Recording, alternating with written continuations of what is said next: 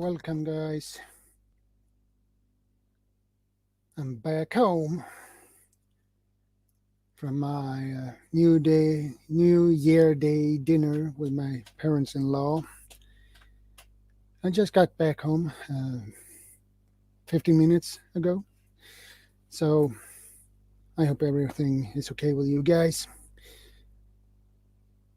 And I had one who popped in and who dropped out. I wonder why. That's too fast. Now we have two in the house. That's awesome. I think I do like this. I wonder who these two are. Let's see. I hope it's Uncle Will.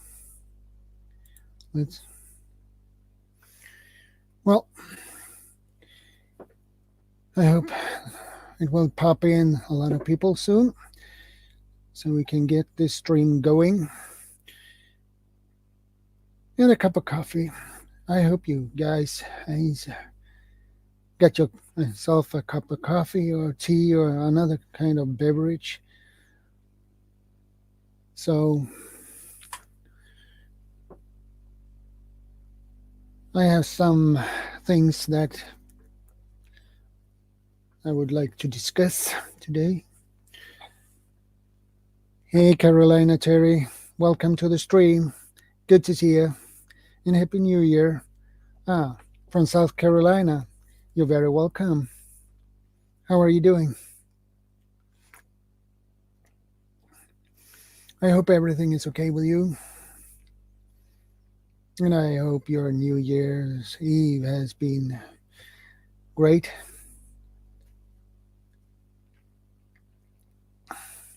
And now we are on 0 people again. 1 again. This is a lot of jumping up on the numbers today. Up and down. Well, I hope there will pop in some people, more people that will be more interesting. And the link is up if anybody wants to join me up here. That would be nice. So, how has your New Year Eve been, guys? Mine has been pretty good. Hey, Stuart's prepping. Good to see you, buddy. And Happy New Year to you. I hope your New Year has been great, Stuart. Mine has. Nice and quiet.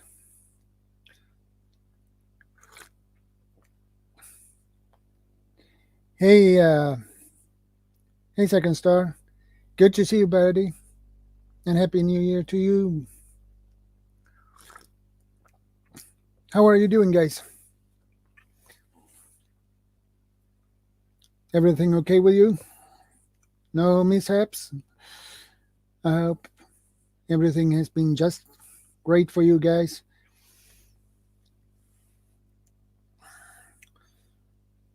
The link is up if anybody wants to join me up here. So, hey, Stuart. Good to see you, buddy. You're very welcome.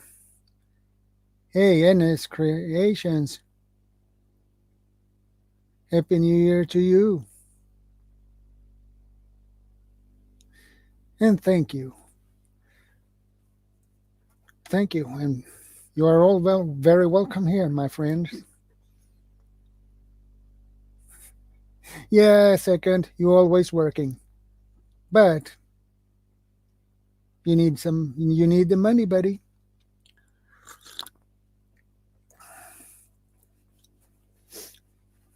So I hope everything is okay with you, Stuart. And I hope everything is okay with you, NS Creations. Yeah, I know, Stuart. I know, Second Star. You always have a bad connection internet connection, so that will always be a mess for you, messing up for you.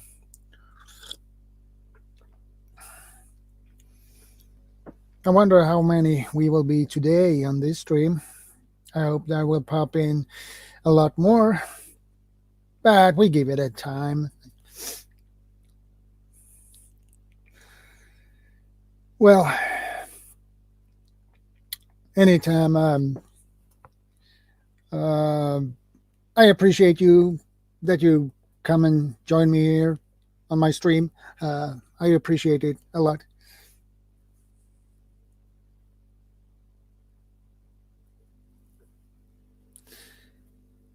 India. It's always nice. Multicultural. Everybody's welcome. No questions about it.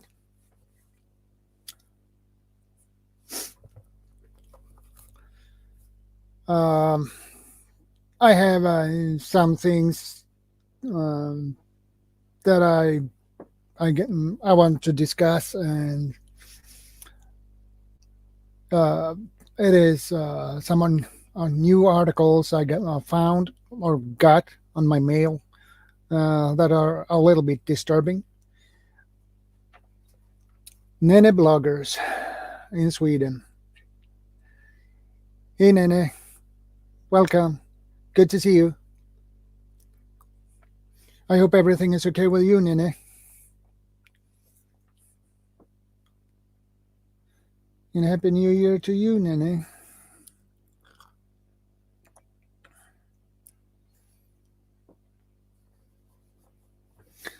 And feel free to get to know each other. I don't mind. Which reminds me, where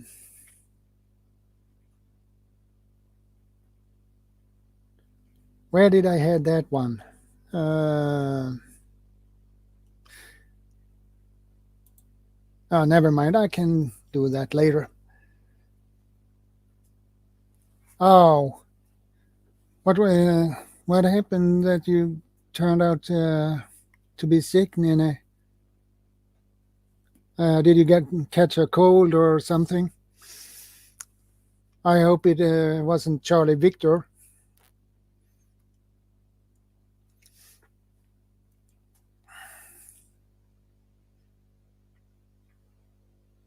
Hey, Dana. Welcome, my friend. Good to see you. And Happy New Year to you, Dana.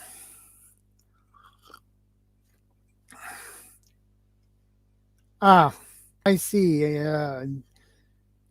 That is good that you are feeling a lot better now, ma'am. So that is really awesome. Yeah. Okay. Okay, Nene. That is good.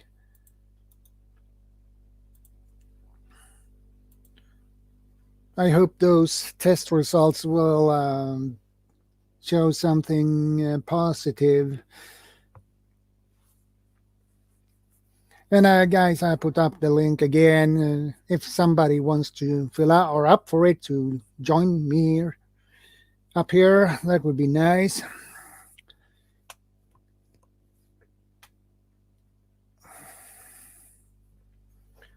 So anyway, where were I? Oh, I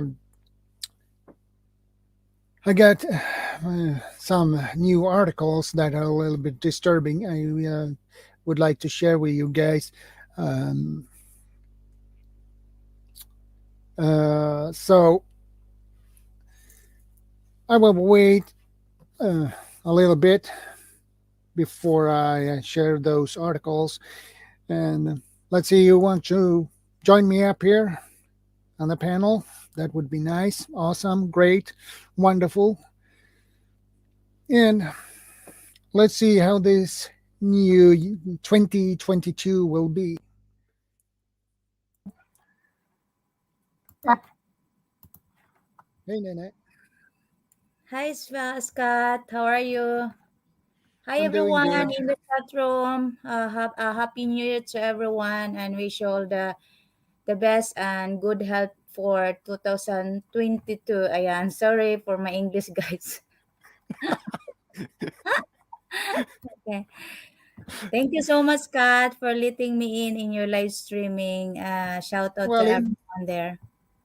it's great to have you here on my panel because Thank you it's so not. much. And I just want to thank you for being a long friend also here in YT. And even though sometimes we don't support each other because we're very busy in our own also. So yeah, if I have time, you will always there. And thank you so Yeah, much also for supporting me. yeah, I do my best. I with my I new know, I job know, and I know. everything. I know you're It's been pretty. out in YT also for a while. So Yeah, uh, that's life. YT is still there. yeah. Uh, I'm still stick to your channel as well, so that is not a problem for me. So because you have a wonderful channel, and No, a simple channel, and I don't know how to do editing. well, I can tell you, I'm not good at editing myself. It takes No, me maybe 15 to half an hour to edit my videos, so that maybe 20 minutes. Uh, so, hey, MECT TV, welcome. yes, guys, welcome here, guys. If you want to come up here, so we have a very nice host, and I just want to sorry for my English grammar. Yeah, and besides, I believe MECT TV is from Philippines and Cebuana Vlogs as well. So, Si Sikoy, Cebuana Vlogs, mega love shoutout si Siya na Happy New Year. So sorry sa sa you're very affecting for the typhoon, Udit. of course, of course, Bob, you can come up. Hi, Bob. Um, Nice meeting you and Happy New Year. mm-hmm. So, How are you doing, Oi. Bob?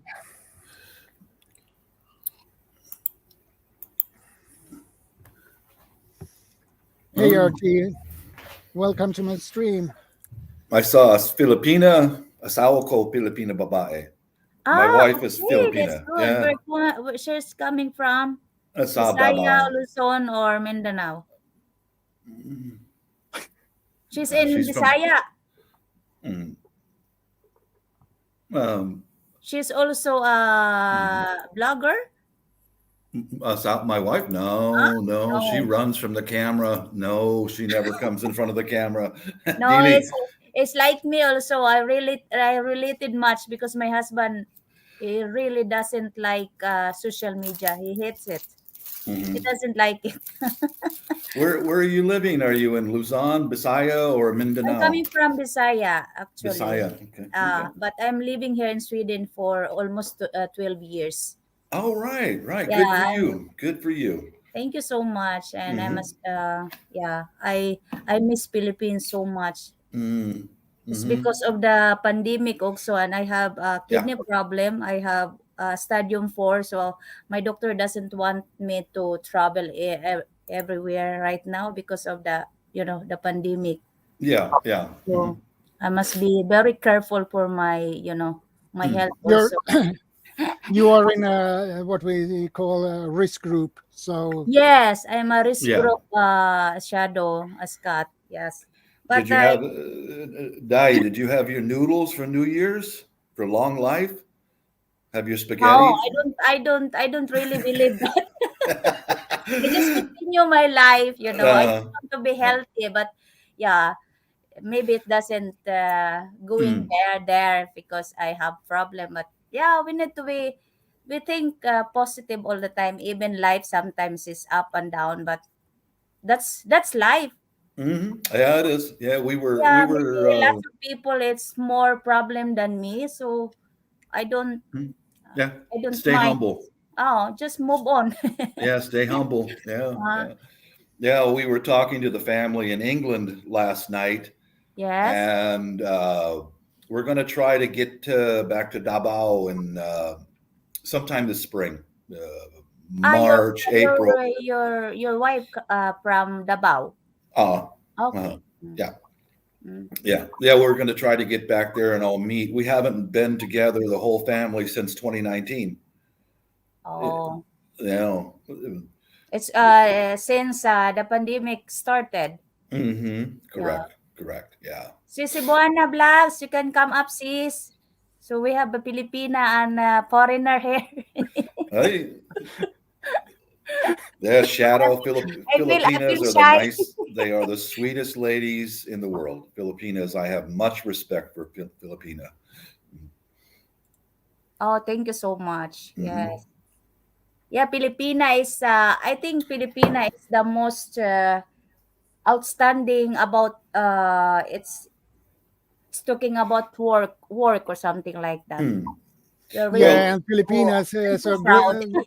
great sense of humor as well. true. Hey, also, Shadow, your channel and mine is about prepping and be, you got talk to the Filipinos about how they can take a bolo and build a shelter in minutes. Isn't that right, Di? Yes, And yeah, agree. they can. They know. I mean, my wife grew up during the troubles in Mindanao, and she has taught me so much about survival. Yes, we are really Unbelievable good amount. on survivor practice. Oh, so, Hmm. excuse me. Sometimes I speak Swedish and English sometimes because It's sometimes okay. I forgot, Hmm. I forgot English. Sometimes I need to focus to Swedish language. Bob. So I'm so Oh, sorry, and everyone there in the chat rooms. I'm so sorry, guys. Kung mhm. it's not meant to be. I sometimes I speak Swedish and English at the same time. Yeah, yeah. But you Western guys get to know a Filipino. They can teach you so much how to start with nothing. I mean, nothing, and how to stay alive, how to keep a positive attitude. And, my wife grew up with nothing. And now she's living the big dream here in the US as a healthcare professional. And keep praying, stay close to God, and life's good. Yeah. Yeah, Must be move on for all the struggle we have when we was small. No. Hmm. Hmm. Yeah, I've my been through a lot also in my life. I came from a very poor family, so mhm, my brother and sister didn't have any education, but I mhm. don't want to be in their lifestyle, so Yeah. I I'm working and studying at the same time in my own feet. So Oh, very good, yeah, very good. that's no, I'm happy. I'm not rich, but I can eat. I have food in the table 3 times a day and maybe extra. So I'm happy. And I don't need much. As long as I pe- can pay my bills and yeah, yeah, I'm working. As long as I'm sometimes my health is not okay. So what? So just move on and be that's thankful what we have every day. I tell you, Shadow, one thing I can say about these ladies is, like, when my wife first came to the US, we've been married for 13 years, I think. And Wow, congrats. she was like, I don't understand you Americans. When you're not feeling well, when you're depressed or anxiety, you take pills. We go to church and we pray and ask for God's help. Why don't you people try that? Why don't you go to church and pray to God for help? It works and it costs nothing. And it's yeah, true. a It lot is. cheaper too. Yeah, and it I works. mean, I agree because but all of us have own beliefs, so we must be respect to each other also. So Mm-hmm. as long as what is in inside your heart and you Yeah. don't do stupid things and bad things to other people, so I'm happy. I think I've noticed I've been to the Philippines 12, 13 times, maybe more. And Oh, that's uh, really good. any advice I can give to the people from the Western countries is two things that help you get through any situation. Be good to your family. Family Okay. is very important, and We are faith. very family related. Yep, family and faith, and if you keep that together, you'll get through any situation, no matter what it is. Like now, what's happening in Philippines is lots of the strategy, the typhoon and everything. But Right. the Filipino people, even if they're been through a lot now, they don't have house, they don't have any food, but the smile is still The there. smile's still there. That's Hey, that's yeah, our mentality, and I I know. don't know. That's one thing I respect so much, is because they can continue to smile, Yeah, and and I okay, can well, we'll just start over again. Here we yes. go. Let's mhm. Even we don't have uh, not much, but we are happy, still happy, and be thankful Yeah. every day. But I've been living in Sweden for 12 years, and Mhm. I can, real what you call this one, Scots, you can jump fora. Hindi Oh, alam. I don't know. I'm I don't know. sleeping. Hindi ko alam. I don't know what that is. I don't know what that is. At kahit hindi poenges ka, jump fora, poenges ka. Oh, well, I know. Compare, no, Mm, I can compare in Philippines and Swedish mentality. Sometimes when yes. Swedish is much problem, they get really attached of it. Man, Philippines in my side, even we are been through a lot, still Mhm. smiling. Yeah. Well, I noticed that between the West and the Philippines, when you have a lot of problems, you guys go and pray and God and give it back to God, and then things start working out. Yeah, I'm not trying to be religious here, but I'm just telling you that this stuff works. It works really well. yeah, but that's good. Your Filipino wife has a very nice and great impact with you. Very Yeah, much. salute Yes. Filipina. Mm-hmm. What is your wife's name? Oh, I keep my details private. I just Ah, call okay. her, Okay. I just call her Sorry, I'm so Asawa. sorry. So I respect that. Yeah, I call her Mrs. Sexy. Maybe. Well, that works too. It does work. She loves it. Yeah, she's at mass right now. Uh, Yeah, I just saw a Filipina come up and Dai, what's your channel name? I'll come over and subscribe. Nene bloggers in Sweden. Nene bloggers in Sweden. Let me go see if I can find her channel, and Yeah, I'll give you a. Nene bloggers in Sweden. Okay. There we go. Okay, let me see. I'll give you I'll click your bell, Di. I'll click your bell. Here we go. Here we yeah, go. thank you so much, Bob, and I Oh, will visit you. Just keep in ding. touch during our videos if Okay. you have time, because yeah, now I'm not really focusing in YT. Yeah, just update. Yeah, you can check out my channel. I've got Yes, I can. I a promise that. I will visit your channel. many years going and spending the holidays with the family, videos and vacation and Yes. Palawan It's and all your that. channel is about adventure. Yeah, it's kind of a vlog, kind of a uh, machine shop stuff. It's just a mix. It's a halo Okay. halo. It's halo halo. Yeah, it's Yeah. mine also. It's halo. I don't really understand. Yeah, that means to Yeah, the but audience. yes, it's for me. It's my content, and it's my life. So Mm. yeah, but I am so thankful that I have very good supporter friends also in YT. So Yeah. How do do Filipinos and Swedes get along well? yes, I Yeah, have lots of friends. I've Fantastic. been I in love to hear party that. last night, New Mhm. Year. So Yeah. Yeah, but we were on FaceTime with my brother and sister-in-law in England, yeah, and they were having a party. All Filipino ladies and their husbands. All the ladies were in their pajamas, drinking and eating, and they had a pajama. The girls had a nice. pajama I don't party. drink. I don't drink. It was so much fun. I know. But Oh, that's good.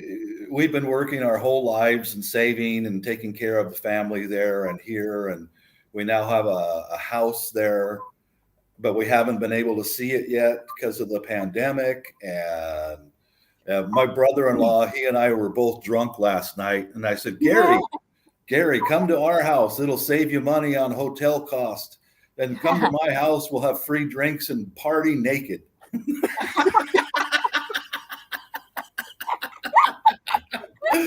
I don't think the wives were too happy about that. But No. I said, let's party naked. Come to my house, party naked.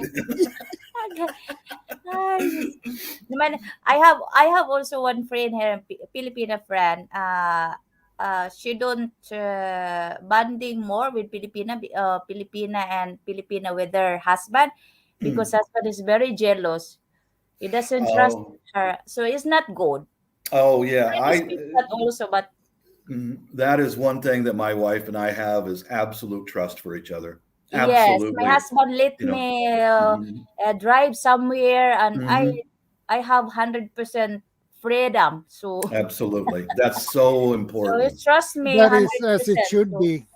Yeah, I agree, Shadow. It because really is important. Yeah. yes, it's very important because he told me before he really get jealous, but the the relationship doesn't Yeah. is not good. Worked well. No, Mhm, please, mhm, mhm. The exactly. relationship is not healthy. Yes, Yeah, exactly. Yeah. But I they get mean, really jealous before. So I'm a mhm. second wife. So Well, it's oh, we're my wife and I, we even travel internationally away from each other, you yeah, know, it's me.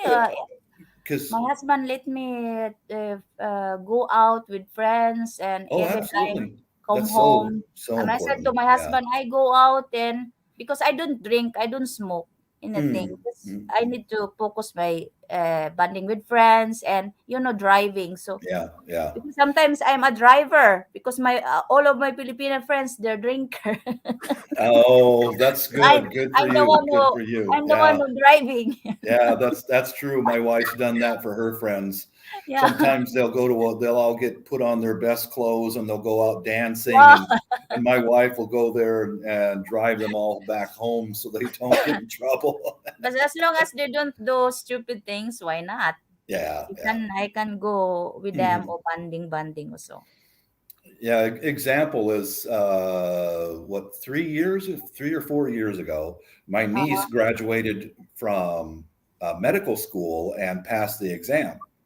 Mm? So we all met in Cebu, Yeah. and we were going to take the girls to Palawan. So Yes. they love the beach, the boats, all that.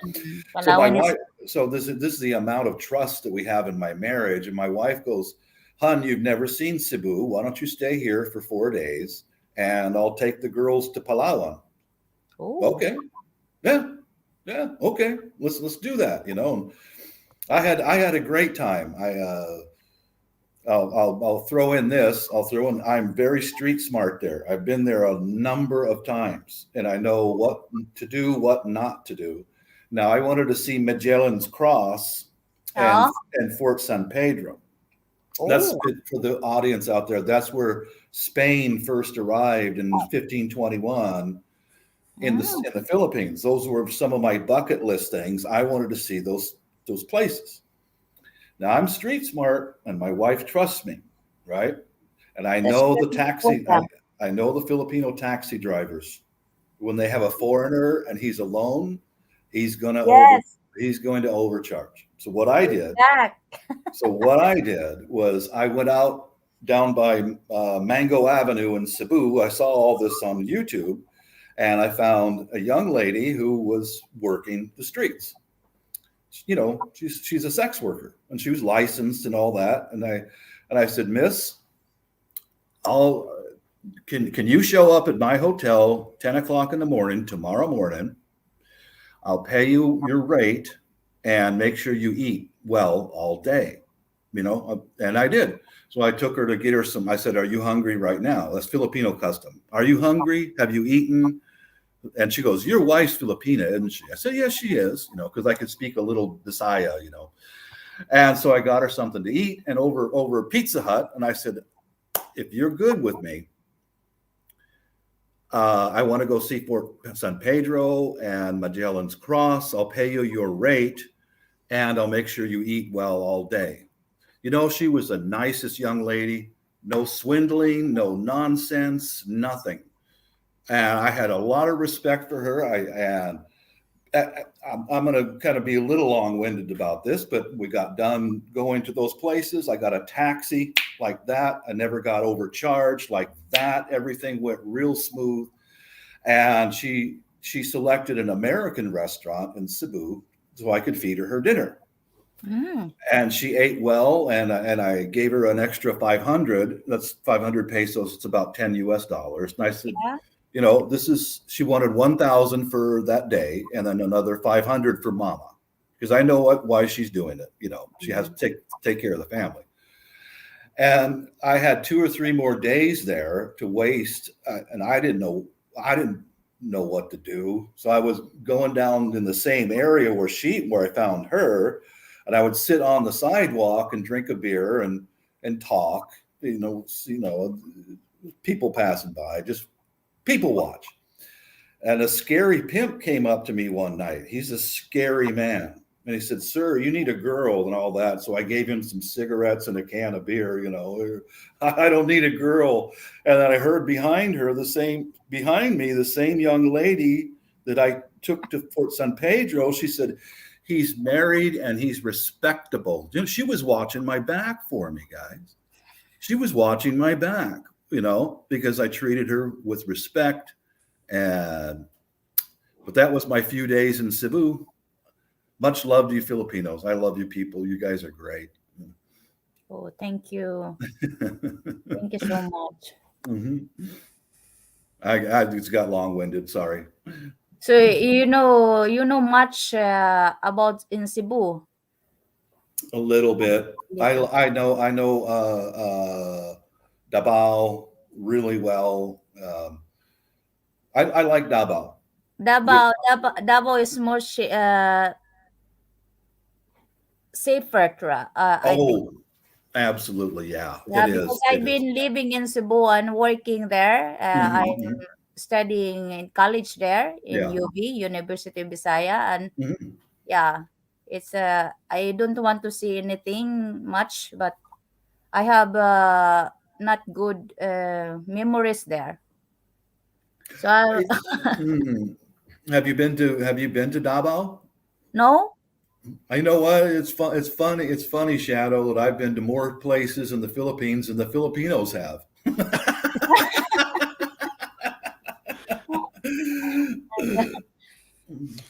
Yeah, Uh, Davao is very safe. It really is. You Yeah, know. Yeah. Davao is I have some friends living in Davao, coming from Davao, and Mhm. they're living in Sweden now for Oh, many years. nice. Oh, Yeah. and they talk much about Davao, and Davao is very nice and Yeah. clean city and everything. So I don't I'm not been there, but Mm. seems that very safer and Cebu. Well, the city is now growing unbelievable. You know. Yes. Yeah, and I saw this recently. Is that they needed a highway to go on the coastline, you Mm? know, to for the traffic. Oh. So instead of moving all the people away from who lived there, instead of buying all the property and all that, you know what they did? They built a highway out on the ocean, Oh. right off the shore. Yeah, it goes hugs along, and they have a bunch of good engineers pouring concrete and building the highway Oh, but out that's in the really water. good. Ah, that's smart, man. That's Yeah. really smart. Yeah. hey, Abraxas, good to see you, buddy. Long time Just no see. paranormal shout out and thank you so much for coming. Mhm. And Miss Mix 24 TV is also from Philippines. Oh, Oh, I would like to talk Mix with. Miss 24 TV, shout out sis, and Yeah. happy new year to everyone. Ah, But you have Kababaya. something to do, Shadow. you told for the first of you started for your live stream that you want to discuss something. Yeah, I have at least 3 articles I would share with you guys. So that is a little bit disturbing. And I think you, Bob, will find it really disturbing as I do. So, Yeah. so I think we'll do that now. So, I hope I got this right. Um, if I can find it. Oh, we begin with that one.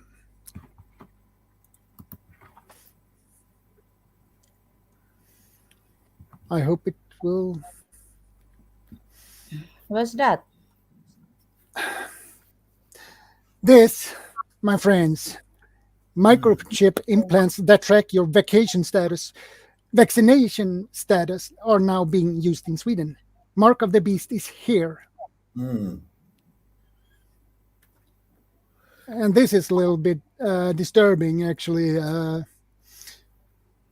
I will put these links in the description box later.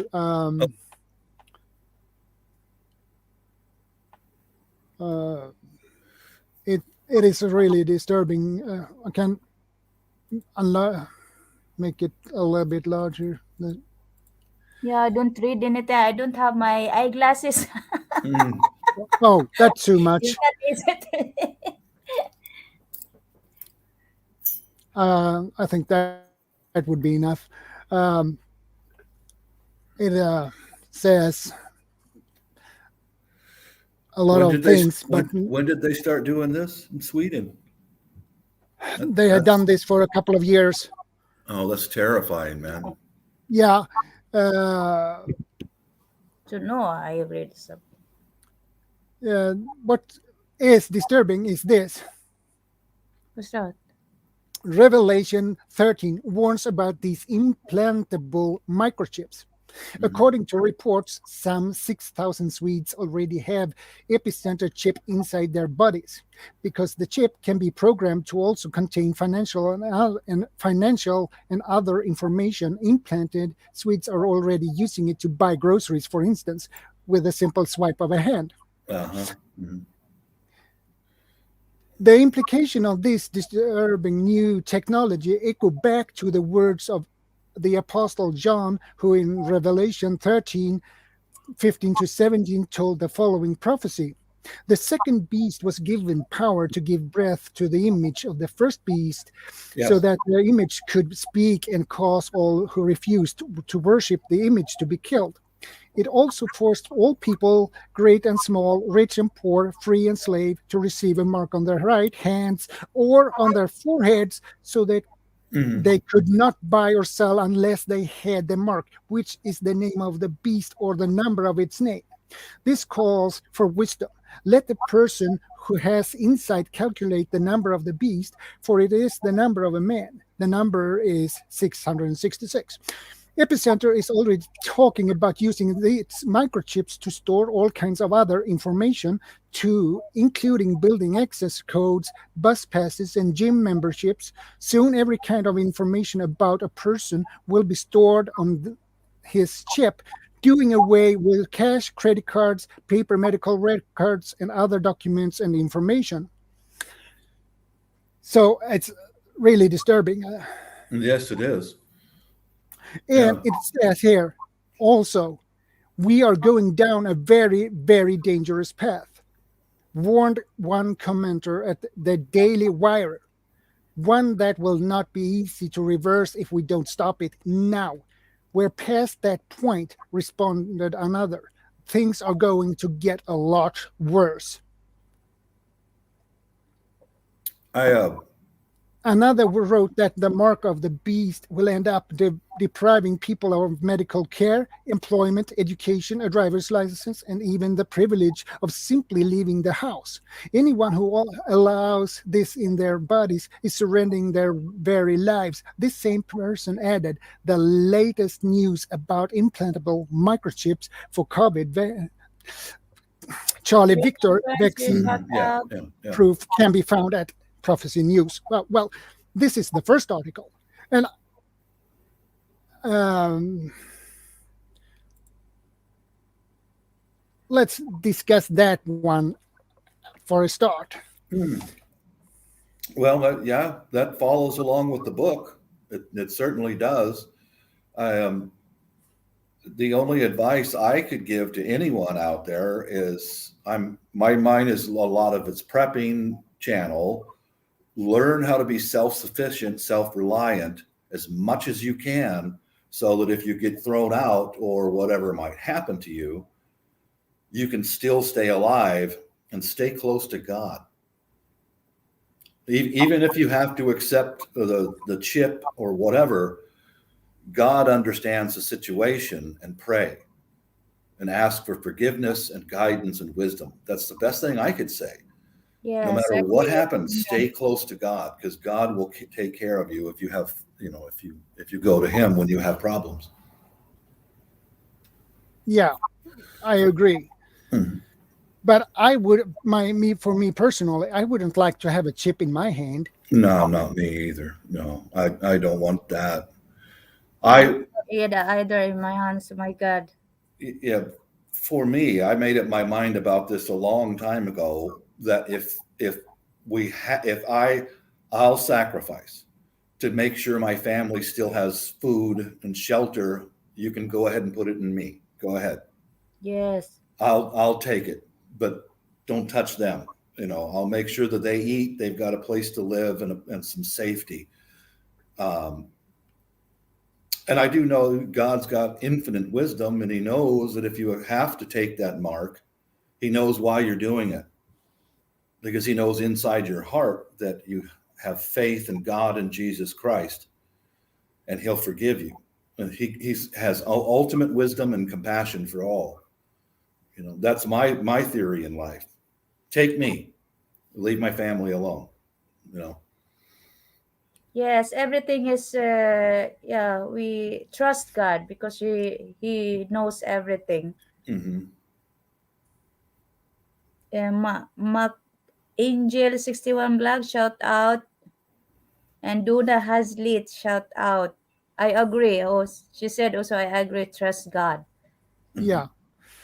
And Mac Angel 69 vlog is also Filipino. So Oh, what's up, bro? Happy New Year to you, Happy buddy. New Year, Good to see kapatid. you. Mm-hmm. Filipino ka pala. So Virtual I can tell you that I'm very popular in the Filipino community. So I'm well known. Hey, they're good people. Yeah. I really mean it, man. They stay close to God. They take care of family. I know that all the sacrifice, like example, this Christmas, most Americans had the big party. We don't. Do you know why we don't have the big Christmas party and all that? So that my family back in the Philippines can have it.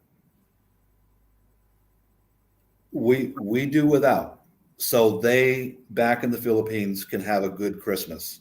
Yeah. God sees all that stuff. He knows all that. So that's just something I've never shared with anyone before. We sacrifice so they can have a good family get together. That's how we do it. And one way that they're going to pay back is I've got all nieces, so they're all girls. We're sending them through university. Agree kapatid, Mac Angel 61, you're working as a FW kapatid in Saudi Arabia. Oh, so we got an OFW, huh? Okay. But I know that when according to Shadow, he came from Philippines also. He's a Filipino. Yeah, but he lives in Saudi Arabia. Yeah. Oh, yeah. Many there. Yeah. But I know that I'm sure kapatid Mac Angel, he sacrificed for his family also back to Philippines. Co-host Kabayan, yes po, I am OFW. Yes, salot lahat kapatid. Mm-hmm. My goodness, OFW is Shadow. What you might not be aware of is that why my wife and I taking care of the nieces, making sure they get educated and everything. And the Filipino custom is if you take care of them, like when we retire and we go overseas, we will never be left alone. We will always have someone there to There's care for always us. someone who taking care of you. That's right. That's right. Yeah. That's how they pay back, Shadow. That's Yeah. Exactly. much respect. Much That's a respect. Filipino culture, and Mhm. that's our mentality and a culture in Philippines. That Yeah. if we get older and the we in family and around in family taking care of older people Yeah. Mm-hmm. by living in the same house, even this very crowded, Yeah. Yeah. But I'm good with that. But We've I got. understand that also in other countries, especially in Europe, we don't have much time to, yeah, I don't. If you agree, Scado, here in Sweden, you I'm working as a dementia Mm, Caregiver. hospital here in Sweden. Yeah, Oh yeah, yeah, yeah, yeah, the yeah. older people, the youngest people they don't have much time to taking care of the older people, so Yeah. they're leaving their older people in the hospital, but I understand that also. That's the culture. There's culture. Yeah. But Nene, how do you feel about the chip, the implant? How do you feel about that? No, I don't really doesn't like it. Yeah, I, I, like I said before, Shadow. For me, I'll make the sacrifice. You give it to me. Oh, That doesn't mean that I'm good. going to sell my soul, because I certainly won't sell my soul. My soul belongs to God. But if you need it, if someone in the family has to take a chip to be able to eat, give it to me. You know. Yeah, I agree. Mm-hmm. And the other article uh, comes up now. Uh, Makauwi ka na ng Pilipinas, okay. kapatid. Mark Angel. Okay. This one says Skynet microchip breakthrough announced that will enslave humanity with AI cyberlords. The end of humanity approaches. Um, Oh my God. uh, this is I will put this link in the description box I can later, read so it. you all can read it. Yeah, Uh, yeah. Pareho tayo, kapatid. Tagal na. okay, the global surveillance grid would have never been possible without MOSFET transistor technology. Never been It possible. was created in 1959. Uh, the, it is crucial to note that the widespread usage of MOSFET devices is now ushering in the digital technocracy surveillance state that allows tyrannical governments to surveil and monitor citizens, their movements, transactions, internet activity, speech histories, and more. Today, billions of people carry spy devices with them all at all times. These are Oh. called mobile phones, China. and they watch and listen to people while uploading surveillance details to the cloud, where it's analyzed by highly complex computing systems in Yeah. order to control and manipulate humanity. Mm-hmm. So, the, and this one, Earth is being prepared for a post-human future. And the humans who currently populate Earth are being persuaded to Uy, commit friends naman biological pala tayo, suicide kapatid. Mark Angel. via V jab bioweapons injections. Uh, this is a species-wide self-immolation campaign under the guise of a pandemic that doesn't even exist. Yeah. IBM Yeah. and Samsung announced Skynet breakthrough in the microprocessor hardware miniaturization and power consumption. Well, it's really this article is really well, and I got these in my mail recently. Actually, last week I got these, so these are pretty fresh. So but Where are you got go ahead, that Bob. link, Scado? know. Where did you get that link? Then that one. It is not called Natural News. Natural news. Hmm. I don't Well, know that one. the Chinese are already subject to that right Yeah, now. Yeah. Oh, okay. I don't I've really know I've about. been to China 3 times, and I really felt very sorry for the population. I really do. Now they yeah. won't. I've only been to Shanghai and Shenzhen, and Mm, it's a country where people won't talk. They are quiet. They learned to keep their mouths shut. It's scary because maybe they're very scared. they are. Yes, ma'am, they are. Behind someone reaches people behind that. Yeah, because like So me there are going to. lots of poor people in China. Oh, So there's more poor people there than yeah, so anywhere else. they Yeah, doesn't want to open their mouth because that's correct. That's yeah, absolutely correct. I'm a foreigner, and yeah, I I'm don't very have any rights. I'm very tall, and I can be observed from a mile away, and I've Yes, approached some of the Chinese people, asked them, and I can see the look of terror in their eyes. They don't want to be seen talking to a foreigner. yeah, I don't really blame that because I came from the poor family also, and I relate much. It's sometimes I don't want to speak. Yeah, I have right to speak, and Yeah, and that moment you want to speak, but you're afraid. yeah, yeah, yeah. Yeah, it's That very scary. it is. That's communism is driven by Satan, I believe. It is part of satanic. It's pure evil. Yes, agree. Mhm. And this is the third article I got. Um, it says Maybe microchipping monitoring. technology can track your Charlie Victor status and other digital details with a simple phone scan. Yeah. Mhm. Uh, and it's the same company, Epicenter, Mhm. has created scannable digital implants that can confirm one's vaccination status using a smartphone. Yeah. Yeah. That's already here. Yeah, it Yeah. is. Mhm. Uh, and this is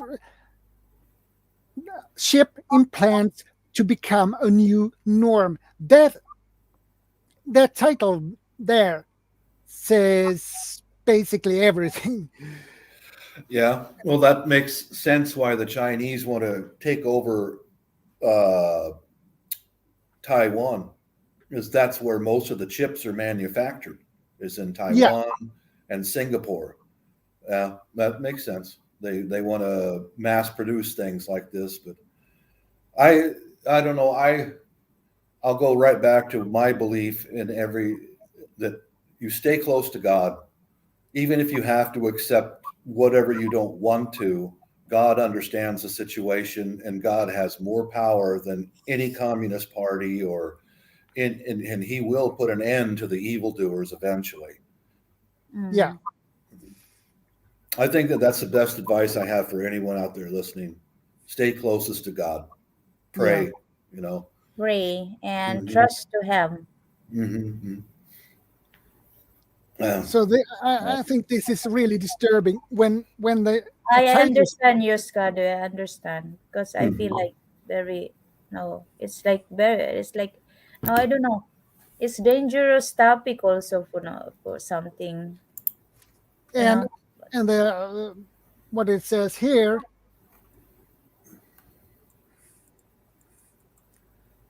this will chip implants eventually become the new normal? Possibly. I believe it will be the new norm. And consider that as a threat to uh, the uh, people's privacy, and because that interfere on people's privacy, you are monitored. You can't do anything not even in your home. You don't have any privacy at your home if Yeah. you those It's very ships. scary, you know. But but Bob said, yeah, trust God and pray. Hmm. Yeah, I would recommend doing something peaceful rather than taking up arms, and because that's what they want. That's what they want is the people to resort to violence so they can bring in and crush them. You know. Hmm. Mm. No, that's a scary, scary, scary, scary, scary. Exactly. It's very scary. In times of trouble, all I have to do is think about all those beautiful Filipino ladies over there on the beach. And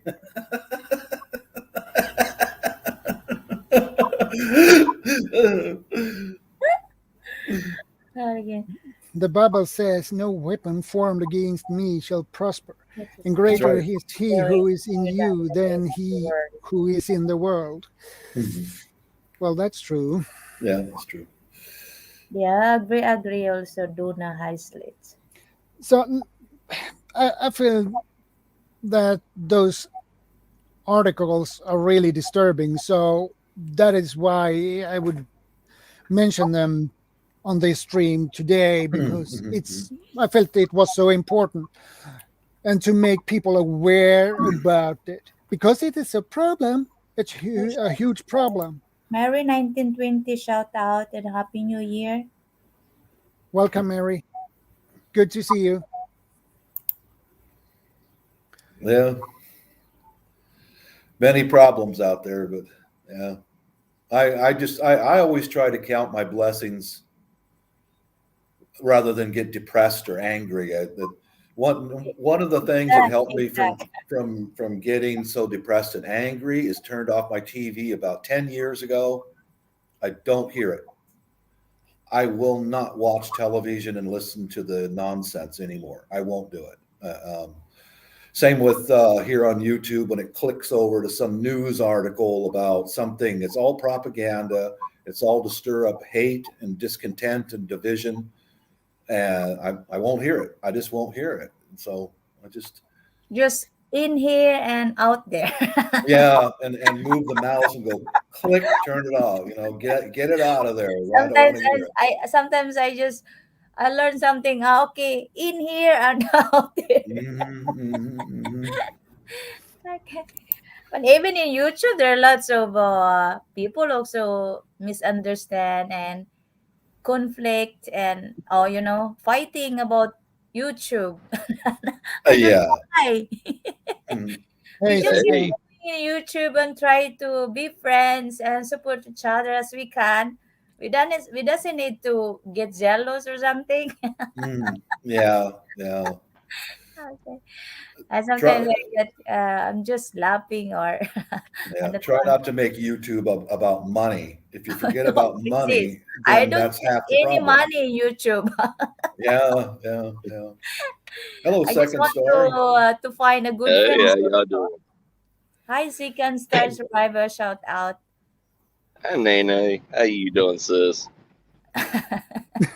Hi, nice meeting you. And then, It's good to are meet you too. you a Filipino? But Oh, are you a American or Swedish? Kano. Mm. He Kano, lives in yeah, I'm Texas. American. I'm American. American. Mm. Nice meeting you, Yeah, Andre, and happy New Year. And I hope you have a prosperous New Year 2022. Ayan. Die, hey, same here. die. You have I to hope eat your you have. spaghetti. You have to eat your spaghetti so you have a We long all life. need peace injure around the whole world. Yes, agree. Mary 1970. I don't I don't want to have any problem in YouTube. I have Yeah. when I started YouTube 2 years ago, and I have lots of people who doesn't really like my channel, and they're basher me. What do you call this one? Bash. I don't really care. Hmm. Hey, Go Fish. Good to see you. I just continue uploading even as my video is Yeah. not good. So I accept and I respect all people. So I don't much any problem. I don't want to think about bad things, or just wish you all the best, all the YouTuber. That's all. If Yeah, yeah. I can support if I have time. So Hmm. I love this because Sweden, Sweden, Filipino and Sweden, American, we can all sit here and talk. I'm Yes, sir. old. I'm old. I mean, I remember when there were no computers. This is just fantastic. We can share ideas, make yes, friends. Life is good, man. and give opinion to each and every one, and Hmm. give tips and Yeah, information. Yeah. it's a way of being Well, positive. I don't any catch or in amount or money in YouTube, as long as I'm happy here and talking with friends and Yeah. share my activities sometimes. Hmm. I was going to say something about the new variant with my security company and everything. We've already it's in Austin right now, Austin, Texas, and I'm in San Antonio. And our company has went through new protocols and a new scanning, like what you were talking about with the chip and everything. But we now have to wear a band like this that changes color to your what specific what it skin. means, that one. Yeah. It Green the band.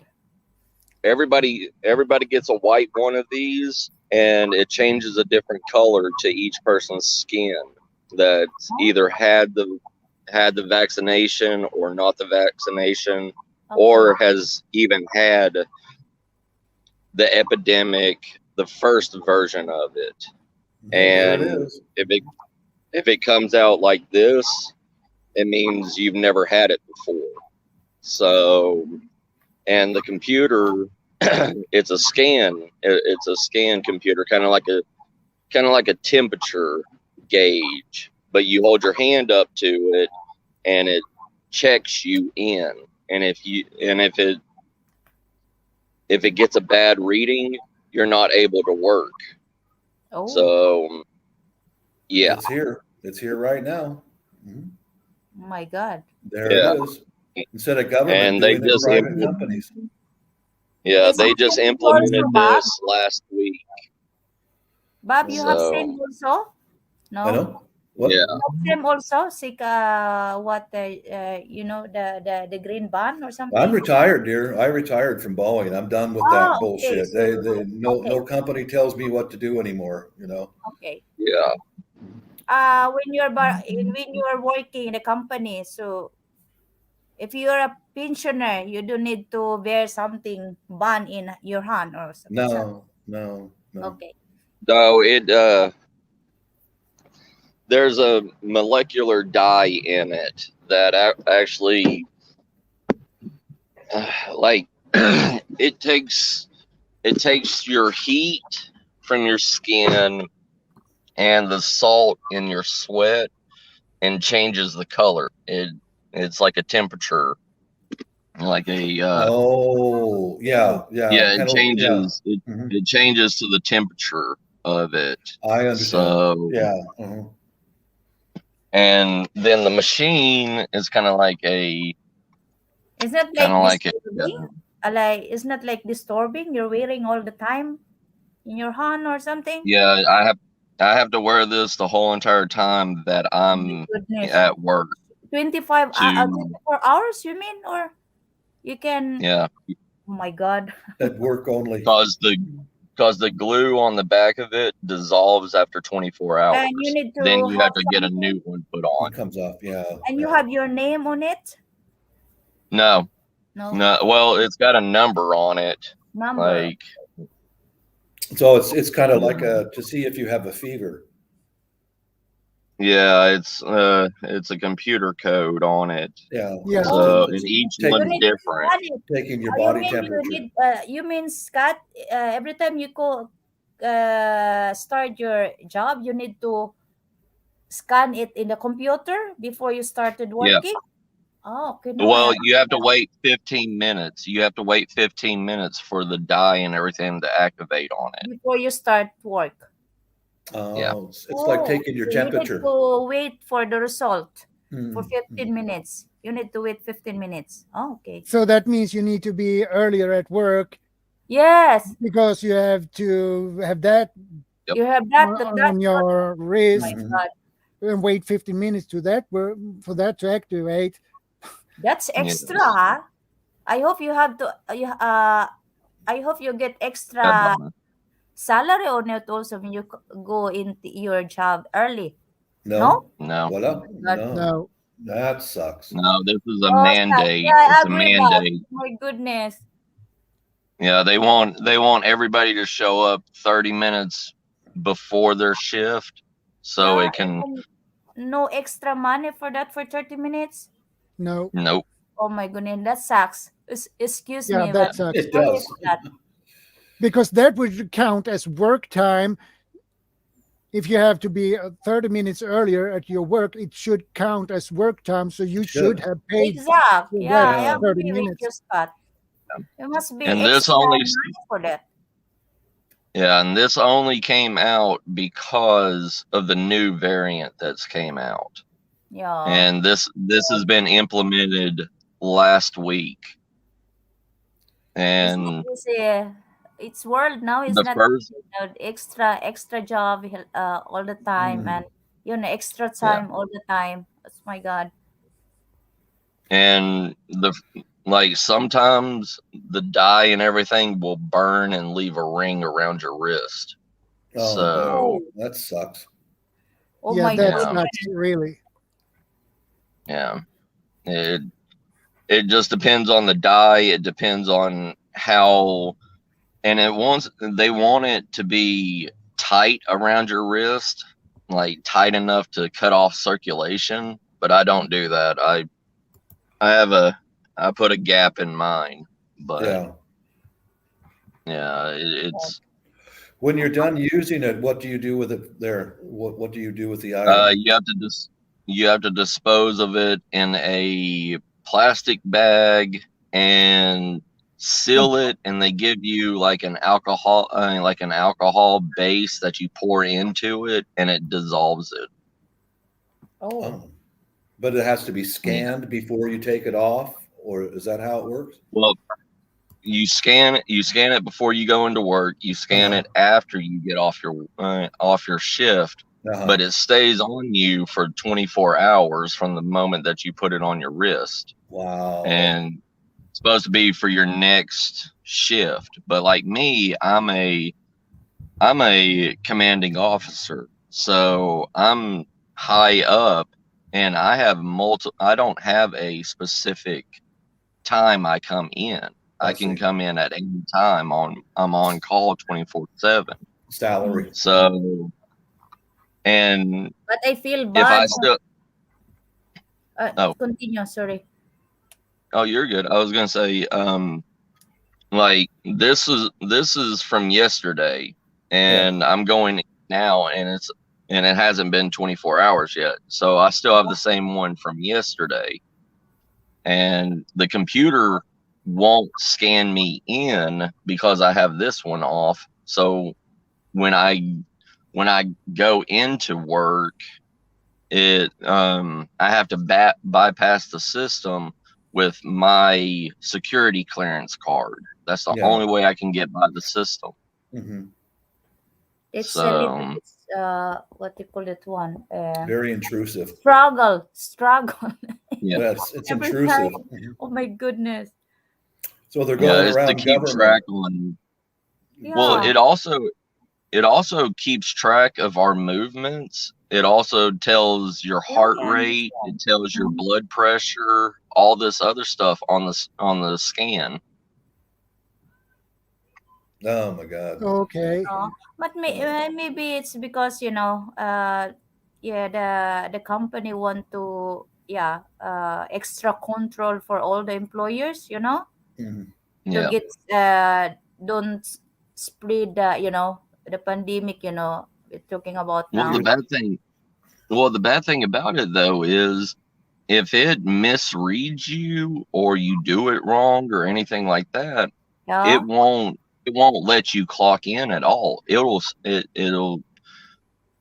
deny you access to anything, and you can't work that day, and Oh we're my already God, no. undermanned. You don't have any payment for that day. Right. You don't any salary. Yeah, and they don't give you compensation pay or anything else. You just go home. That's not really good. That's not good. No. Yeah. No, it's not good.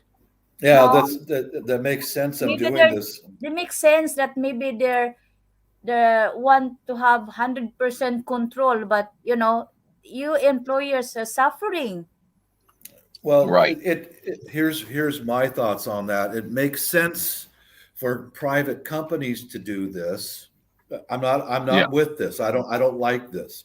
Private No, I don't companies like are it either. efficient, and they are efficient, or else they don't exist. I can see why government stays out of it, because government is inefficient and incompetent. So now the private corporations are taking over on this stuff rather than government. Well, Do you understand my mentality? Because if yeah. government took control of that, they'd screw it up, and it would never. But I'm not in favor of what's going on, but it makes sense to me now. I'm processing. Well, the thing is because we're a security company, we're constantly around humans. We're around everybody. Yeah. So we're the ones that are more at risk than anybody else. I mean, food service industries and stuff like that have the same kind of, effect rate. But because you could have an infected individual cooking your food and serving you food, but us, we deal with the homeless, we deal with people that just came out of the hospital, we deal with anybody and everybody.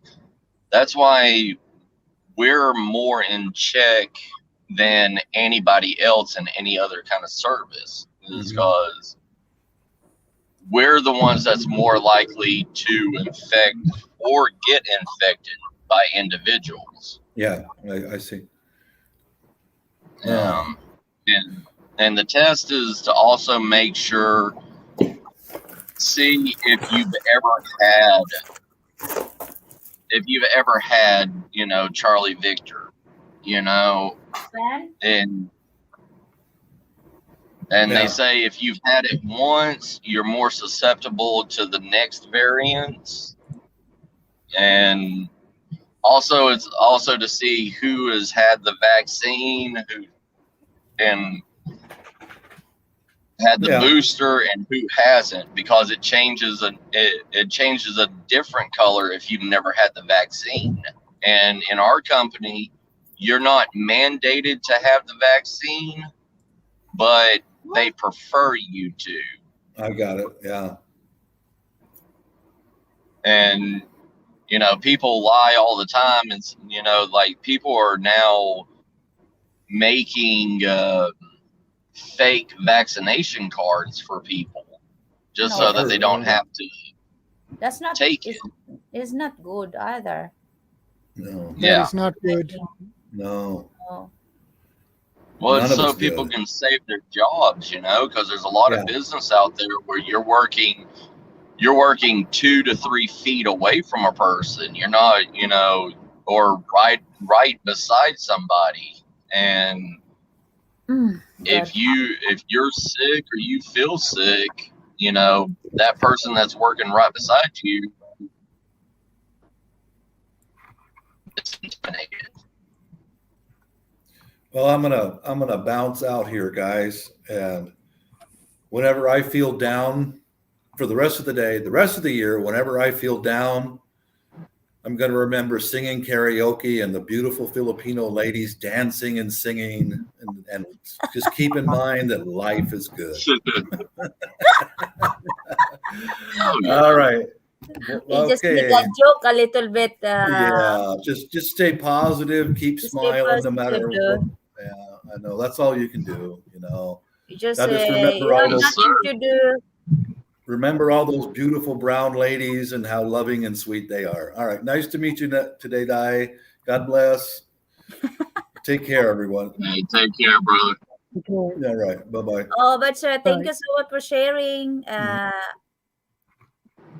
to go this one? Yeah, I mean, the work and like the way that you're when you were talking about the scanning and everything, Yeah. that's what we have to do now.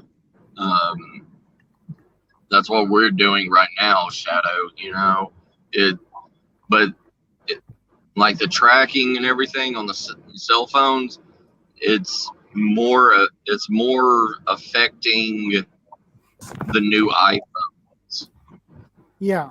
because they have facial recognition, like a camera to allow you into the phone, and you have to scan your face to get into it.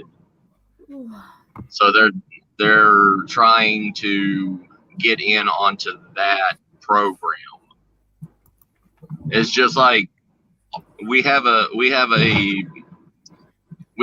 phone, a security phone called a P3, and our new Helios security app, it won't even let you in to the security system or anything unless you pull down your mask and you get your face scanned, and it knows who you are to allow you in.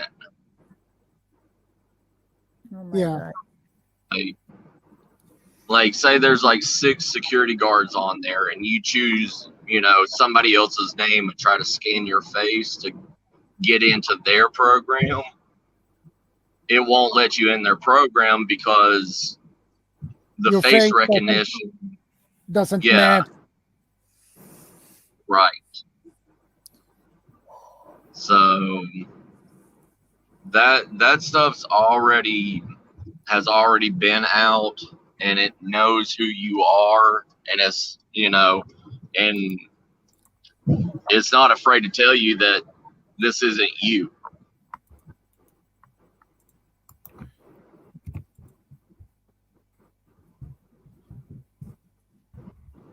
But yeah, with the increase of technology and everything nowadays, Big Brother's always watching, and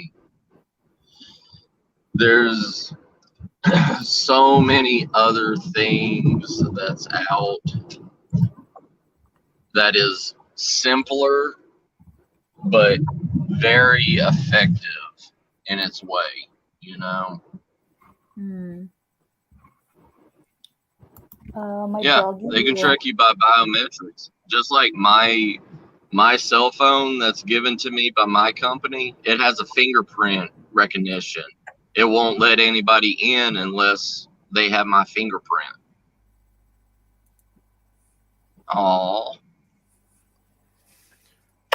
hi, puppy. Say hello. Say my friend here in white. Hey, puppy. Hey, hey. Oh. Aw. Scott, thank you so much for letting me in your live streaming. I have You're very welcome. yeah, thank you. And I'm going to make go out walking with her a bit. Yeah. It's evening now and soon sleeping time, so I need to walk with her a little bit. Yeah. Hmm? Yeah, do And that. nice meeting you also. I forgot. Second I star, mean, Subrata, thank you so much. I'm here in your channel also, so just keep in oh, touch thank and you. happy New Year to everyone. All right, sis. I will catch you on your channel too. Oh, thank you so much. Yeah, and Scott, thank you so much. I'm here in the background. Okay, tell you Yeah. and your live streaming. Okay, have a Yeah. nice day, everyone, and good night, and be safe, everyone. Okay, bye Yeah. bye. You have a great Take care. one. Bye, Nene. Bye bye. Mary has a good question. Why is God taking all the good ones and leaving all the bad ones? Well, it's a good I mean, you question. could look at, well, I mean, if you look at the end of times in Revelation, like in the end of times, it says people will be taken right in front of you, and you will be left here, Yeah. and it's hard to say why are the good ones taken. I mean, it's kind of good that the good ones are taken because they don't have to continuously fight and deal with what's going on anymore. They don't have to deal with it no more. Yeah. And the bad are just dumb and blind to what's going on. And they okay it. Yeah. So it's sorry, sounds my dad like it. was a Baptist preacher, and I had to read the Bible front to back and back to front. Yeah, I It's only just have one of read those things. the New Testament, the whole New Testament. I have read Right. that part, and now I have begun on the Old Testament, but it's a lot of same information. It's Yeah. same people. It repeats itself, and that is pretty heavy reading, actually. Oh yeah. And I mean, sometimes you have to find questions in other verses, and it's not, the answers are not always going to be in the same book. They're going to be in the different chapters, Yeah, and you have to go back to understand this question, understand this meaning. yeah, So it's a lot of cross examination in the Bible, yeah, but it's one of the things, that's why, like my dad said, my dad always told me that you can't just read the Bible once and put it down and know everything. It's constantly learning. yeah. It is. You can read the whole Bible once, and you get Yeah, a certain understanding of it. And when you read it the second time, you see more what you didn't see the first time, and so on and so on. So right. And there's probably questions that you ask in certain parts, and after you finish it, you're like, well, I wonder what this means. Then you go and read back through it, and it was in a part of the Bible that was in the New Testament, but it's answered in the Old Testament, yeah, like, but it's just one of those things, it's constant learning. It's like anything else, nobody's a master of everything. We're always constantly learning. We're all the time, coming to new knowledge. That's why we have groups like, like me and Shadow and everybody else. We have discussion groups, and we can learn something from other individuals that we didn't see, a new aspect, a new, a new way. Yeah, I agree. We all have our own point of view to how we look at things. Yep. And the problem is you get blind in your specific area or niche. So if you watch another channel who are in the same niche as you, they have another point of view and on how they look at it. So you get new information from there and you learn, and they learn from your channel and so on. So that is why I like this community. And because everybody, none of us are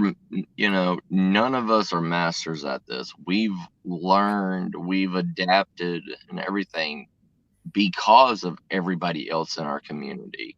It's not, you may see other channels out there acting like they're, the god of survival, or, like the master of this trade or anything. But, they may be good at one skill, but they lack in hundreds of other skills. Yeah. And that's why, that's why, like, in survival groups and prepper communities and stuff like that, we bind together because, like with the internet, we have more access to information through stuff like what Shadow's doing, with these live streams and everything, that we can share different experiences and because something may work for Shadow in his area, but it won't work for me in my area, because we're in two different countries. Well, yeah, and like, what is it called? Biome. We're in two different biomes. You have you have a colder climate all the time than Texas. And the way you've learned to grow things and the way you've learned to harvest stuff and everything is completely different. Even your wildlife and your wild edibles and everything else in your area is completely different than what I can get. Yeah, because you have a warmer climate than we have. Right. So at winter time here, it's difficult to find things that you can eat. You can find, but it's difficult. It makes it harder and tougher. So, and you need to spend more time and energy to find something edible. Right. Here at the winter time. At summertime and springtime, it's much easier. But wintertime, it makes the life a little bit harder and tougher. So the risk of failure here in Sweden at wintertime increases. Yeah. If you and don't, that's why, like, you need the calories. That's why y'all preserve a lot of food. Yeah. You need high calorie food in a colder climate. Yeah. Especially fat. And but in that case you need water because fat takes a lot of water to be digested. Right. And the same for proteins. Proteins takes a lot of water to be digested. So if you don't have enough water and you have high calorie food with high protein and high fat, if it contains high fat and high protein, you will have problems. You can't eat that, and you have not enough water to help that high calorie food to be digested. In that case, you need get to find more water to digest that food. So that's a problem. People think that it's easy to survive in a winter climate. It is not that easy. It is not that easy. It's so many factors you need to consider, to take in consideration: the wind, the temperature, everything. So yes. Go and on. Also like in the wintertime, I mean, it's not just normal wind either. It's either ice wind or rain wind or something, you know, and that also adds to the danger, because if you're in the middle of snow and it's blowing wet wind towards you, you're in the snow already freezing, then you have cold water on you that's already zapping away your body heat. Yeah. So that's why they say, you know, in extreme conditions, the human body, no matter how well you are covered, you can only stand it for 3 hours without the amenities like fire, you know, without some kind of heat source to heat you up. And it's just, I mean, well, that's the problem with a lot of like survivalists and stuff. Like they only train in their particular biome, you know, like, and they don't know how to handle being in a different biome. Say somebody that's trained all their life here in San Antonio or just in Texas in general, you know, Texas is a completely different biome than anywhere else. So if they get trapped, say, in Canada, they don't know how to survive because they don't know anything of that area. Exactly. And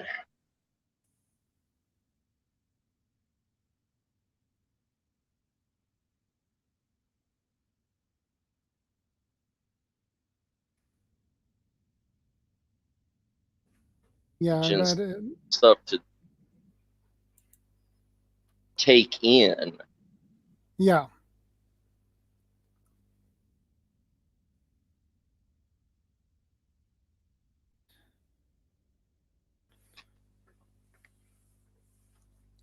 Yeah, I agree.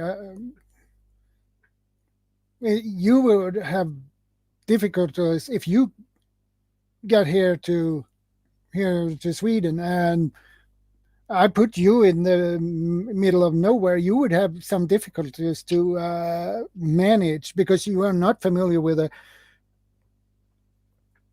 the terrain or the area or what you can eat or not. So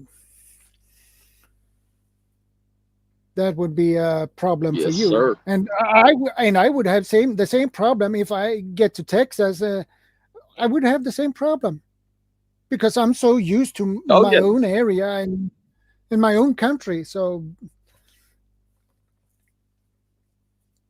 yeah, I mean, you would feel more at home in a place like Canada or something like that, you know, because it's in your same climate, you know, like your same biome, you know, and but here in Texas, Texas shares nothing. Like the closest thing that I could probably come to that is like Texas is maybe Australia or Africa, you know, because they kind of share the same biome with the heat, but they have different plants and everything than Texas does. So Yeah. you know, I would be lost there, Yeah, you would. And I would be totally lost in Texas as well. So, right? Well, the thing is, I mean, see, the thing about Texas is we don't really have season changes. So all our wild edibles stay around all year around, you know, and we have one particular plant that everybody needs to know about in Texas, and it's called a prickly pear cactus. And they okay. grow these purple domes on it. And you can eat those purple knobs, and they, you know, they're full of sugar, they're full of calories, and that's what the Native Americans used and ate all the time. And there's thousands of those running around. All you need to know is one major food source in each area, and learn it and know it, and you can survive if it's in mass quantities. Yeah. And how much do you need to eat of those knobs to get the 2 a day. daily 2 a day? So that Yep, contains that 2 a day. much calories. Yep. They have a huge amount of sugars, amino acids. They have most of the daily nutrients that you need for a human to survive. I mean, you're not going to be full on it, but it's going to give you not only a morale boost, but it also will give you the energy and the strength that you need to continue on. Well, that's awesome. Yeah. Plus the cactus pads themselves can be cooked and eat also. And it's also a source of water for you too. Yeah, So that is something I really know. That cactuses are a good source for water, uh, but you should choose the right cactus, not the wrong one. yes, because there's one actually called a water ball cactus out here Yeah, they that are like people, round balls in the yeah, shape. they look like a yeah, like a ball with white needles coming out of it. Yeah, Yeah, it's actually, I mean, you see it a lot in like cowboy movies from the yeah, old, I mean, like from the years past, that they used to eat and drink water out of that. But yeah, you don't, but it's actually a poisonous cactus. I mean, it's full of water, but it's poisonous water. It's yeah, like a milky, it's like a milky, acidic water, yeah, and it will poison you and make you sick. And it will also dehydrate you and, you know, kill you quicker.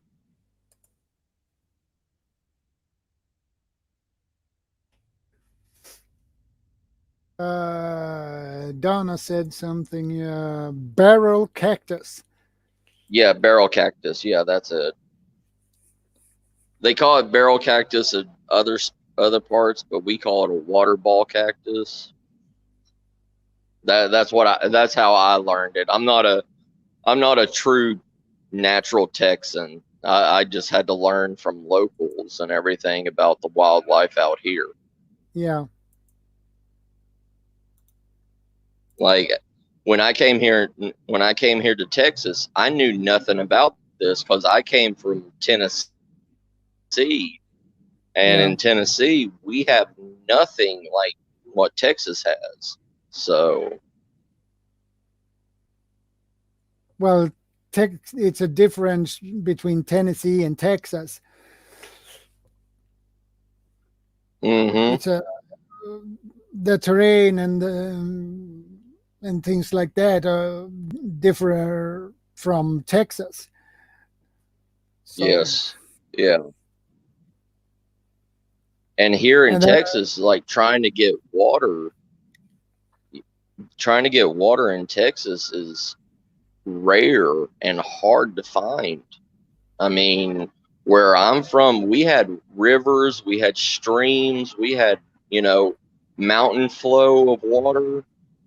There was, you could walk 10 or 15 feet and find a small, bubbling brook coming out of the water, coming out of the ground. And you could just naturally drink from the mouth of that spring. But here in Texas, you could travel 30 miles and not find any water. yeah, and that is a long distance in not finding water, Yeah, especially if it's hot. yeah. Especially when temperatures can get up to 110 degrees, Fahrenheit out here. Yeah, Like it's it gets hot and it's humid, so yeah, that also drains you. yeah, it does.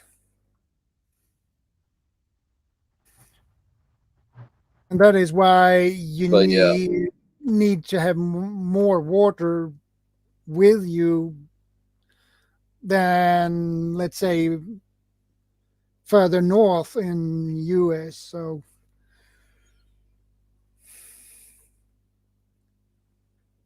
where you have more a different climate, like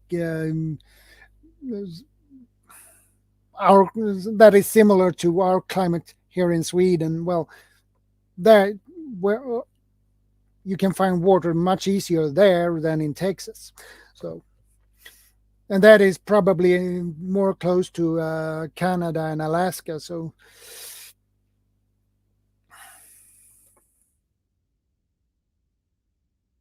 yeah, it's just there's some water that's here in Texas that you can't even drink because it has arsenic in the water, and you can't even boil arsenic out. no, you can't. Yeah. That's impossible. You need a filter for that. Mm-hmm. And We I have believe one called. No, go I ahead. believe Go ahead, Shadow. I believe you need a specific type of filter to filter out the arsenic, because I don't think it works with a regular water purification filter. I don't think so. No, it doesn't. You need one of the not even a life straw can filter out arsenic water. You need a what is it? Like a poison, like some kind of. It was made in the Cold War era, to filter out like chemical warfare and stuff out of water. Yeah, I think it's like a chemical filter or something. I don't yeah, remember, but they're rare. I mean, it's like I heard that there's lifeboats. I mean, like lifeboats on cruise ships in Sweden that has a saltwater water filter, but it's Yeah. only for like a certain amount of gallons before it breaks down. Yeah.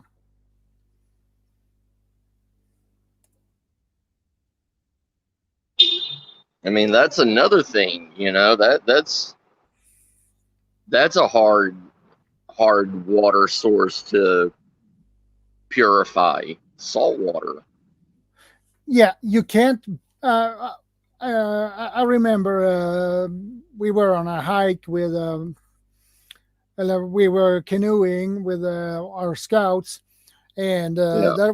that was an interesting because of my scouts asked us, "Can you boil the salt out of the water from the seawater?"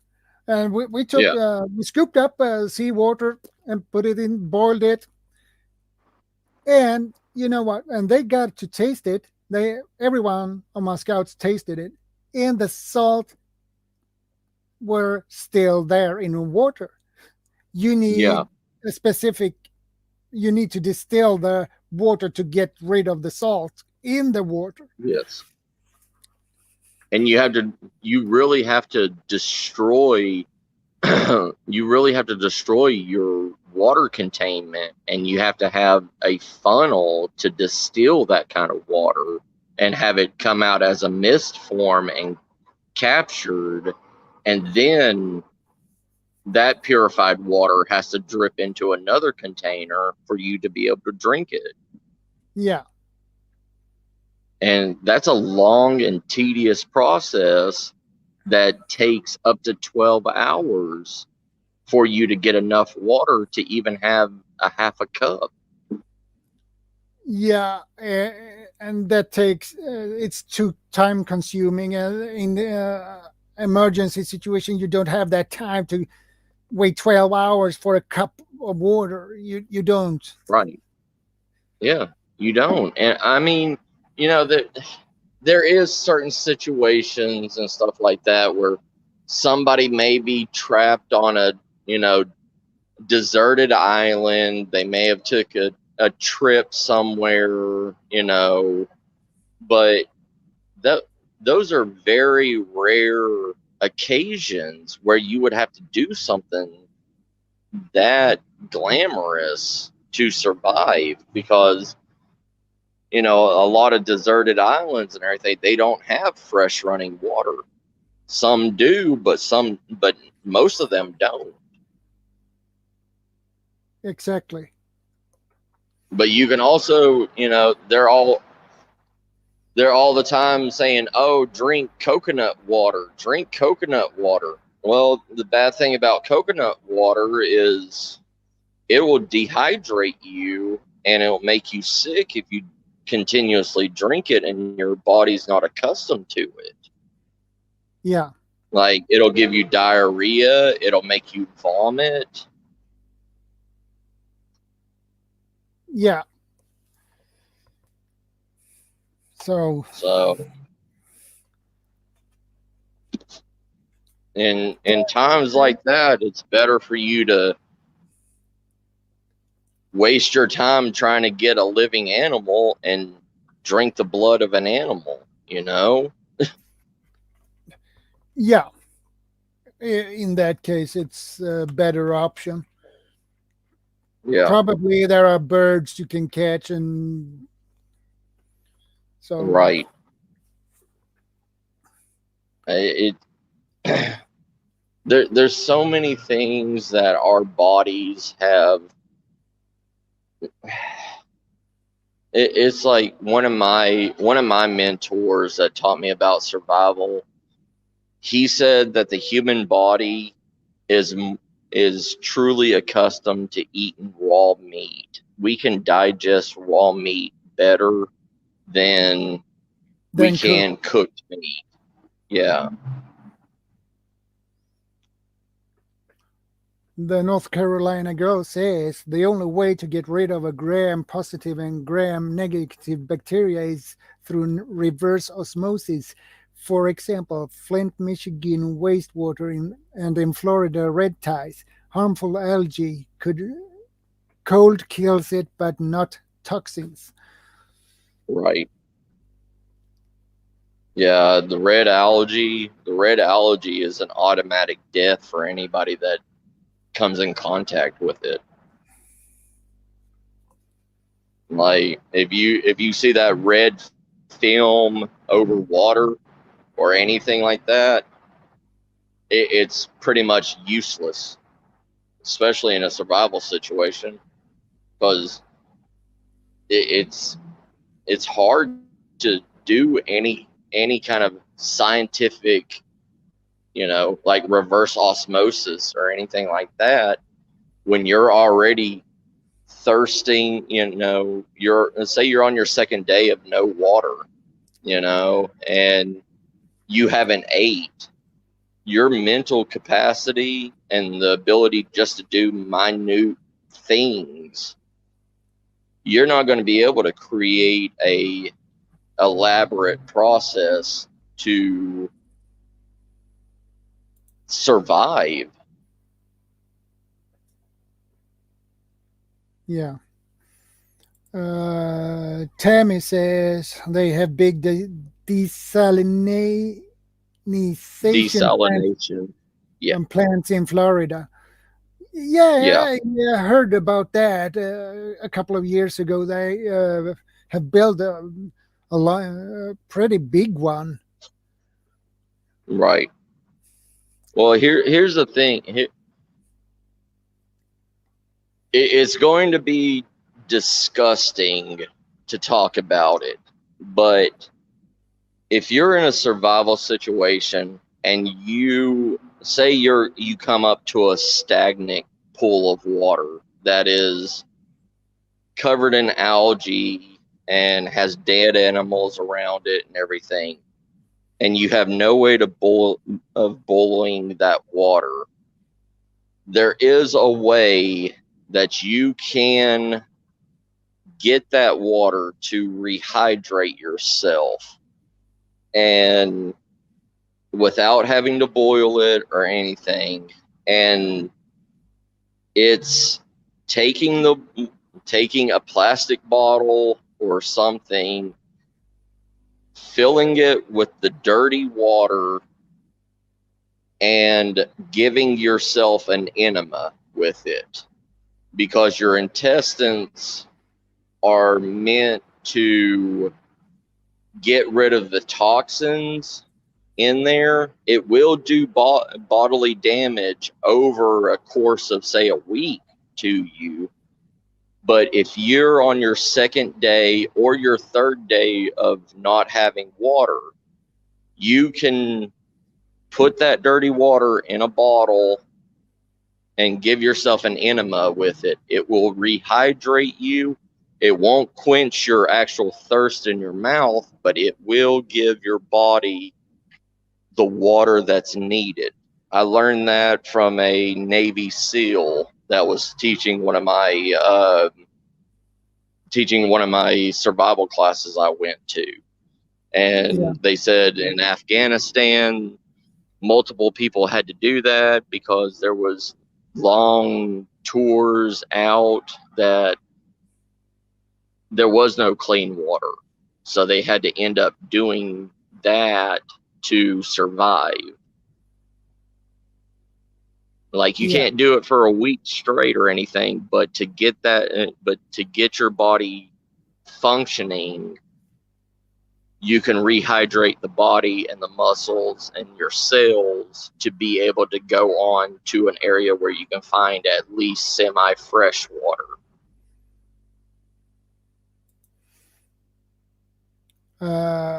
The North Carolina girl says, problem is Florida dumped the leaking treatment plant unused for 25 years. Gypsum water into the ocean. That happens all the time there. Oh, yeah. Yeah, people don't understand the long-lasting effects of 30 to 50 years ago with big companies dumping into the water. They believed, if we dump it into this lake or this stream, it's going to go automatically into the ocean and we don't drink ocean water, so it doesn't bother us. Hey, CR, how you doing? Splash! I made the splash appearance with a pun. Hi, everyone. And see girl, Donna, and City. Oh, don't forget the famous Harvey Black. The best moderator. Hey, Harvey. anyone can have. Harvey's here. And Shadow. Yeah, and Harvey's here. Survival. Hey, Harvey. And my Hey, coffee. Tammy.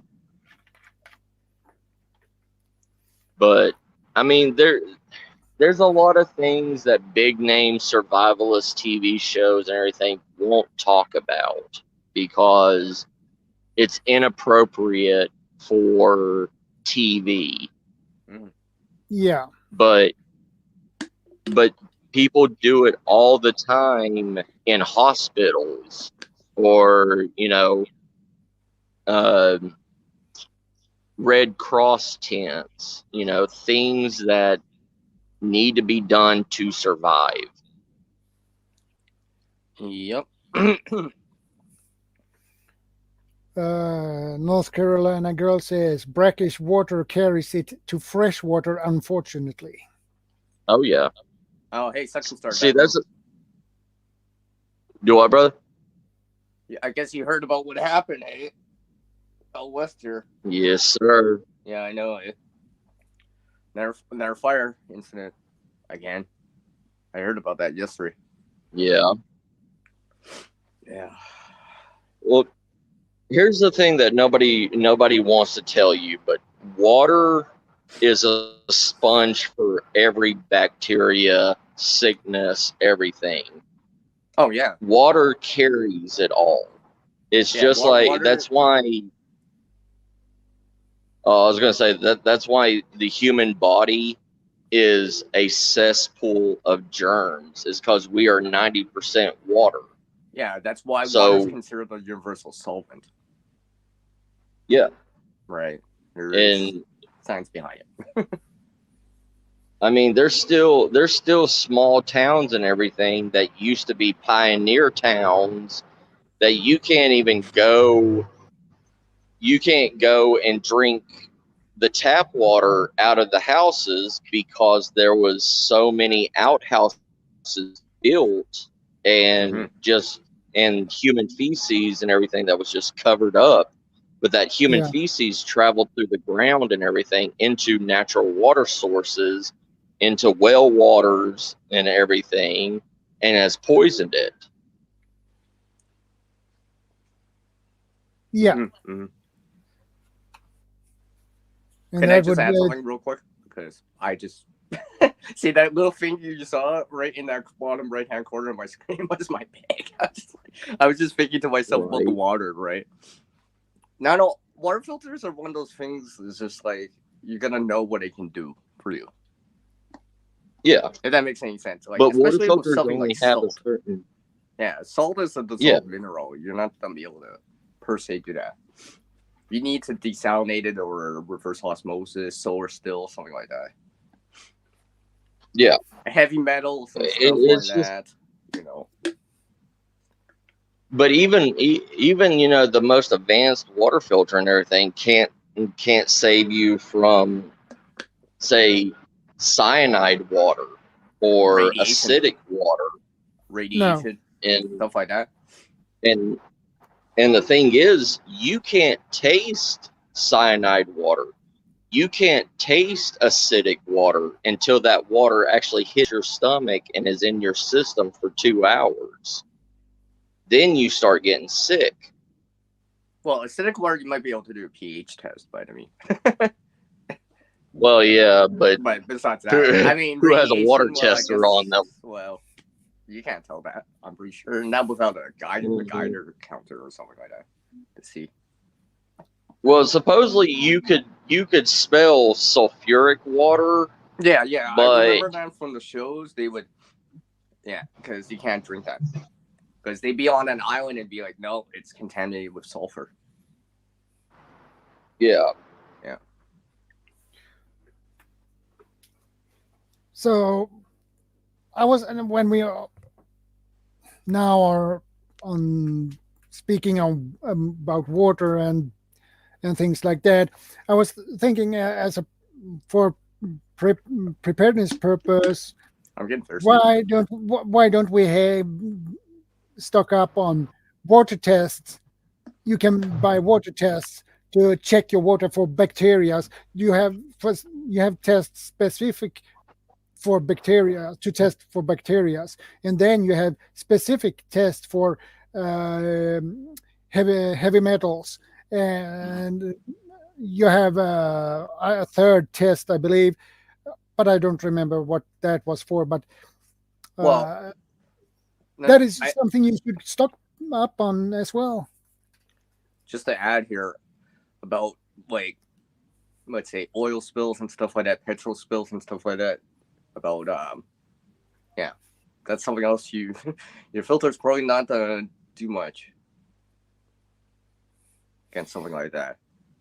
Even here in Canada, up north, there's still places where there's boil advisories, and because the water's has cross contamination from petrol and gas.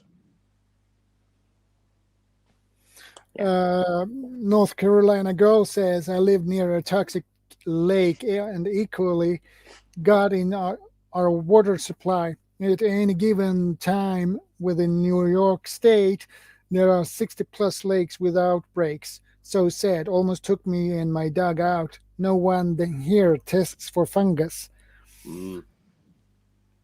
It's sad too.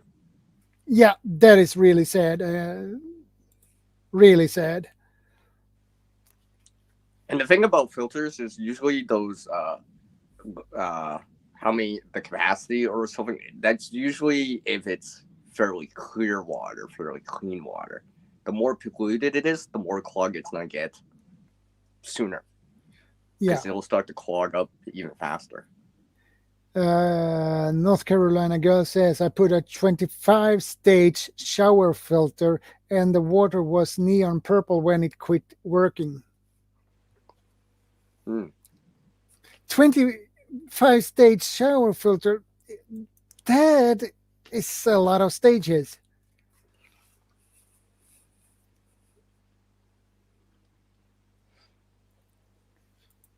Oh, we lost second star. I didn't realize that. Yeah. Bunker fuel is a huge problem too.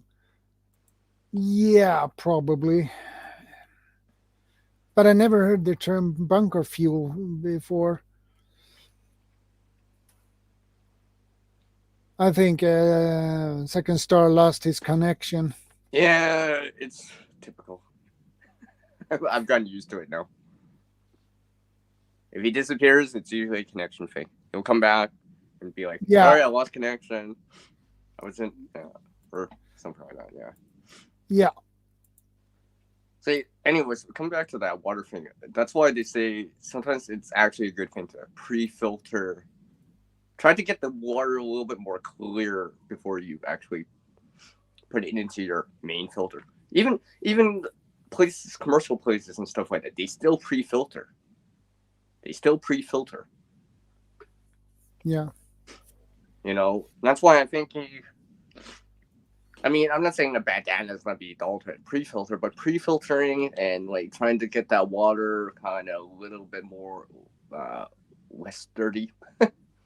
You know, letting it stand for a little bit if you can, so it settles out, and scooping out the clearer water as much as possible.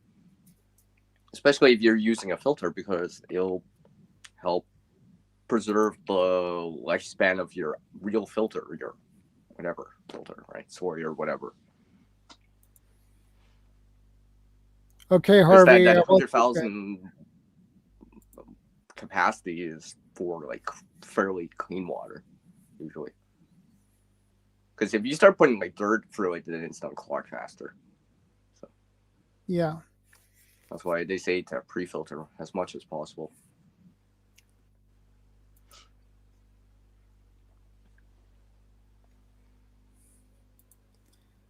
So, anyways, I almost forgot to say Happy New Year, my friend. Did I even say that? I didn't even say that. No, you didn't. I didn't say that. I just got caught up in talking about water first. Water, then I say Happy New Year.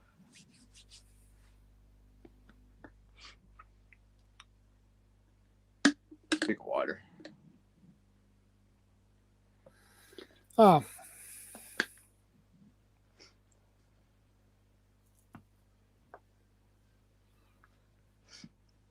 Because you know, I've been thinking, Shadow, about yeah, filters and stuff like that. I've been thinking, because I heard about this before, is like using a pre-existing filter as a pre-filter before you run it through another filter. I don't know if anyone's heard about that. I was thinking about that, and I'm like, is that actually legit or like safe, etc., etc.? And I'm like, well, you're running it back through, right? I mean, a pre-filter, still pre-filter. I mean, depending what you're doing with it and stuff like that.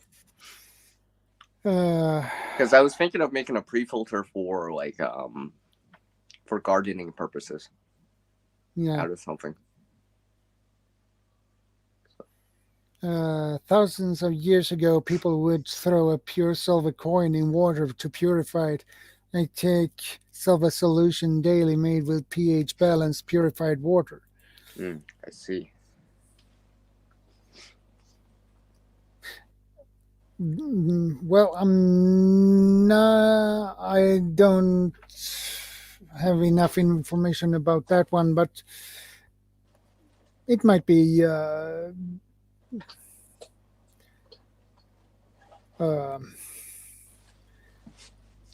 option.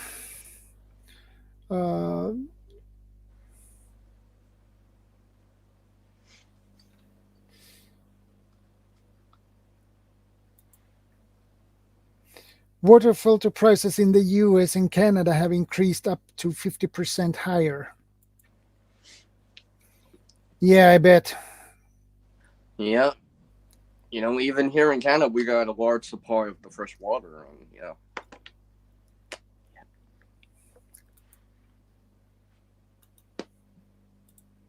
That's why I've been thinking about these pre-filters and stuff like that a little bit more. Yeah, I'm gonna put out something in the. How's that? Hey, are you still looking out for that Berkey or such? I think I mentioned it because you mentioned it before. So yeah, we are talking about water. Yeah. I mentioned I believe it was the Catalyst, the off-brand to Berg. It's basically a copy to the Berkey filter.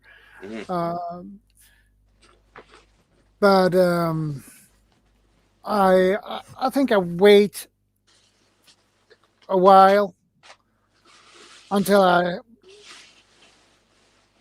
I get enough money. I won't need to save some money as well. So I wasn't kidding about I had my bag right next to me. That's why I started to talk about the filter part. I'm gonna upgrade this to something else. A little bit better. Hopefully one with an active carbon filter too. Stuff like that. That'd be nice.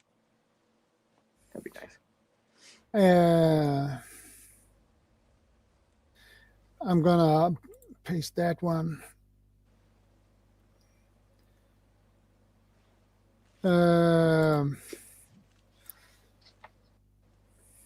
See, even this one, I still have the coffee filters in there. I still put them in with him as a pre-filter. Yeah. That was this was what I got from Harvey. So I just copied that and pasted in. So just to make a correction, so everything will be the correct information as it should be. So, and I was it was my fault because I didn't think more. I wasn't careful enough. So thanks for Harvey who correct me. Mm-hmm. It's always nice. Yes, it is. It's always But nice that Harvey's got but- our back, right? Harvey's Yeah. got our back and fact checking for us. yeah, Hey, that's and why he's such a great mod, right? yeah, no, You got that is Harvey why Black as a mod for you. He's doing that like is 3 times as much work as every other mod. that is why I don't mind if people correct what has been said sometimes. If it is someone, if Harvey noticed that is wrong information or false information, Or not even accurate, right? Not even accurate. or Not even accurate. not even accurate. So I'm happy that it will be corrected, so I can put it back in the chat. So Yeah, so we're all on the same page again. yeah, Exactly. We're not like 10 pages, 1 chapter behind still. yeah.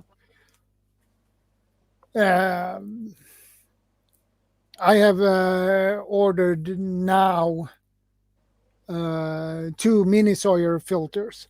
Hmm. One Take care, for me. NC Girl. NC Girl had to slip out. Yeah. See you soon. Take care, North Carolina girl.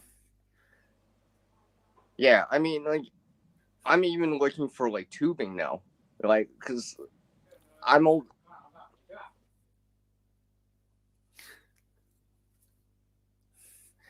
Yeah. Thanks for stopping by,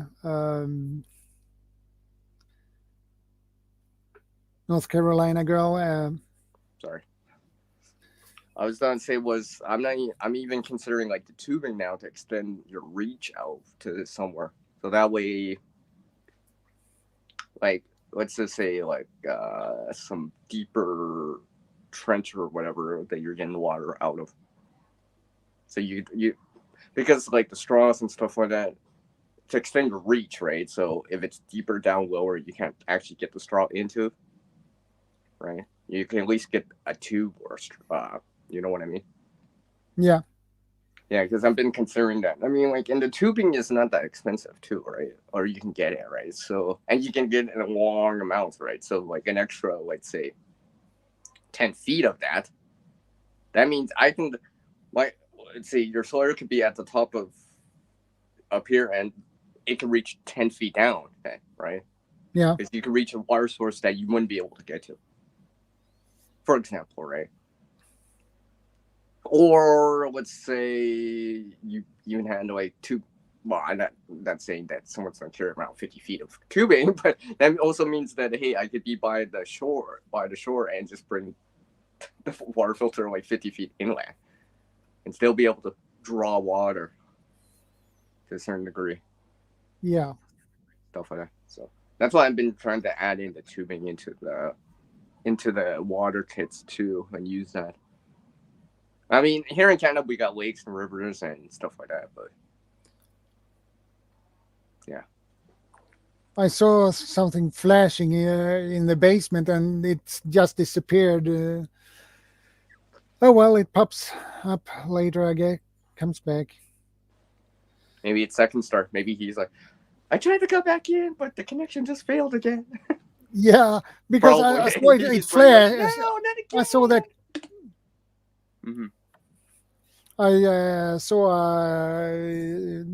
the gray flash, and I believe it was second star. Yeah, Yeah. it is. It is. Welcome back. Sorry about that. Oh, that's okay. I don't know why my Bad volume's connection. so low on my device. Yes, sir. Always. So what are y'all talking about? You're still talking about water. Water and Water? water filter. Yeah. Well, yeah. For some reason, we're just getting our feet wet in it now. Heh! We're dripping into it. You I know can the probably see a one. lot of water puns right now. Right. Splash. The one that I'm I already hate gonna is look in a for- catadine. Yeah, that's where. Yeah. Yeah, I really hate the catadine water filters. Hmm. Like, I spent $200 on the catadine Explorer, and I used it one time, and it got below freezing one night, and the whole entire filter on the inside of it exploded. See, that's one of those things like you got to be very, very careful about. See, here, well, not only here in Canada, but other places in the world where it does fall below freezing, or even let's say reach that within, let's say, in the low 30s, let's say 33 Fahrenheit, 34 +1 Celsius. It's possible for water to start to solidify and freeze out. Right, there is. Yeah. Right, so you got to be careful about that. That's why on my filters, I always put a lanyard on all of them. So if it came to that, at least I can put it underneath my jacket and stuff like that. Try to keep it warm and above freezing as much as possible. Because once you freeze it out, the water's going to bypass that filter. Or it'll crack, and you can't be certain how clean the water is anymore. I mean, I guess you could still use it like a pre-filter and, boil afterwards if you really had to. I mean, well, it had the ceramic filters in it. This was like 10 years ago when they had the ceramic silver lining filters before they went to the microfiber ones. And,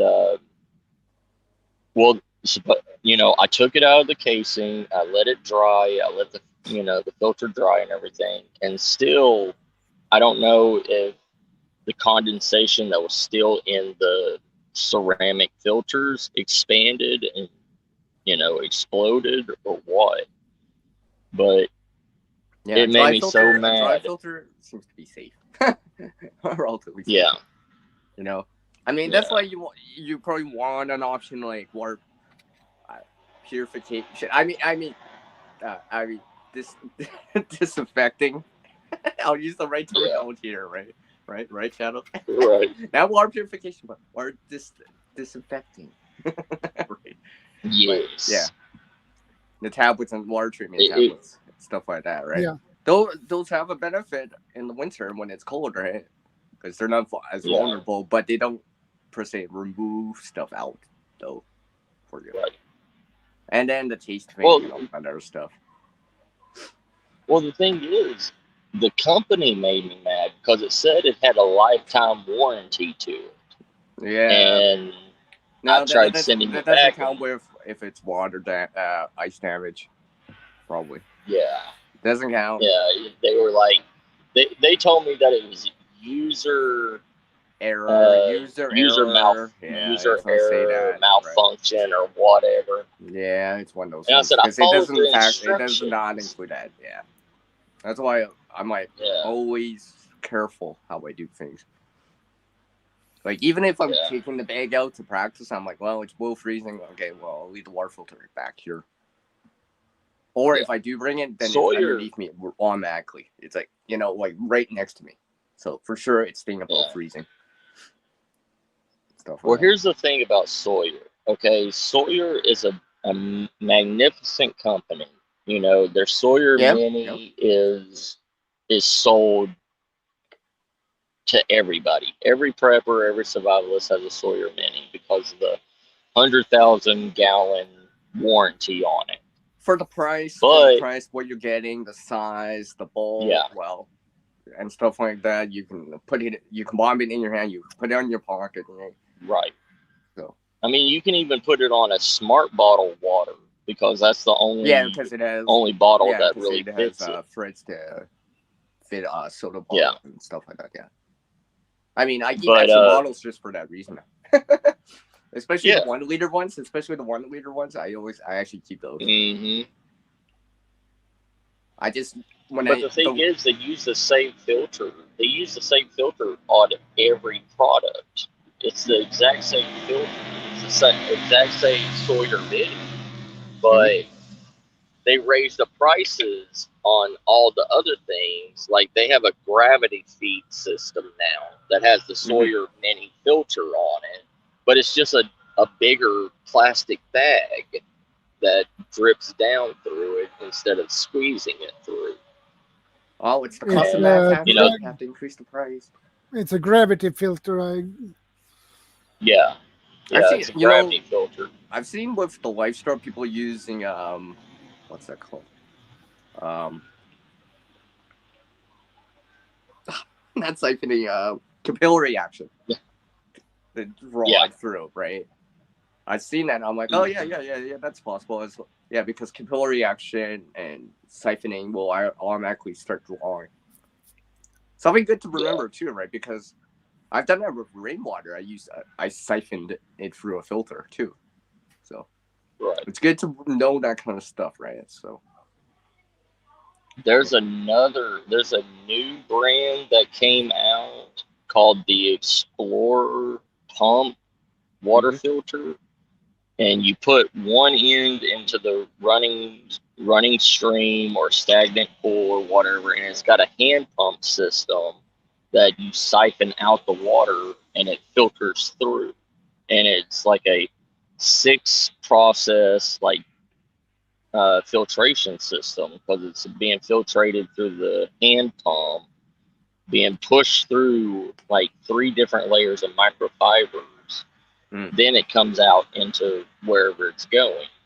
And that thing, it's kind of like the Catadyne Global or whatever, their hand pump system that Catadyne made. But it's $20 for the Explorer.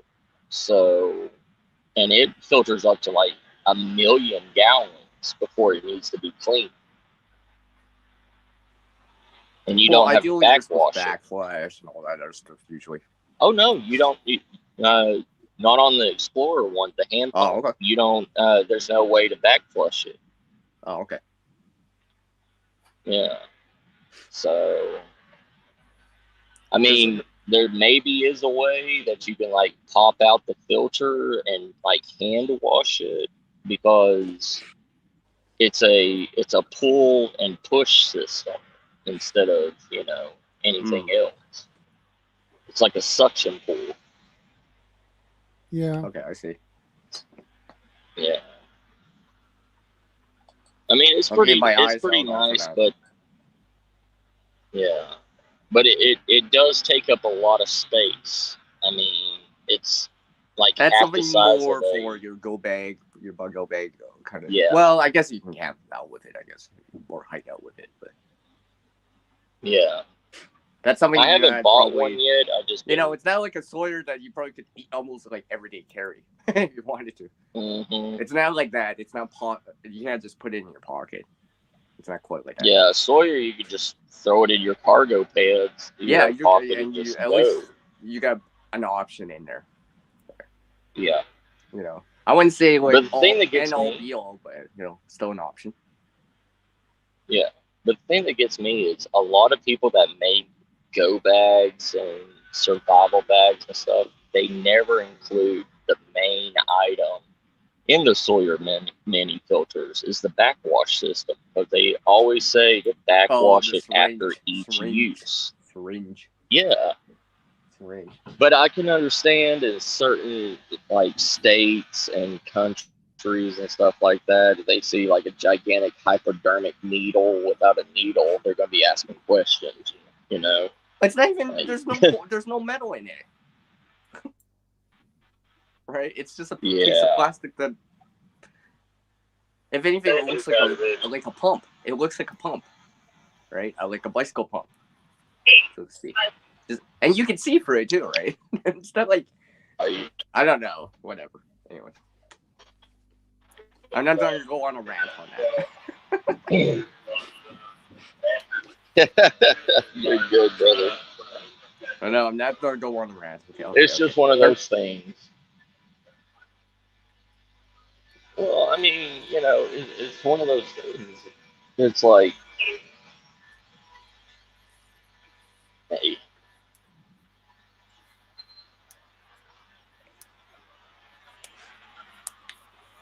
Sorry. Yeah. It was an okay, I gotta ask you guys, before I came on, were you guys talking about water this whole time? Because we're still talking about it. Yes. Okay, I'm just asking you. Water. Well, I mean, technically, water I've been is here for life. like 30 minutes and we're still talking about it. I'm like, huh? But water is important. Yeah. Right? Whenever Yeah, you it's think really about it, important. right? Water exists in your juice, in your soda, in your coffee, in your tea, right? So Right. you like coffee, you don't have to like water. So, right? That's what I say. You know, if anything, have those water purification, water filter or whatever, right? Just so you can actually make coffee. If anything. Yeah, Harvey. Or It's tea or true. something like that. 100,000 gallons is a lot of water. Backflushing is Oh required. yeah. Mm-hmm. Do not let freeze and Yes. after use or it will break. Yeah. I'd say that's And why I said I about mean, putting it underneath your jacket or something like that. This is why I have a lanyard. with yeah, and mine. Yeah. another thing with a mini chiller Especially is don't drop it on the floor because it will break if you drop it on Well, the. depending what it is, but I mean from a high height and stuff like that. Because if there's a micro or a crack in it, then it bypasses it and stuff like that. yeah. Yeah, Like take care of your water to filter. see And that take care of you. I mean, I believe in water filtrations for specific reasons. I don't need a water filter to go to a creek or a running water source and filter that water out. You know, it's you're not going to get giardia or whatever. Like, yeah, you may get giardia, but you always check, 100 feet upstream and 100 feet downstream. If you don't see any dead animals or Yeah. anything out there, Like Uncle Al would say, there's a dead beaver upstream, guys. yeah, I can just hear Uncle Al just saying that. yeah, it's one of those things. People have been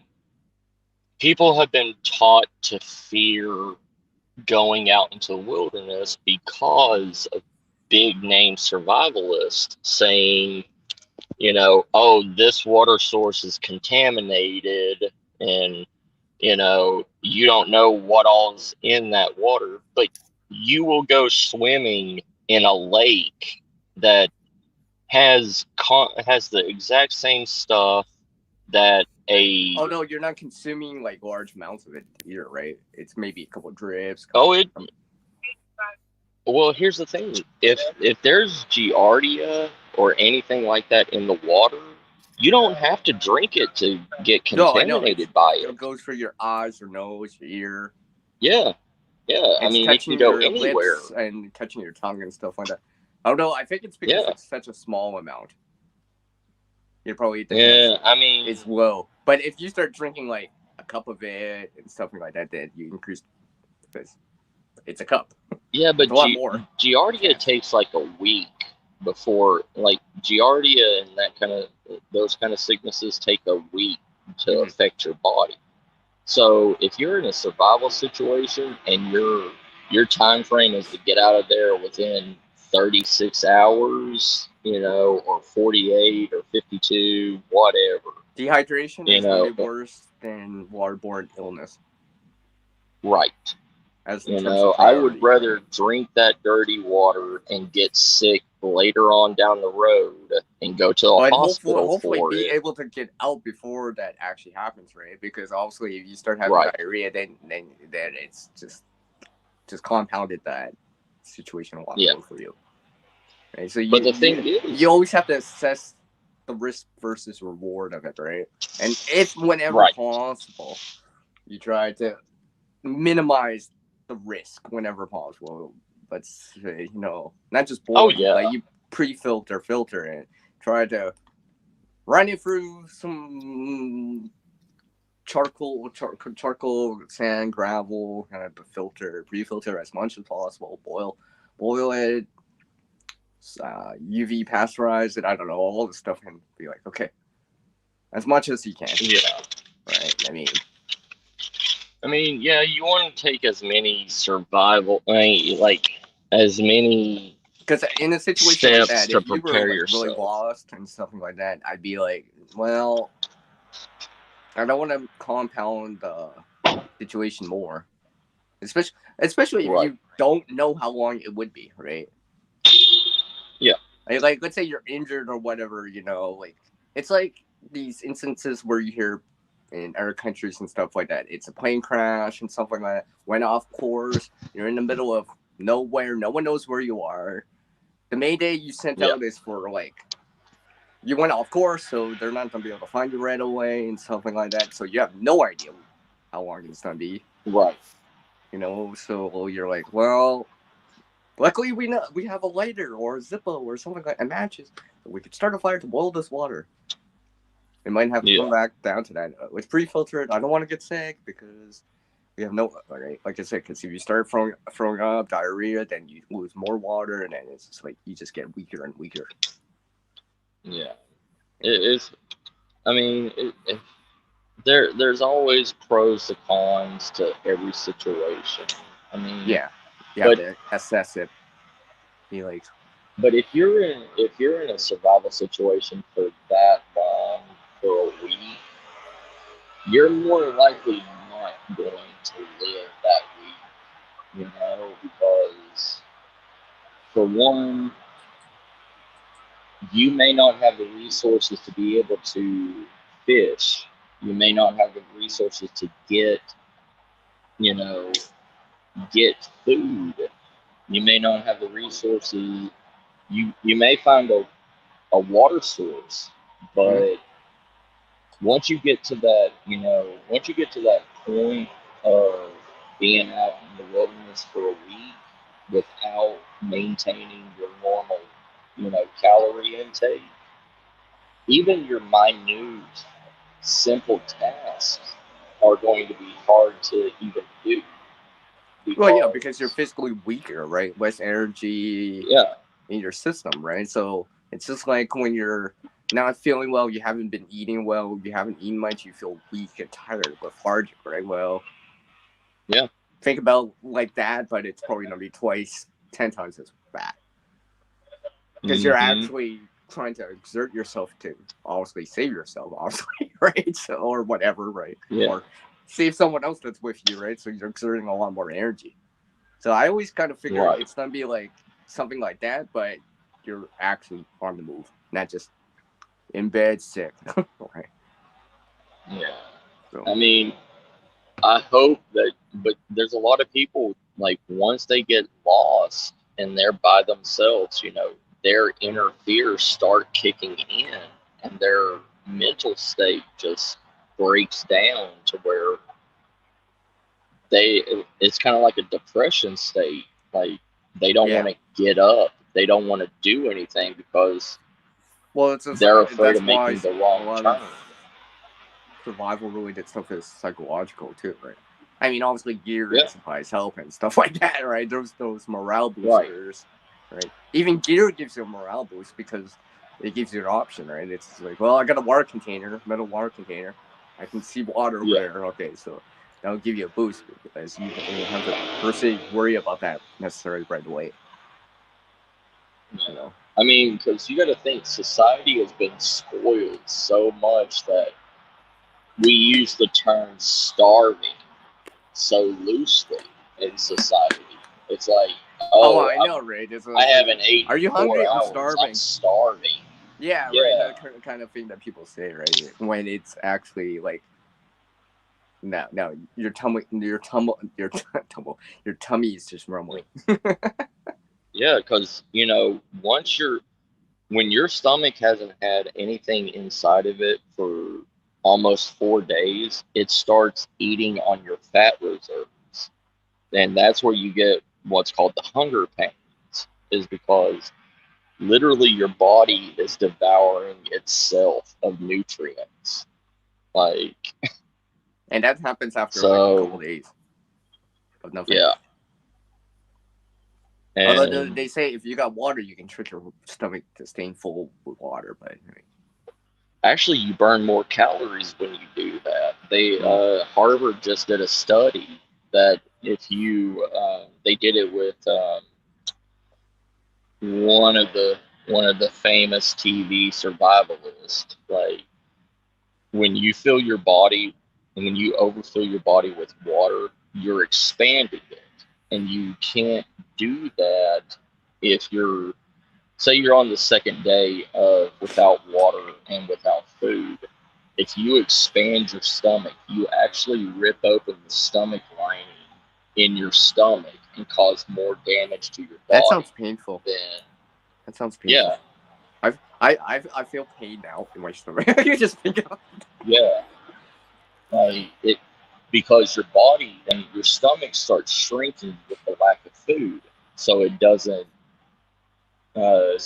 react differently, and you start feeling the hunger differently. That's why after these people have been gone for like 7 days with no food and water, they give them saltine crackers and only 4 of them, and that's for like 3 days, so their stomach can get back to normal. Well, and adjust back to it again. Yeah, it's kind of like your stomach going through like gastric bypass, where they because I keep forgetting it takes longer to recover, and that's why I guess a lot of time it takes them. Like it's even against the cold, right? I know about this too. The longer you've been out in the cold, the longer it takes to recover, because you have to slowly bring it back. You can't just because your body has to. It's one thing if you're outside for an hour or two or whatever, but if you've been out for days and days, even a hot shower is not to bring you back. You actually have to.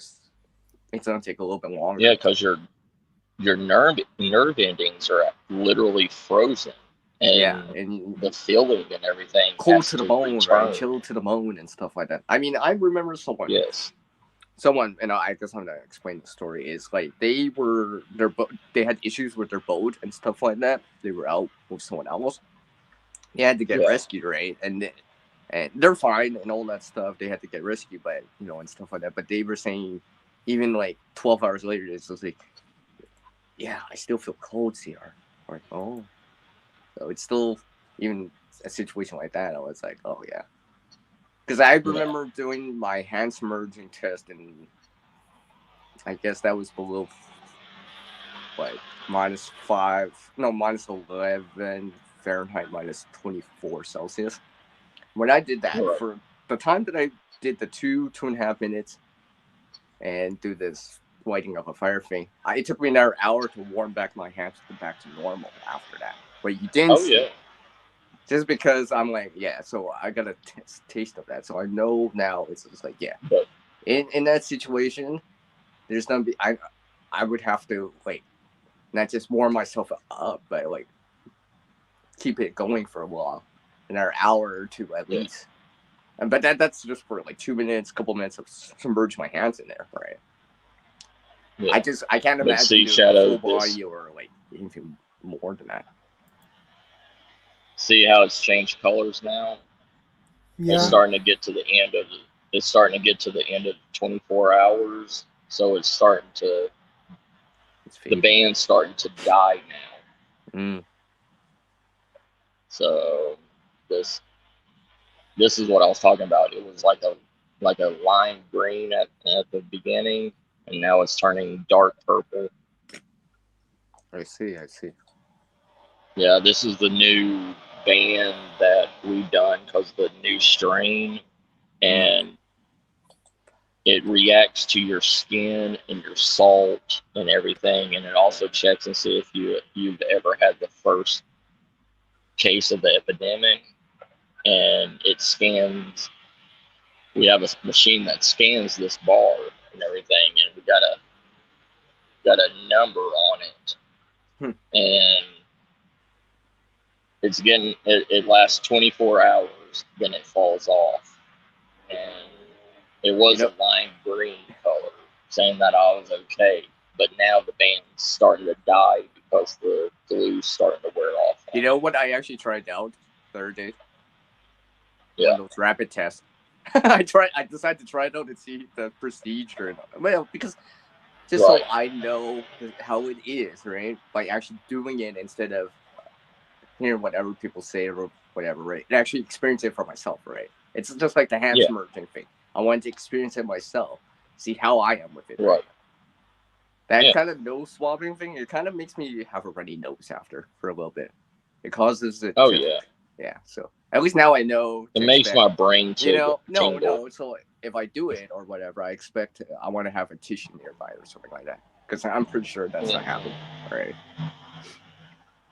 And not only that, just the procedure too, right? It's just like trying the stuff out beforehand, right?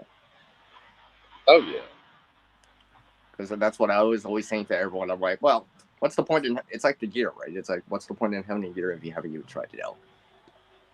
Right. At least once, right? At least once.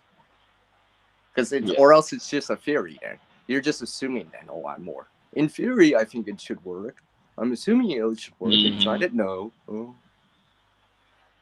Oh yeah. It's just, I mean, the thing. Like I know some things, it's like you can only use it once. Okay, that's a little bit different, and maybe you have a spare so you can actually try one beforehand. Right? That's like I've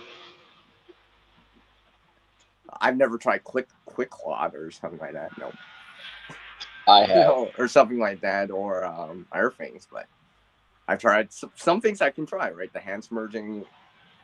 It gives me a sense of it, right? So I know the sheer cold of it and how it took me an hour to recover from it after the fact in terms of my hands and coming back, right? Like it wasn't that bad. I can still do this pinky thumb thing, but for me it's just like to feel back per se, quote unquote normal, my usual normal self, like right now. I mean, that quick clot, all it is a elaborate baking soda. That's all it truly is. See, so I actually have that in my kids for that reason. Yeah. I mean, if you're low on money, all you need to do is just put baking soda. The idea is to stop the bleeding. I can drink more water if necessary. Yeah, it's a faster coagulation of your blood. Mm-hmm. So it'll coagulate better, faster. Yeah. Yeah. I only use that very sparingly. Very sparingly. I only use that if pressure's not doing it. Right. Something like that. I mean, you're supposed to use it with a tourniquet. You're supposed to use the tourniquet first, then coagulate the blood with that. But, they don't tell you that on the instructions because, they're just selling a product. You're kind of quiet there, Shadow. And that's how it usually is. Kind of quiet there. He's just listening to us again. It's just like that's what. Oh, now I know why he likes to invite us on, because he's like, oh, they can talk for an hour. I don't even have to say anything next time. I just kidding. See, no, you can just like hydrate up. It's like, oh no, I'm just conserving my energy, guys. No, he's making his wish list. He's listening to us, and he's like, he's probably typing. Where do I get that? Ooh, I'm in my nest. Yeah. We love you, Shadow. Yeah. I have ordered another thing. I wanted, since I heard about it for the first time a couple of years ago, and there was a BioLite stove. I have one too. I have ordered a BioLite stove 2 Plus. It has a better battery pack to it, so yeah, I will have it probably next week. So that is that will be fun. It's really when I get that one. It's a really good product, item. The only thing is my BioLite stove lasted me on and off use. What was it? 3 years at the most before the converter actually gave out. The one thing you have to worry about those is changing out the converter. So Well, that's like when you buy it, buy a backup converter to it. Second Star and Shadow. It's the same thing as what's the first thing that's gonna wear down or wear out first, right? And it's just like Yeah. for me, right? The laptop I just had, which I've been saying, the hard drive went first. Or let's say on your smartphone or on a battery bank, power pack, the battery itself is probably gonna wear down first before, sometimes people ruin the connectors or something like that first, but most of the time it's the battery that goes first. It's just not maintaining a charge and something like that, right? Because rarely. So what is your plans and projects for 2022, Shadow? Well, first of all, I have ordered my shelves I needed for my basement. Yeah. And I got them for a good price, actually. For 550 crowns, I got 2 shelves instead of 1. So I got 2 shelves for 1 price. Yeah, and both of these shelves takes 875 kilo. So nice. and it has 5 shelves totally. So in each shelf of them can take 175 kilo and totally 875 kilo. So I had 2 shelves who can take 875 kilo. So and remember, 1 kilogram equals 2.2 pounds. Yeah. I'm getting better at the conversion now. I'm definitely getting yeah, I know. It's because like you two, I always have to be like, oh, there's some American people here, and the rest of us. Right. And conversion has zero in it. So that will be my project, or one of them actually. That's cool. Yeah, but I need some help to assemble those shelves when I get them, because you have to be 2 persons to do that because of the weight of the shelves. So.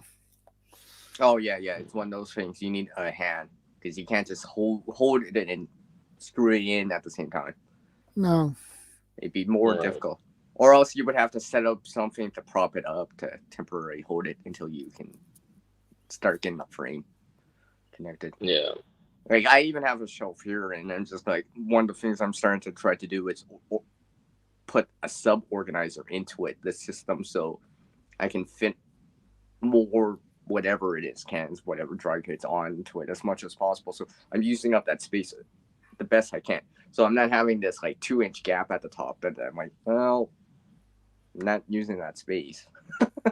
Yeah. I'm trying to as much as possible, right? As much as possible. So it's like,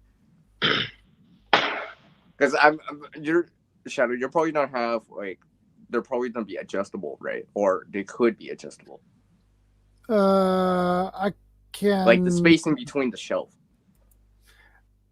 I believe you can adjust that. I'm gonna see if I can find those shelves again. Well, the reason why I say that is because, like, and just considering which spacing would be best overall. Because you don't want it too short, but overly high either. Because the higher the spacing in the shelf, the more spacing you have, then the less shelves you have. So yeah, and stuff like that. Okay, I'm gonna share because it's easier that way. So you can see how these shelves looks like. Ooh, sleepy.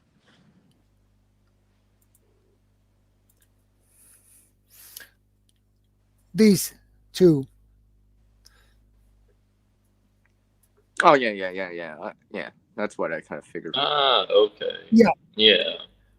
So See? the height is 180 centimeters and 90 width and 40 depth. So That's not 175 bad. kilo per level. So that is good. Yeah, and remember, Yeah. everyone, 2.54 centimeters equals 1 inch. So Yeah. that's an FYI there. So you guys can do a conversion. Yeah, and it has a steel frame, E1 grade MDF board fiber with medium density. Yeah, see, Yeah. Shadow. MDF is good. See, this is why I use. Well, for now, anyways, I want to upgrade the organizer, but I use cardboard boxes to subdivide those sections on like a shelf like that. That way, I can have Right. half is cancel this, half is this, and it subdivides the area, or I can pull it out slightly. That way, I can access the back of them, right? Because I'm thinking organization's gonna be important too, right? Yeah. Not just having the shelf, right? The shelf helps, but organization, so I want to be able to access it, rotate it, and stuff like that. Because one of my buddies actually told me that he had a can of tomatoes that were dated back for like back in February. I'm like, yeah, see, rotation of inventory. And you can Tammy, it's configure the shelf like that. Oh yeah, so yeah, but mostly you're just not standing up. Yeah, I want it Tammy, it's standing up. called BioLite. It's called BioLite. It's a stove that uses a heat conversion to power Yeah, small it converts heat electronics. into electricity. Yeah. Pretty much, right? Yeah. Yeah. I know people that have that. I've never tried that personally, but yeah, Tammy just wanted to know what it was called again. Mm-hmm. But it's expensive for for what it is, but it was made for third world countries like in Africa and stuff like that that was still using charcoal, fire, charcoal cooking stoves and stuff like that, and people were getting black lung and things like that. And now with the age of technology, when they're using the BioLite to cook food or whatever, they can use that as a resource to charge their cell phone or, hook up a radio or something like that. Or even a light source to use later, right? Yeah. It's got a little USB bit more independent in it. compared to like a solar light, for example. Yeah. Yeah, it was a Kickstarter for saving third world countries. So, and now it's a mainstay in certain prepper groups in America. Yeah, that's it. This is a BioLite. Yeah, that's it. Yeah. There's This a fan is in the there orange and box. all that other stuff. So it's meant for USB 5-volt power. Yeah. That kind of stuff. So you're charging a phone, that kind of stuff. Battery bank. You could actually recharge your battery bank and stuff like that. Yeah, you can. I mean, the even thing like your radio or something like that. it, Or you can be recharging like rechargeable batteries and stuff like that. Yeah. If you wanted to. The thing with it though, it doesn't produce any outward heat except from the top. So if you're trying to use it as like a heat source, also with a charging port, you're not going to feel that much heat coming out of the sides. It's just from the top opening, because like that grated area is a condenser unit that takes all the heat and puts it into the battery bank. So it wasn't meant for like survivalists or anything like that. It was meant for cooking, pretty much, more than anything.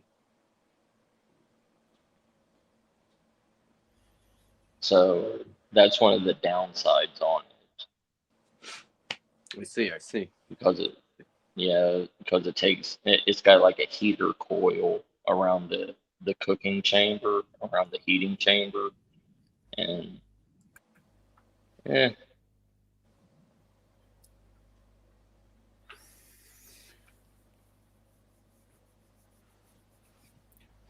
Well, I will use it mostly because I can recharge my phone and things like that. Yeah. So that is why I like that, and I'm not gonna use it for heating or up something, Right. except for the food. Yeah. So Well, well, a lot of people gave bad reviews because they thought they could take it out into the wilderness and it would be a multi-purpose, bio heat source. Yeah, You could heat. cook your food, you could be warm, you could charge whatever electronics you have. Yeah, you're but- getting heat, electricity, multiple energy Yeah. source thing. Yeah, but then they were like, well, this isn't warming me up in the middle of the night in cold weather. So, all it's doing is just an open flame at the top. And I Yeah. continuously have to put in, burnable material in it to Well, do that's anything. like with anything with fire. You still have to maintain the fuel. Yeah. It doesn't even matter, Yeah. whatever it is. it's They meant just- for they just cooking thought and it- recharging. Yeah. They didn't. They thought it was going to be like a new wood stove, like. Well,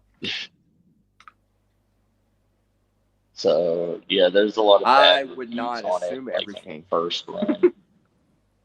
Yeah. oh, did I say that again? Oh, well, yes. I always have to throw that one in. I always have to toss something in here, right? We're being serious, but a Right. couple jokes every so often. Spice it up. Oh yeah. Yeah, right. Take care, Miz. There, Miz. Hey. Yeah, he's going to bed. And unfortunately, Oh, no. I was thinking to myself, unfortunately, not everyone has access to certain things or Yeah. supplies, resources, because either of sheer it's not available or they don't have the funds to, per se, buy it or finance it, Right. for example, right? Or it's got to be Yeah. imported in, right? So, which Oh, means yeah. you got to buy shipping and all this other stuff, service fees and or whatever, right? So that's why Mhm. I'm trying to do local, find things that are readily available locally, easily enough for the most part. Yeah. That way I don't just- have to import in something very special, Right. right? So I mean, it's a good idea. I mean, it's a very good idea, and it's but it does the same thing as what a solar panel would do. yeah, but mean- honestly, it's independent to the sun, Yeah. but it's more that I mean- price tag of it, right? That's Yeah. probably one of those things, right? Yeah. I mean, Like the solar lights tend to be cheaper, right? yeah. Stuff Anything like with that. a solar Even a panel and solar new radio, harness. is cheaper than it, right? But Yeah. It's just one of those things. I mean, yeah. but you have to rely on the sun. Where this, I mean, you could Well, I mean, there's other continuously things out there, burn too. all I've day seen- long. I've seen airplanes where they use wind or flowing of water to generate electricity, but those need wind or water, right? So, right. and the BioLite is And dependent on biofuel, right? Mm-hmm. So if you're in the middle of the Arctic, I don't know where you're going to be burning. Right. Because you're way too far from the tree line. Yeah. You know, even if you start burning like what you do have or whatever, it's not gonna last. Mm-hmm. And even with, because one of those water generators, you know, it has to have a specific flow of like a I've seen one that can use both wind and water. It was kind of interesting. Oh, really? Yeah, I've seen that before. I've seen it in my feed too, and I'm like, yeah, see something like that. I would go for something like that because I feel like I can use that then. It's not just one source only, right? Mm-hmm. I think this is why I don't mind the wind-up solar radios and stuff like that. Let's say the wind-up solar radios that you see.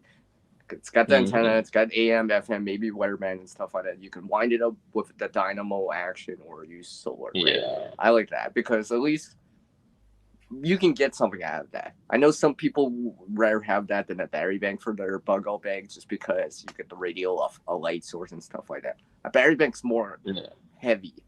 And if you really needed that extra little touch to make an emergency call, you can crank it.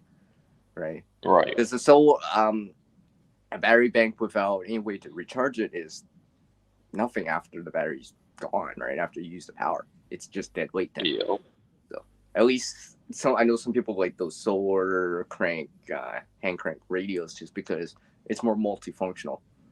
It's not just per se a way to charge something. It's a light source, it's radio, it's communication, it's all this stuff, right?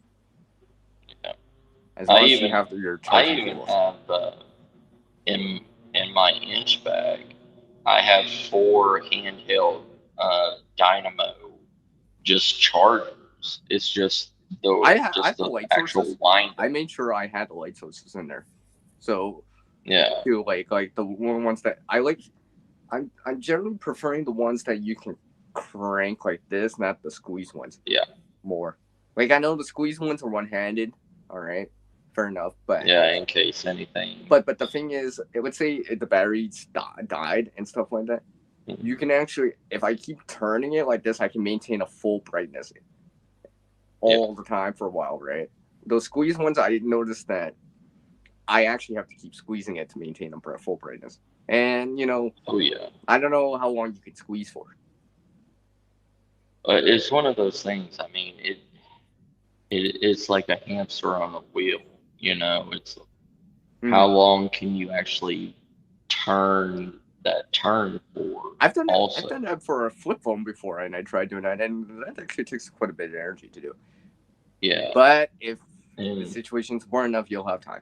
You'll have time to do that. Right. You'll have time to do that. Right. You'll have nothing else to do. It's like, my mini dynamo charger, all it is just a dynamo engine. And you put a USB B cord into it and into whatever you need to charge, and you just turn the dynamo and it charges whatever you need to charge. Yeah. They're all right. I mean, but for a smartphone, you have to turn at least 30 minutes straight. High power. Well, I should say milliamp hour. Yeah. Type of battery, so it's gonna take a while to even get 1%. So hopefully the idea is to, whenever possible, it's just like your fuel or your gas tank, try to top it off, keep it quite high, right, as much as possible, because I don't want to be in a situation where it's so important and I'm down to like 10%. Let's say your low battery indicator is coming up already. Right. See, I have one right here. See? It's not radio, it's just a light source, but and the thing is about this one, it has 1 and 3, so it actually has 7. This is part of this bag, and this is something I just got for like a couple bucks. It works. I'll probably use this first if necessary, right? You know, I'll conserve my battery operated light sources. as long as I can, depending on the situation, right? Or conserve them when I actually need to use them. If I'm using the Hey, washing Oslinger, how or you something doing, like brother? that in the middle of the night, I'll probably use this first. Happy a headlamp or something I conserve 2022. if I really need to actually move and see where I'm going. Yeah.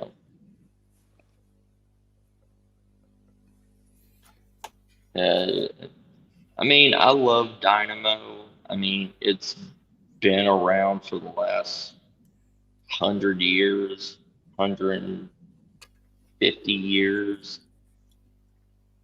And, it's the one thing that hasn't gave out, people haven't forgot about, and it still serves a purpose, unlike a lot of other things that are a one and done kind of thing.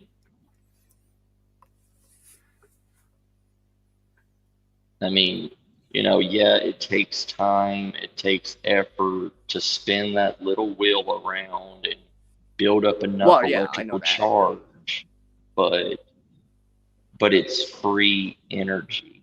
You don't have to rely on batteries running out. You don't have to rely on anything else.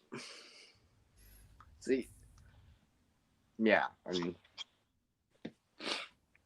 it's just one of those and things, you always right? know. Yeah.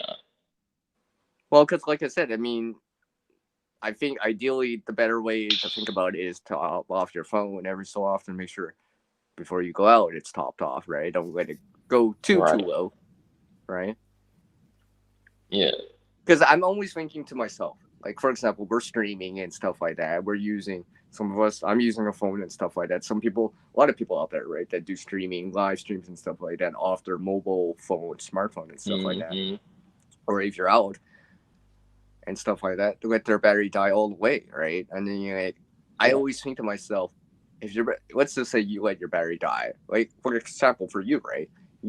Let's say in that situation when you were out and your thing wasn't working, if a situation happened, you would be like, oh great, now something happened. Murphy's Law, right? Something bad my phone's at 5% and now something happens and it's an important situation. Now I need the battery and now I don't have it because I did a live stream or whatever. My solar panel because just you gave didn't out see that on coming, me. right? I mean, so Yeah. I didn't realize Oslander was here. Yeah. I just see his name and it's like ERB already. What? He's making coffee. Well, Yeah, Well, like Tiger, when I was doing he's drinking coffee and being Oslander, he should just get himself a cup of coffee. Yeah, I know. That's why I use a thermos or a mug. Yeah, it's early in the morning for him. Right. I believe I'll let him wake up. I'll let him wake up. Yeah. See, this is why he needs to bring the whole entire pot and share. This is why I always think to myself, I'm like, for, let's say, especially everyday carry, something like that, even a go bag if you wanted to, right? Or in your vehicle having a battery bank, right? Because remember what I said about what happened out west here about, well, it was in the US, or was that? Big forest fire. I saw that video about those people that were in Chuck E. Cheese, I think. I don't know if you saw that video or anyone that's seen that. I did. Clips of that. Yeah, I saw it. Yeah, right. And they were recording, right? I'm thinking to myself, in a situation like that, hopefully their battery, whoever is recording, their battery is pretty full. Because, like I said, when you're I think they weren't streaming; they were just recording, so it was a little bit different. But if your phone started to die and you needed that later, right? And I got a vehicle or whatever. Well, something. Hey, Gray Man. Something that you can't run your vehicle, your USB cable in your car's not working, then right? Then you just screwed yourself. Oh, I thought Gray Man was here. Yeah, Harvey usually put up his link to his channel, so Harvey's a master of links. Yeah, I don't mind. Oh yeah, Harvey, I was there on that. I remember that stream now. I was there. I know I was there for that stream. Well, it was on live. with Murray. Yeah, I remember that one. But what were you going to say, Shadow? Well, I don't mind that Harvey put up his the Gray Man's link to his Yeah. channel. I don't mind. It's related to what we're talking about too, right? yeah. So Yeah. Because I think it's I could have brought that up too. Why emergency preparedness matters, right? Because I was looking at that video, right, as analyzing it and just kind of looking at like if I was new or just my omnipresence over top. I'm like, and the thing is, the stress level was high. I could tell the stress level was high, right? Because the parents were worried for their children, honestly, trying to be like, oh, I think it'll be all right. We'll get through this, right? But secretly inside, they didn't know for sure, right? They're fine, but that's why. And the thing is about our situation, sometimes, you only have mere moments to evacuate out. Yeah. So And I think this is why the emergency preparedness and having some sort of things ready to go as much as possible, right? At least it gives you something, right? Gives you, because the gear, it's not just there to help you out, but it gives you, hey, I got a little bit of hope right there, right? Because it's not like I'm not facing the situation with nothing at all. You know what I mean? So instead of just having nothing, you actually have a little bit of gear and hopefully some skill and knowledge and experience to back that gear up too, right? So, Yeah. See, that's why I always look at it like that. I'm like, I would have a little bit on me, a little bit more skill and stuff like that, and hopefully, the situation's gonna be bad regardless, right? Whatever it is, right? Yeah. So that's I'm why scared. I always believe I'm pretty sure I'm gonna be scared, nervous, and all that stuff. But I'll be like, well, I got something. I set this up, so I planned ahead. So this is my best option right now. So I'll go with it. Yeah. Whatever it is, right? Some sort of go back, and I practiced some skills and had some knowledge and experience and stuff like that. I remember what did this channel say about forest fires? Oh yeah, or something like that. We're trying to be calm in the situation as much as possible, right? See, that's why I always believe of having one specific vehicle as your emergency vehicle. Like, if there's a situation that's happening around your area of your house, and with news channels and stuff like that, they're all the time reporting anything and everything. So you're going to hear it on the radio or something that something's going down near your house, and you can't get everything, but you can prepare an emergency vehicle for those times. You have your everyday car that you go to work, but you drive home and get, and you already have an emergency vehicle prepared and packed out that you can just drive away, and you still have a majority of with your you, something with you, right? Yeah. Like, I'm pretty sure in the situation, I'm not gonna have to expect, hey, I'm gonna probably lose something, but whatever it is, right? Hopefully not people or people I care about, but like possessions, right? But I realize, hey, I might have lost this, but I still have this, right? I'll appreciate having like the bag with me still, right? I might have lost this, but XYZ item, but yeah, I still got this bag, so I didn't leave with nothing, right? Because you always hear, oh, they only left with the clothes on their back, right? Yeah. That's it. Yeah, you hear that all the time, right? You hear all of that all the time. Yeah. Right? The news says that, people say that. I just left with the clothes on my back, right? So wouldn't it be nice to have a little bit more? That's what happened with Katrina. If in a situation. Yeah. And I hear that's that what all happened the time, with right? Katrina. Yeah. Because Katrina. your morale drops from that, right? Because you feel like you got nothing now, right? But at least when you still have like a bag, you appreciate, hey, I still got a bag. I still have something on that. You know, I'll have to restart or recreate or start fresh, but at least I got something to Yeah. work on with, right? Instead of nothing at all, right? Oh That yeah. makes any sense. I mean, it's one of those things. You can get clothes anywhere, you can do whatever, but like the essential stuff, like if you're out on the side of the road, like okay, half the people that left Katrina left with just their clothes and their car and headed to family. They didn't pack anything out of their house because they thought, oh, we could come back and just Or salvage the rush whatever of was it, right? left. Priorities, right? Priorities, right? Depending Yeah, on the situation, it might be like, just leave it, no time, right? yeah. That's why I was thinking to myself, well, 5 minutes, what can you do in 5 minutes?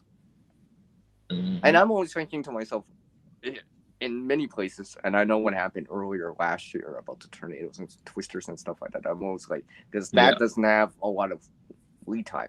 Earthquakes do not have a lot of lead time, if none Right. at all, right? Right? Yeah. Mere moments, right? So that's for that reason alone, right? Because you won't be, you need to prepare for it because you're probably not going to be able to react to it fast enough.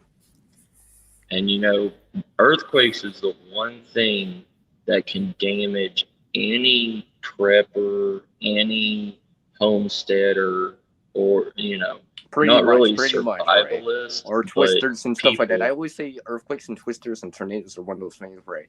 That can affect, Well, because those things happen on every continent, on virtually every country, right? And they can happen anytime, right? Well, virtually anytime. Well, but you We've got to seen the look at twisters the. happening here in December, here in Canada in September, right? It wasn't even in prime time summer, right? That's kind of, you always say, oh, it's not happening in June, July, August when it's the hottest, all right? Sometimes it doesn't, and it happened later. Earthquakes, well, those can happen anytime. You could be on vacation. Yeah. Well, there was a right? And things prepper happen, in right? California. And that has happened to people. Yeah. Right? There was hopefully a it would prepper in never happen, California. right? But hopefully you're enjoying your vacation.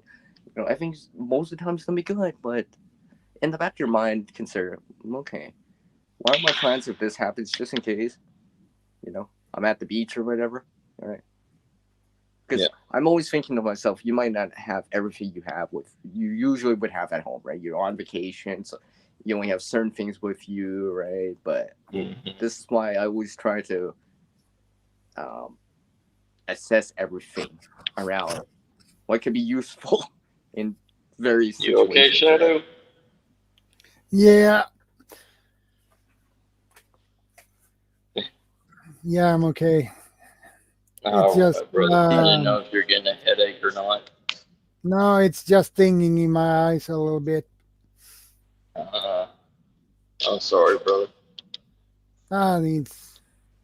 See, this is why he allows us to talk. Yeah. It happens from time to time. Oh yeah. Hey, you should hey, Shadow, you should send me the download of this stream so I can upload it on my stream and just be like, oh, this is what I'm talking on this stream. So I can have a watch time too. I mean, since we are helping each other out, right? Right. Just kidding. But on a serious note, though, and being ready, right? Because like I said, I don't want to be caught with my pants down, so to speak, that metaphor, or right, as much as I can, right? Obviously you can't prepare for everything. I always assume that I'm gonna lose something in the situation, right?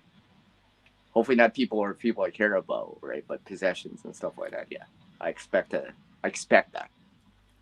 To expect it as much as possible, but to expect not as much as possible, but I expect to, end up plan ahead and try to have things so at least I'll merge with something still. Something that I can still appreciate. Hey, Oz, brother. Jack. How you doing? Happy New Year. Hey, Happy New Year to everyone. You sound tired. You want that coffee? Cheers. I got it. Yeah, cheers. Getting caught with your pants down. Hmm? Getting caught with your pants down. Yeah, Yes. I know. Yeah, you don't want That's to one do of that. that's a fear with preppers and everything is getting caught with your pants down. Having that one situation that they've been preparing for not happen, but another situation happens that they didn't believe would happen. So they didn't prepare for every situation.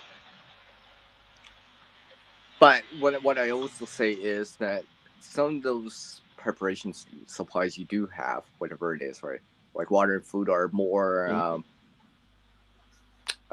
transferable in terms of like other situations. Like honestly, Yeah. food and water is gonna be important in an earthquake situation, a tornado, a twister, and such. Anyways, right? Things like that will always be transferable over, right? Yeah. Water Well, filter and stuff here's like a that, right? situation. Yeah, here's a situation that happened in 2008 in California when they got hit with that like seismic 6 or 7 earthquake in like the northern part of California. There was a prepper, and he was doing his stock inventory on his like food supplies and everything when the earthquake hit, and his heavy duty shelf unit that had all his like jarred pickles and like family size cans of vegetables and everything toppled over on top of him and literally crushed him from the chest down, and he died in his prep room because of an earthquake. And it's like, Well, you didn't see that coming. Well, the second star that reminds me, like, how people out there they're showing, let's say, for example, their bug out bag or whatever, right? If a situation happens at that same time that you're recording, let's say all your bags just out to show everyone, right? For video, well, you didn't see the situation coming and like, some sort of earthquake or whatever, right? Well, your bag's not ready at that time because it's spread out, right? Yeah. That's why. Another reason why I don't have just one bag. So if I'm showing something or inventorying it or opening it just to check on it, if something happens, I can grab another bag that's still ready to go. If that makes any sense, right? Two is one is none, right? So so like see, I never show right anybody. Now, right? If something happens, I can grab another bag that's already still ready to go. Yeah. If that makes any sense, right? And I keep all my eggs in one basket as much as possible. Never show anybody my inch bag. Yeah. I don't show anybody my personal. But you're still doing inventory on it though. Even if you're not showing it, you're still doing inventory on it, right? So you might actually be pulling stuff out to inventory it, right? You gotta check on about the bag. Checking the food and my stuff like the food that I have in there is like the SOS bars and like the infinity foods, like the ones that don't have an expiration date, because I'm using that because I believe I would rather bug in than bug out. But if something true, if I do have to leave, there's going to be another state that I can get to, or another town or something like that, where I can stockpile on food once again. But I have 10-year plus, dried food bags, or the life raft food. That's going to get me by. It ain't going to be a 5-star restaurant meal, but I'll eat It'll it. give you the necessary stuff needed to get by for a little bit in the meantime. Yeah. Like even for me, yes, I did. That's why I don't inventory in this bag, and I was just like, like let's say you have like pain pills or something like that, prescription or whatever, right? Hi, Vanessa Kitty. Yeah. I see you later. She just came in. But I actually, because I want to mention the organization, is because the more organized your bag is, right, in terms of deployment, like you can pull things out, put it back, and relatively simple.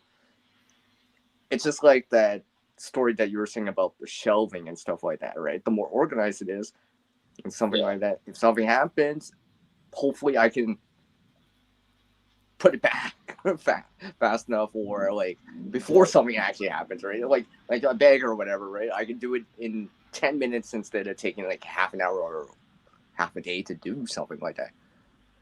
If that makes any sense. Yeah.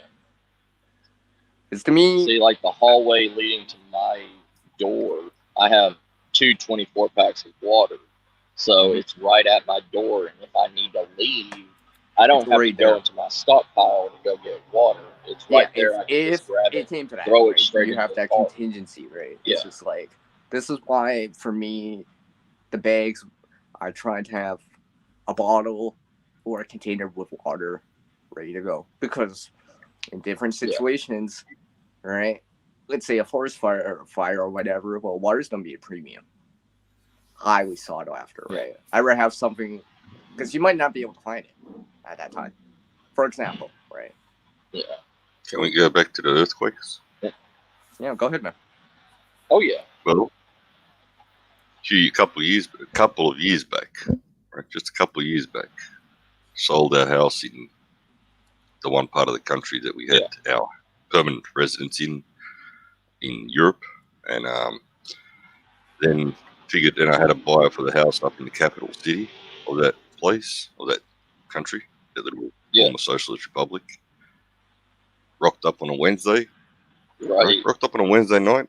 Car had everything. Container was filled up with all the stuff. It got shipped off. 140 footer, 120 footer, and I'm ready to go over there, sign the papers, get taken care of, as far as the money goes and everything, and be back in Australia within, under 30 days, quotation marks, right?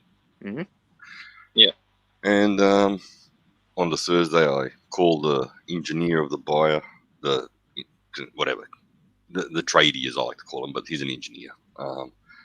And we arrange, well, on Monday, because he's busy on Friday, whatever, Saturday, weekend, blah, blah, blah. Let's meet up on Monday. He's seen the photos. He's seen this and that. He knows the house is more than sound as far as construction goes. It's got more rebar in there than what some buildings have, some high stories.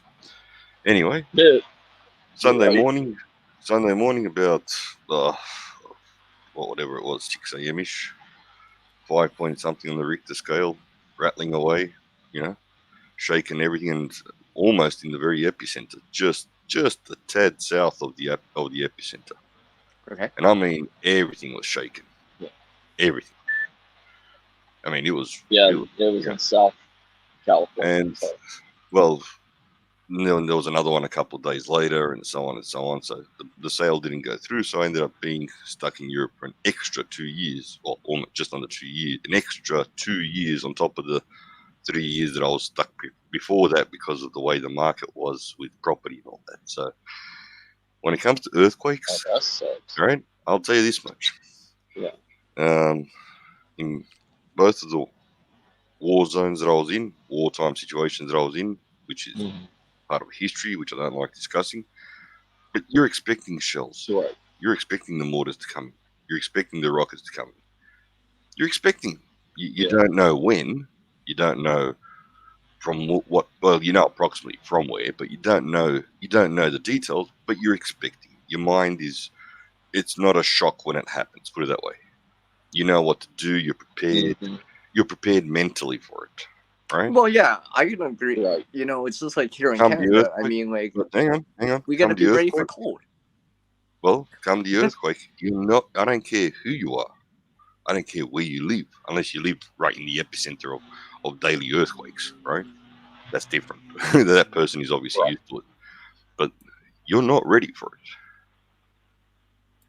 Yeah. You're not. And I don't care how prepared someone is with everything else, and how prepared someone is mentally for it in theory. When it happens, I mean, I saw civilians. I saw people who've never served going to start living in shock, in fear. And I'll tell you the truth, even now when I hear a rumble somewhere, one of the things that crosses my mind is, could it, is that possibly an earthquake? But the thing that really, the thing that really confirmed this belief, this what I'm saying, well, not belief, but these sentiments that I'm relaying here, right, about earthquakes and how we as humans react and so on. In on December 28th, 2019, I think it was, or 28. Wait, I forget. No, 2019. Yeah, 2019, right before the. No, hang on. Oh man, I gotta remember. What? 220, December 28th, 220. Okay. So anyway, that was 219 that the first earthquake hit, right? So on top of that, I had the bloody oh man, these years. 220 March was the first earthquake, the big one. And then in December 28th, south of the city, where I was a few clicks away from the epicenter, right, physically located, literally a few clicks, well, about 5-minute drive, 10-minute drive, depending on traffic. There was one that was over 6, which was felt all the way up through Austria and a chunk of Italy and so on and so on, and some other republics, even in Hungary. And I remember that. Yeah. Anyway, that one, the position of the house that I was in the lounge room or the living room, I had a view of the valley where the center of the western part of the city was, the actual metropolis, so to say. I literally saw the wave coming through. I could literally see the wave happening. And that earthquake, unlike the first one where I was literally in the epicenter, or in that immediate radius of the epicenter, this one, I could feel the house go up and then thump down. You're not ready for that, right? That confirmed that no matter what happens, even in an earthquake, you have 2 different types of earthquakes. And even if you see it coming your way, like a huge wave, well, this wasn't a huge wave, but I could, just because of my geographical location up on the hill and with the view of the city and the whole valley heading towards south, it was like, check this out. Yeah, this is effed up. And by the time I finished that split-second thought, my house was going boom, boom, No, it didn't. Well, the house, again, more rebar in that house than what there was in heaps of other houses. Mm-hmm. But all I'm saying is, in reality, you cannot be ready for everything. Not with your preps, not with your mental status, not with your know-how or anything. The best know-how in any type of situation like that after a disaster is to know how to rebuild, right? The tradie skills, the tradesman skills. But the skill of that kind of stuff to be able to recreate the most logical. Yeah, that's the most logical like know-how to have. Correct. To be able to get back use into what's still available, right? Whatever it is, right? Correct.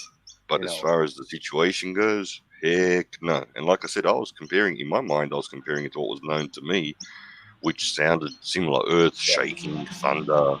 Although there wasn't any shrapnel flying around or anything like that. There was no blood and guts, and there was no people screaming and yelling. But it was. It's just like situations that I know, many of us, if not all of us, would be scared. I think for it hits you, especially if it's your first time, right?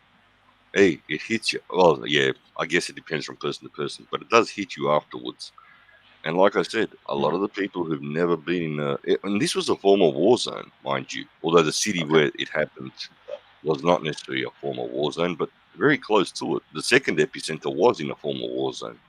The actual shelling, artillery and all that, all that stuff was going on daily there. So even those people weren't ready for it because they weren't expecting it. They weren't, it's not something that you planned for. It's not something that no matter what you do, no matter where you are, you're not ready for it. I guess the same type of logic applies to a tornado. The same type of logic applies to any type of natural disaster, which is a freak. Tsunami. Something that's a freak thing that you don't have time to react to or prepare for, meaning to get the hell out of there. Avalanche. It's the same thing, right? You don't have the time to get out of very fast. Very, very fast. You're not. and very You're destructive. not ready for it. I don't care who you are. You're not ready for it. And again, just like with other things in life from my past, hopefully you get through it. Hopefully you get through it, all right? Hopefully you get through it. And hopefully after getting through it, you have some skills to rebuild, recreate something. Yep, Learn but the how fear to, does hit afterwards, mate. There's this rubble. What can I even do with this? Yep, your mental preparedness is no matter how thick-skinned you are, it does hit you, but it hits you afterwards. Those that get hit immediately are those that would freak out over a bug on the floor, probably. Yeah. Well, everyone can go through some sort of post-traumatic stress disorder, right? PTSD, right? I mean, anyone can. Anyone. And I say anyone, right? That's a little overrated nowadays, mate, if you ask me. But, yeah. You see a bug as a child, and they say, "Oh, PTSD" later on in life. No, well, I don't know about that, but I mean, like car accidents or whatever, right? You might suffer from PTSD or something like that. Something very traumatic, right? Yeah, bad things happen in life. Imagine that, mate. You see things and go through things that build character in you. What are you trying to say, Oz? Nothing much, apart from the truth. Right. It's those two right there. Bad things happen every day? No way. And that part of this. Heaven forbid, yeah. It happens left, right, and center, man. You mean every day is not a Starbucks and and a donut? Oh yeah. Rainbows? Not everything. Rainbows. Cream donuts. Why not? But seriously, in California, it is. Everything's. We're starting a new year, right? So hopefully people are starting to. California. Get ready.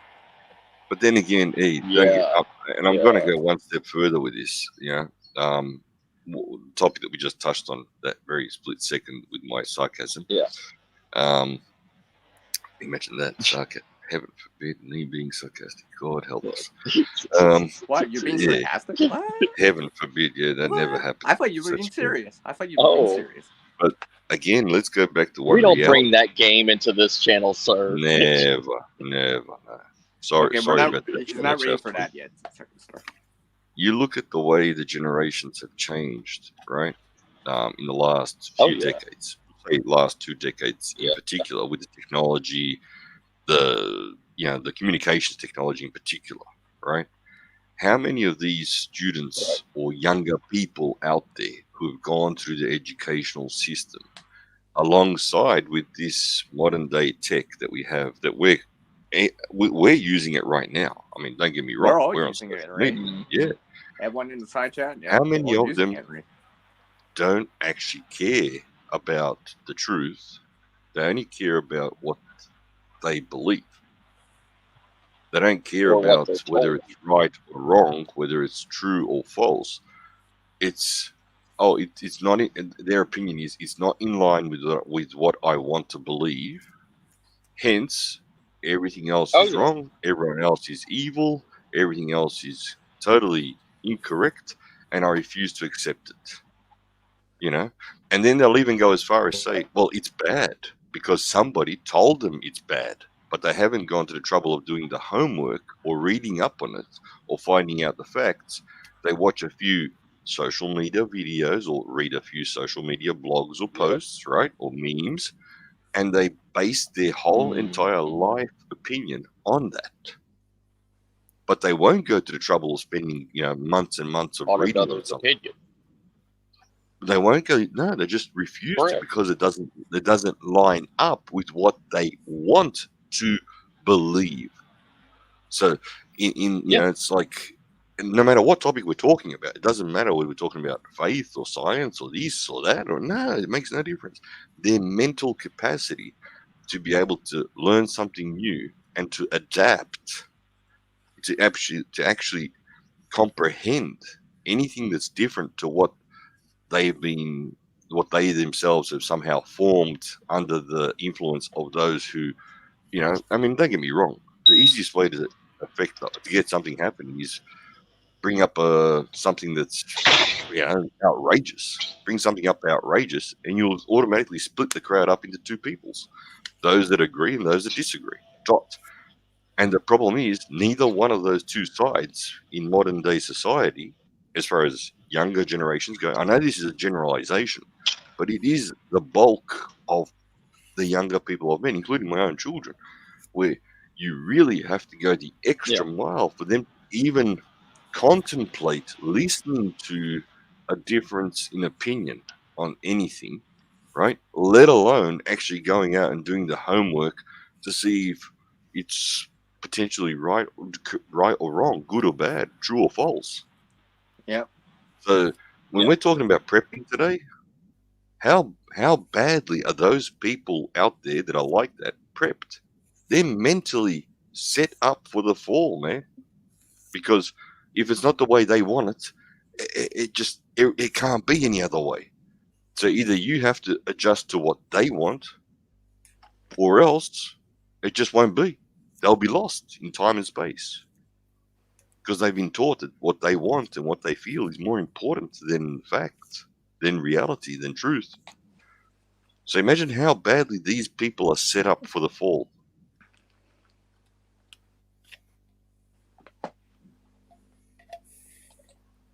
World War III happens. Where are they? They're going to be discussing theory. I mean, reality is there's going to be SHTF all around them if World War III happens. Looks like we lost that second star again. He'll be back. He'll be. Yeah, back. we know how that always goes. He's like Schwartzy. Don't worry. Yeah. But you get my point. Yes. They'll be on a keyboard saying, "Oh, I think this and I think that, and life should be like this as I envision it, and life should be like that as I envision it, and I don't care about what others blah blah blah, because I saw a video on this and I read an article on that, a blog post, blah blah blah blah blah blah." And at the end of the day, or yada yada yada, they are multicultural. There you go. And at the end of the day, what happens? They've set themselves up for the fall because they're not able to improvise. They're not able to overcome, and they sure as hell can't adapt. They can't adapt too, right? Because survival is a lot of time is adapting, right? And because let's say you don't have certain gear, well, you don't have to adapt. Use what you do have to get what you use. What you do have to get what you need in some form or fashion, right? Where it's I got trekked through the snow or whatever, and I'm improvising some snowshoes or something like that, so I don't sink deeper into the snow, stuff like that. Mm-hmm. I mean, I've tried to improvise snowshoes before, at least once. You have to. You're you have to adapt, right? It's just like in any situation, right?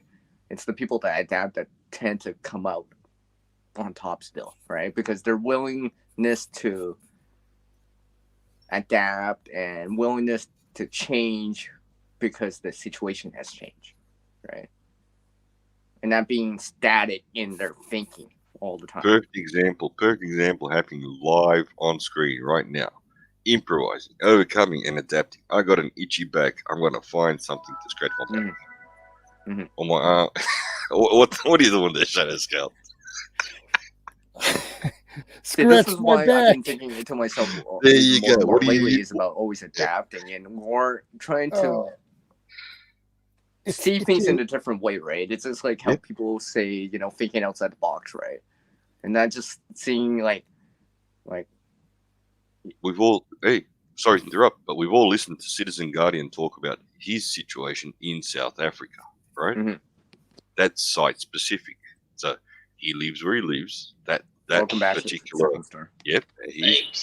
There's no bugging out for him, so he says. So his assessment of the situation there is. That's right. He's a bug-in type of person. Why? Because of what he sees around him. Now, if you listen very carefully to what he's saying, how many people out there have a bug-out bag, which is a survivalist bug-out bag, right? Literally a survivalist bug-out bag, but not a get from point A to point B or get to your relative's house type of bug-out bag, which may overlap a little bit in some items, but the whole purpose of that bag is different. Mine was a survivalist bug-out bag. Like Yeah, it's well, not a your it's situation not a may need that. 3-day. Yeah. But you get my point. So, for Mhm. those of us who Yeah. have actually paid attention to what he's talking about in his given situation, you'll see that Guardian Prepping. Sorry, thanks, Harvey. Changed his name from Citizen Guardian to Guardian Prepping. GP, Guard- man. Yeah, GP. yeah, Guardian Prepping. Sorry, my bad. To his what his society, what his geographical location requires of him, does not necessarily comply to 99% of the videos, I say videos, out there on YouTube about bug out bags. Mm-hmm. You know, Yeah. it's good knowledge for him to have. It's good information, but does it apply to his situation? No. So No. how many other people, let's say in his specific situation with South Africa, are we actually appealing to with the information that we're sharing, the No. know-how that we're sharing? See, and people like that around him will be turned off and say, well, none of this is useful to me because if that happens here, we're stuck. Well, You see my point? like, yeah, like here in America, Oz, they've now changed the terminology of a bug out bag to a 72-hour bag, a 3-day bag. So, and they 72 hour still plus, I call it, yeah, they That's still what I've call been it calling a it more. bug out bag or a survival bag, but it's more like the ones that you see in stores and stuff like that are 72-hour bags that are pre-made. It has like medical, it has like first aid kit in Oh, it. and it has has your size jocks. It has your size jocks and socks in there as well, right? right. It's Yeah. got those 4-ounce pre-filtered water bags in there, like And your what? 10 And of the them. missus, yeah, and I'd the rather have missus one a has the bottle of tampons she water, likes to use and a so on and so container on. of water, I right? could just imagine Yeah. pre-made bug out bag. I put out a community board thing on that, right? About like talking about that, and I've talked to you guys about all of you on panel. I've talked to all of you about that before, right? I mean, obviously, I'm a creator of stuff. Obviously, that's to be given, right? So I have my biased opinion about it, right? I mean, but I also realize if you got nothing and you got no time, something is still better than nothing. But hopefully, you plan better, right? You would plan better and not have to rely on something pre-made if you didn't have to. Something that you put together and took the time to put together too, right? So you learned about it. You learn to use the stuff, whatever it is, right? You learn to use that ferrocerium rod. You learn how to, hey, okay, this whistle or whatever, right? This is a glow stick. Well, the thing is, this is how to sharpen this with tool. With the thing this with is a first most of aid these kit. 72-hour bags, I mean, the most thing with these 72-hour bags, there is no other items to help you. It's all food, water, medical, maybe a flip out knife that isn't even. And remember, food and a water full and medical blade. are important, right? Those are quite important in many situations. Right? However, sometimes you need a little bit more to work with. in the heat of the moment, right? In the heat of the moment, But they could put. But the thing is, most true bug out bags, like what Oz is saying, is now considered an inch bag, a I'm never coming home bag. That's what the real thing of bug out is. Or a bunch, or bugging out, never coming home. There's always other acronyms. I know there is. Yeah. Well, I mean, they do the inch bag now because if you bug out, you are never coming home because there's something that's happened to where you cannot get or you're coming home to nothing. Yeah. Right. Think about these forest fires that invade these areas, right? People are actually coming back to nothing. Unfortunately, Yeah. I'm sorry to say that, but or flooding, they're coming back to nothing because it flooded out. Unfortunately, right? Mhm. So that kind of inch saying, "Oh, well, you can't survive out of an inch bag or for very long." Well, sometimes you're coming back to nothing. Here, If you have especially with the flooding or need, fires. if you have the need to bug out, you are Mhm. literally a refugee. Yeah, And glorified right. refugee, as they say. Right. you are a Hopefully, refugee. like I said, hopefully that's why it's usually should be the last resort. But things like fire and flooding and twisters may, well, I shouldn't say twisters, but flooding and stuff And like at that, or a least flooding tsunami, right? forest Tsunami, fires. water, fire, those things will force you, Well, probably. our Most bug likely out will bags, force you out. our bug out bags here for the Mhm. family. Don't forget, I'm in a family situation, right? Of course, Home of course. unit, Right. family unit. So Many of us it's are, right? Many of us specific. I'm talking about my specific situation. Mhm. Is literally put together for a heaven forbid fire situation. Yeah. It may of serve course. for other things as well, but it's that scenario where you have to get the hell out of your home, right? Because the home, the Mhm. physical home, is in danger of being destroyed, and our lives are More important than the home. Gone. correct. So, your life is more Physical important than things your can be home. rebuilt. Yeah, Correct. right. That's Yes. our bug out bag, and they're Yeah. put together in a way that will suit the children, the missus, and myself, right? Yeah. They're not designed for a survivalist type of situation. It's chuck them in the back of Right. your truck or in the back of the car and get the hell out of there. Yeah. Dot.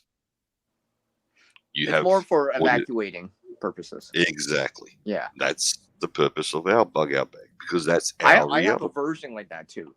I have a version like that too. I have a version that's more like in that realm of evacuating or to go with. So it's not really meant for extreme long duration of time. Like, you know, some of these bags out there are meant for like resupplies. You want resupply to supplement it somehow, right? Or cash or something like that. But you know, something like I'm never coming home bag is probably going to have like the resupply is very limited, if non-existing. See, like my emergency vehicle, it's a 36-foot RV, and that is my bug out emergency vehicle. It's not something that I take on vacations or whatever. It's stocked with, food, water, supplies. Then my inch bag is my outdoor living components to help with that situation. It's I have a home on wheels pretty much. If something happens to my homestead, I can't come back to it, whatever, you know, and I have to take to the road and I have to live on the road. I'd rather have something that is comparable to a home than trugging a 150-pound backpack on my back and see how far I can get, you know? And it used to be an SUV. It used to be my Ford Explorer. You know, I set that whole entire back up to be like a bedroom and a small kitchen. And I had a hammock in it and all that stuff. At least I have some comforts of a home built into it. And you're not feeling like what you and Oz said, a glorified refugee just Yeah. trudging through the weather and not being protected, you know. Mm-hmm. It's And people wonder why I have that like an inflatable pillow or something like that because yeah. if I gotta get a good night, I want to get a good night's sleep if I can. Be well Right. rested too, right? I don't want to be like waking up like I just had a hangover and then Yeah. realize, I oh don't yeah, I'm want to still in this sleep. situation. that's really serious. Yeah. I don't want a rock to be my pillow. I'm I'd sorry. rather not have that if I can help it, right? And there's options out there, right? There's lots of options out there. Yeah. Where And, not you know, you're you bringing can- something or improvising something, right? No. Yeah. Because a sore neck is actually not very pleasant. Especially time and time again, right? It's one thing to do it one night and, you know, nothing's happening, but again, the next night, you're not really getting well rested. Especially if the situation is where you're expending a lot of energy and your endorphins is really high for, you know, because the situation is so serious and you can't actually, per se, rest for a moment. Yeah.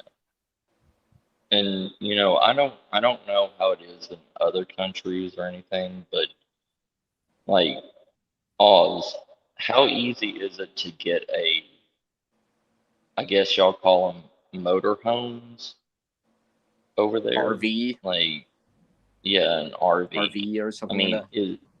No, is that's that rare. something that's, yeah, that's Nah, what I was gonna say. maybe a Yeah. trailer, a camping trailer, something like Right. that. Camp, something But hook up. but even that's rare, right? Not really. That's a fairly common thing among those people that travel from place to place, and go, holidaying like that. It's a lifestyle. It's a holiday lifestyle. Depends.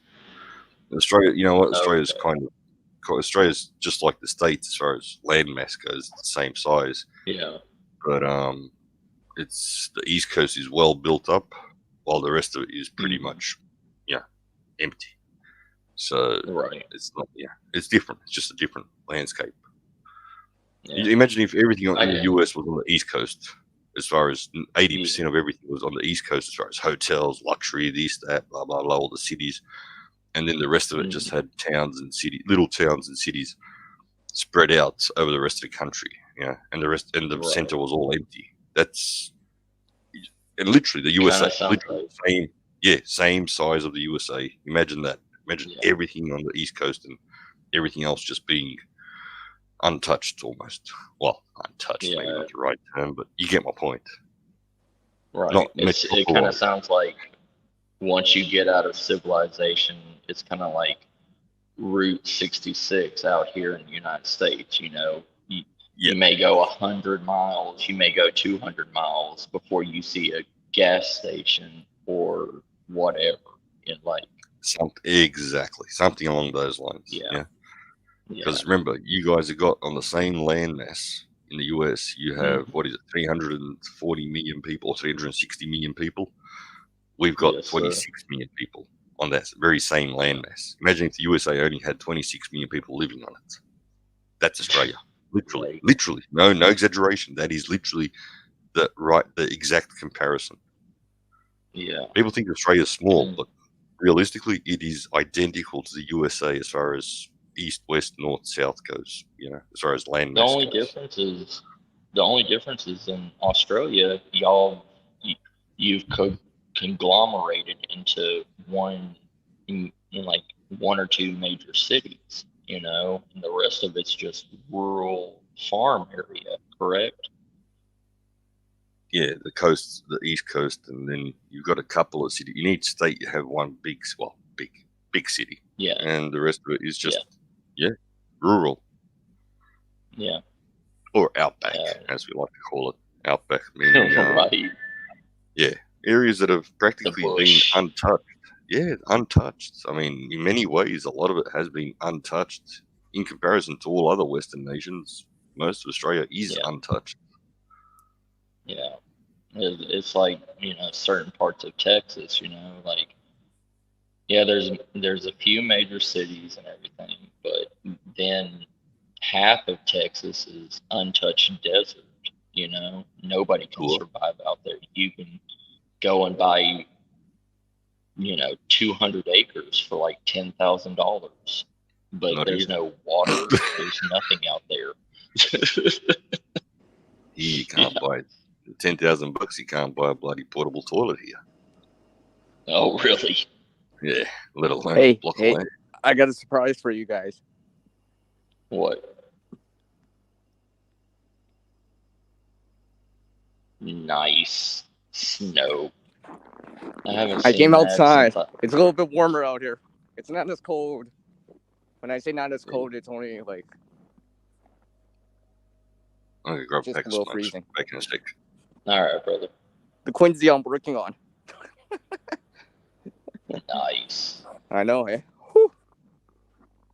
Had to bring the Yeah, bag it's gang out just here. Yay, let's go walking. Okay, I'm see. getting I cold. I'm don't. I going back. don't. See, I don't understand. I don't understand like why America has incorporated RV living for so long. Like it's now a thing with like tiny homes and all that stuff. You know, every day you see somebody making their own homemade RV. They'll buy a U-Haul moving truck and convert it into a motorized apartment. And I mean, I can understand that gypsy lifestyle, but I got the RV for emergency purposes, for if there's no way or anything that I can stay at home. But we are, even though I love the outside, I love camping, I love being outdoors, but there's still something about the feeling of being safe inside of a house, being able to lay down on a mattress, being able to rest or turn on a faucet and be able to get clean drinking water instead of sitting and boiling water, making it clear, having it cool down, then be able to drink. And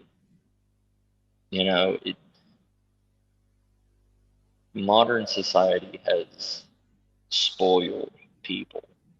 Even the most glamorized survivalists out there, they may make money, starving or being in dangerous situations, but after that 7 days, they're tearing into a T-bone steak at a 5-star restaurant afterwards. You reckon? I think so. And I'm coming I back would. in to warm up. No. Hey, Square. I see you in the chat. But 2020, I thought we have to go back to 2020, and yeah, and it's kind of ironic. 2022, like 2020, and then the word TOO2. yeah. It's amazing just how many people in the last year and a half, 2 years, have literally got an amnesia to what went on in 2020. The panic buying, it's like people are just so. I mean, I can bring some TP over if you want stage frog, for example. Just kidding. I could. I don't get it. I mean, I just don't get it. And I understand that cities are cities, and living in denial. People are living in denial, thinking, "Oh, that was just a fluke, that one-time thing." Yeah, but they don't realize. Well, if it can happen once, it can happen again, and it happened because you're totally 100% dependent on politicians. Not on the private sector, but on politicians, because the private sector is also dependent on what? On politicians. Right. But you also gotta think, they freaked out and bought one thing. Well, in this go around, after everybody was trapped at home and running out of food and couldn't stand the taste of ramen noodles anymore. You know, this go around, it's going to be worse. It's going to be food. They're going to be going after every canned food, they're not going to worry about meat because, you know, that's something that has an expiration date that's quicker. You know what I mean? So you're going to go into the store, and those exact same toilet paper shelves that were bare to nothing, it's now going to be canned food. It's now going to be frozen food. It's going to be that kind of stuff because you know it all. Nobody knows how to cook at home anymore. True. There's 100%. too many restaurants. Well, not everyone. I know someone in here in the chat that can go cook from scratch. Well, He's do on you the have road your right own now. garden? Go fish office. Right. Do you have? Yeah. Okay, but they proved the rule of thumb. The exceptions always prove the rule of thumb. So, by you saying I know one person here in the chat who can do this, right, actually confirms the fact that's being stated by Second Star Survival. The vast majority don't. Right. Yeah. I mean, for every one person that does, there's 1,000 that don't. So, Skip the dishes. you know, yeah, so it's easier and quicker for somebody to open up a can of condensed soup and put it in a bowl. And nothing wrong with that. put it I'm in a not saying there's microwave. anything wrong with that. You know. Well, There's a I time and know, place but for I'm that, just saying. right? Yeah, I'm just saying You that's know, the I mean, norm. I'm pretty sure we've all opened up a can on board, you know, but Yeah, Oh, yeah. but some of us actually know how to cook like Well, you have to rotate your actual prep. rice, right? Or cook an actual per se See, set something up, right? Where you're sauteing like mushrooms, cutting up vegetables, and actually kind of doing that stuff. that's the thing Right. that's the perception that we have to try and break out there among the people who have been influenced by our mainstream media or the ignorant people who haven't done their homework on prepping. They don't understand that the preps, the food supplies, are being regularly consumed. You're not buying something and storing it. We're not the Chinese government who has now accumulated well over 50% of the world's grains, and they're keeping it for, heaven forbid, World War III scenario. Right. Quotation. Mm-hmm. We are people living and consuming these items that we are purchasing, and we're rotating them so that we have the supply is constantly not only being added onto, it's also being consumed for our daily needs. I mean, our requirements. and that's the thing. We're not hoarders. We're not just shoving stuff into, safe places or into every nook and cranny. Yeah, exactly.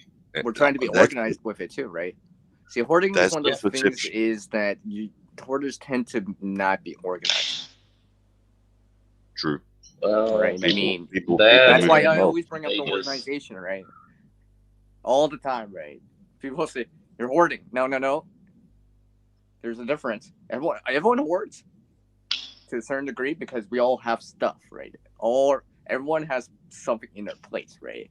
Unless your room's totally empty, we all got something, right? But the idea is to make it more organized so it's not like a mess all over the place, right? The more organized it is, and we use and we cycle through it. Well, no, we use every empty space that normal things cannot, like normal furniture and stuff, cannot go to. Yeah, you're using a vertical space as like the shelving that Shadow showed and stuff like that, right? That's a way of like organizing better, right? So it's not just on the ground. Yeah, so if we can teaching. Look, going back to the topic of getting rid of these what are they called, preconceived biases that many people have due to a lack of information that they've been given or that they've seeked out. That's one of the biggest things, one of the biggest challenges among everybody in the world. I mean, the world has, like you said earlier, we're spoiled. We've all become accustomed to just drive down to the shops and buy what you need. It's always there. If it's not available at one store, it's available at the next shop store, so on and so on. Or just you get a rain order check. Exactly. So it's one of those things where we're spoiled. We've become way too accustomed to it, and we've forgotten the ways of life up until the 70s or 60s and 70s in most of the Western world, right? Yes. And up until the 2000s in the Well, former let's just Eastern say the Bloc. 1900s, right? Oh, no, the 1900s, former, we start to have electricity, lights, and yeah, but hey, hang on. No, Okay, the freezer, fair enough. the change in technology didn't change the lifestyle. The freezer just made it easier for people to prepare for the winter times, for the bad times. Yes. And I saw that in Instead action of- in the former Eastern Bloc, where this was an active part of life for the vast majority of people, whether they be suburbanites or country folk, makes no difference. They literally had to live like that. Why? Because they didn't have the luxury of going to the shops and buying whatever they wanted, whenever they wanted. It wasn't a case of them being poor. It was just a closed economy. The former Eastern Bloc was a closed economy. It's no comparison to what China is. Although China, you can compare some aspects, but the modern day China is no comparison to the former Eastern Bloc as what we knew it during the Cold War. These people in the former Eastern Bloc were living the prepping lifestyle of the ordinary human, what we now consider prepping, but what was a normal life need up until the 1960s and 70s in most Western countries, where you did need a pantry, decent sized pantry, where you did need a freezer, quotation marks, adaptation with the tech that we were mentioning, but to survive. And some of them still use the root cellar, correct? Correct. They used all basements often enough replaced the root cellar, so to say. They had a basement. Okay. Now you got the entertainment room instead of having like this uninsulated room that you would put food in. Correct. And I've seen the change. Both, by the way, I still have both. I've seen the change in the former Eastern Bloc over the past 2 decades, where the westernization or the consumerization type of the consumer mentality started kicking in, where people were like, oh yeah, we got everything now, and we might not be able to afford everything, but we've got it at arm's reach, and we don't have to, we can get whatever we want, quotation marks, whenever we want it. And that's the thing, and we've also, like in the Western culture, we have transformed into a disposable society. Yeah, don't get me started on that second story. I can go on for an hour. Right. I could go 8-hour stream just talking about that. Well, everything. I almost did that on their day. Yeah, I mean, everything is made to be thrown away and rebought. Disposable razor. Because something that's bought again and again makes money. Just the way it is, right? ShadowScoutSwede, he's the man with the experience and the direct knowledge there. He works for a supermarket, for a chain store. He understands. Right. He's an eyewitness. He lives it. He delivers these items. He's taxed just in time. Everything. Schedule. Yeah. So if anybody so what's knows your opinion on it, Shadow?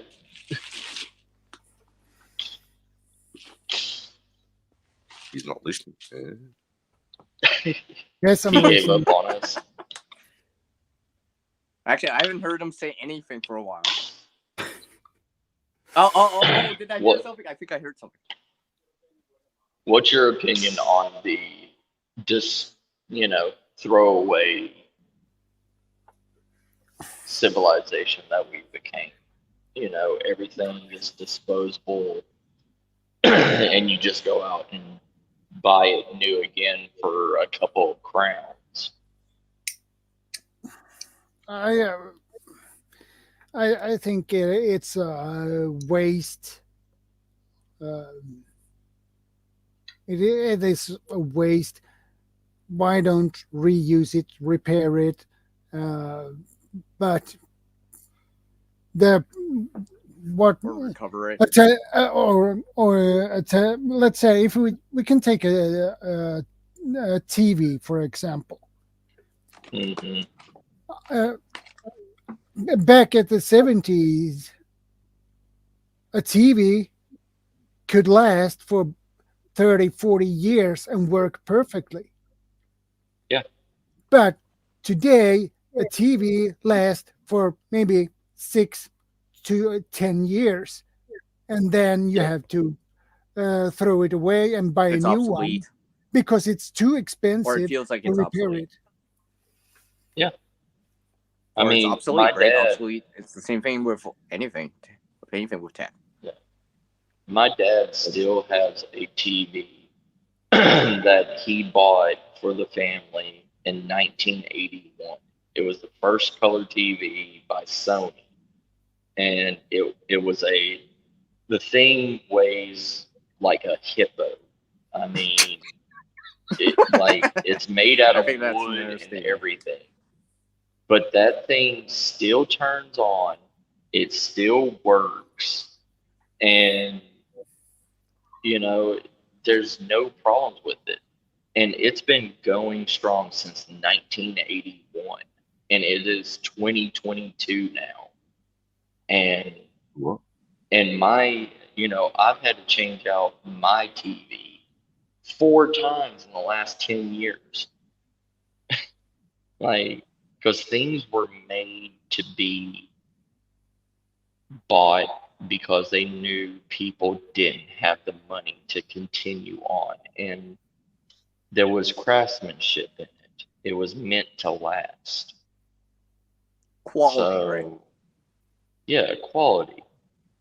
And that's a thing that Not saying there's civilization nothing wrong has. nowadays that doesn't have quality, but some things are Yeah. kind of like, I'm paying what, $300, and it's all plastic. Yeah.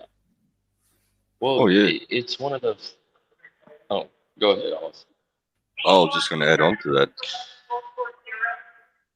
Wait, Yeah. where's the noise coming from? Is that from me? It's my radio. It's coming Oh, from okay, this side. okay. Sorry, I apologize. I was just like, what the Yeah, fuck? I'm at work. Like Sorry, guys. ghosts in the background somewhere. Yeah, it's all good. It's all good. Voices from above. Are they in my head again? Who's this person on the stream with us? I was gonna say, but look at just how. Yeah, just look at the made-in tags on items, made-in declarations. Where are they made in? Yeah. And I'm not picking on. I'm not. I'm just hitting on reality.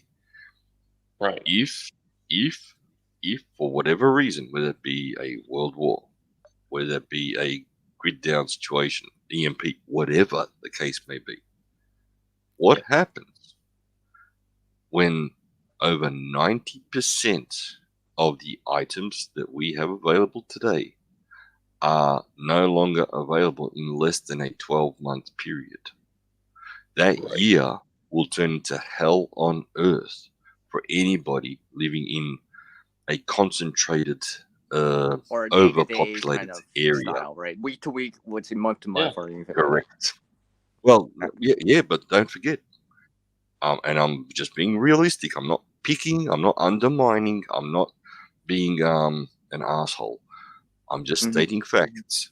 People Right. who live in urban areas do not have a choice in lifestyle. They have literally Yes. put themselves in a situation where they must comply with the needs of that area, and that is to be able to go to the store and get whatever you want when you need it or when you Mhm. want it. Right? We'll leave the want out of it. Whenever you need it.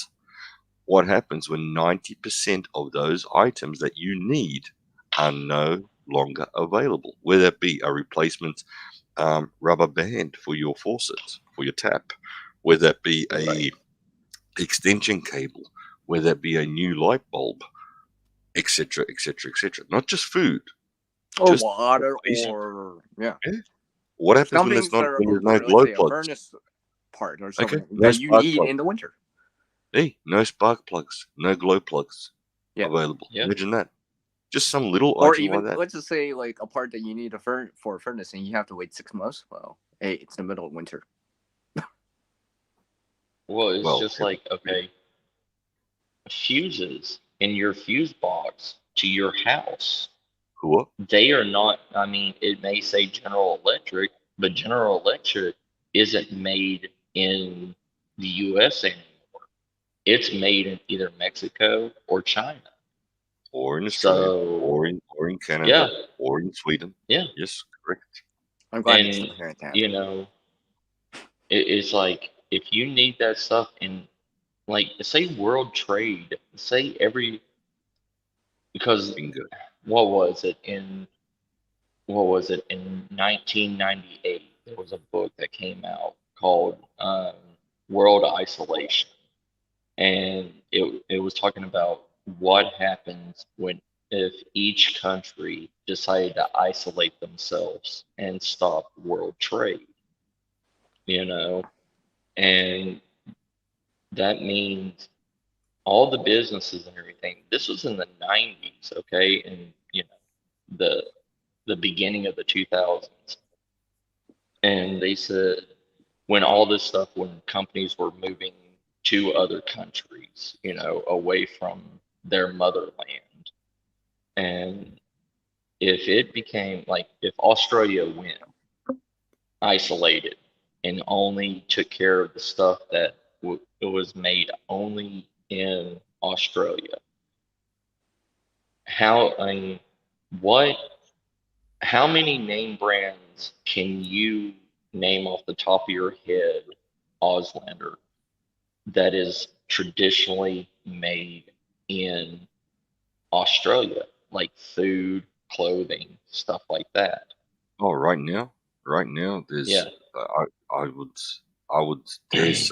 I would dare say, and to be a little maybe extreme in what I'm about to say, that there is not one single product in Australia that is 100% homegrown, including crops, because the seeds themselves are not they're not natural. They're GMO, which means they're Right. produced by these huge manufacturers. So the crop producers, Mhm. in all cases, in 99.99999% of mass crop production, food production, should I say, rely on industrial products which are produced who knows where, under what circumstances. And so even what used to be 100% homegrown, the seed that you sow and the rain that falls and the sunshine that's the 100% homegrown product, is no longer 100% homegrown. And I think that I can apply that what I just applied to my own home country and my nation can apply to every single Western nation out there. Yes. And that's what I'm trying to say. Like, if each country went into isolation, it would take the professor that wrote the book. He said that to rebuild each country's own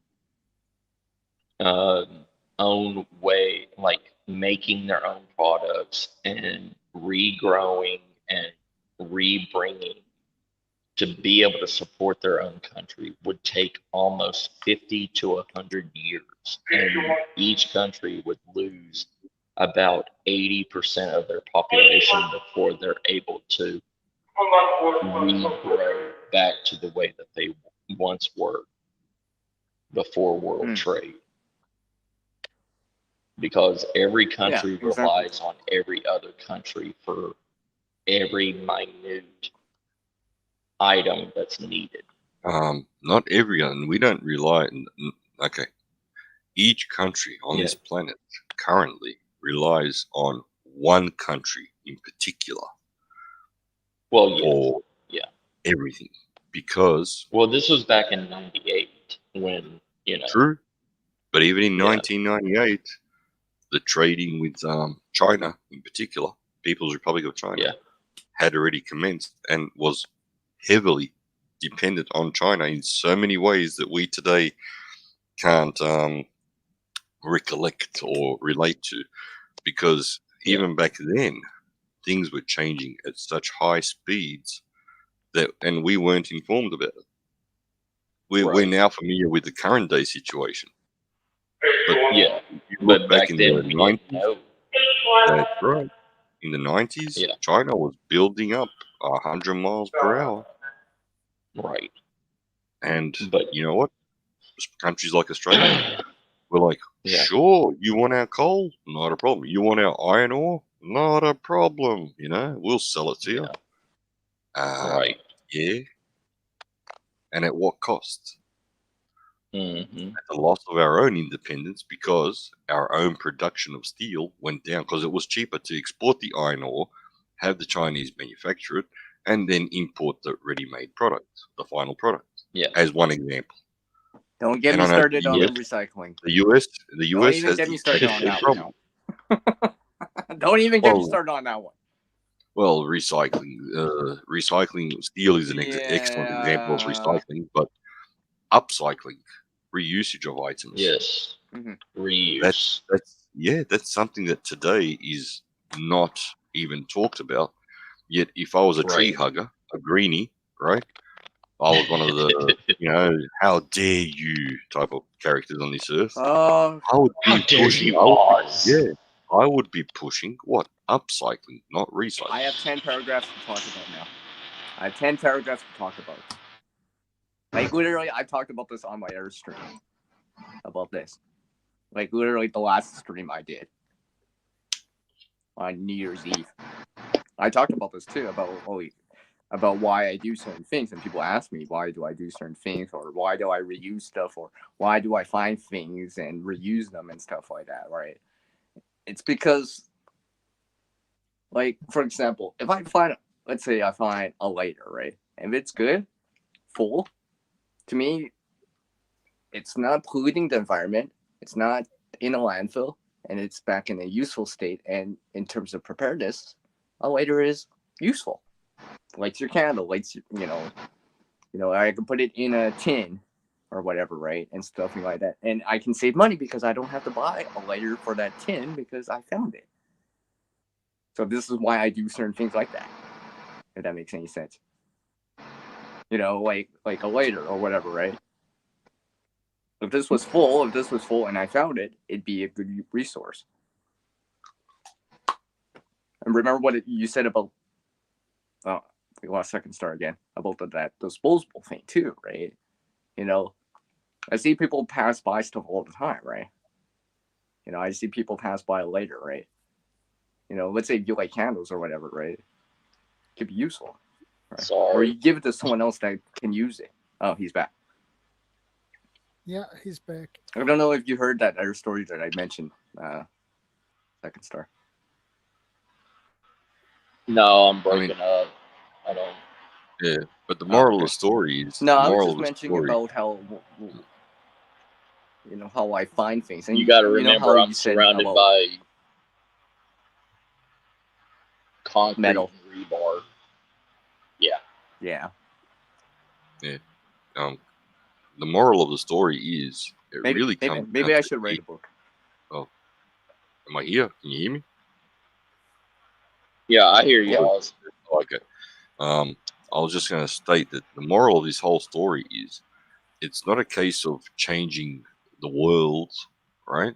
It is a case of changing yourself and the way you live your lifestyle.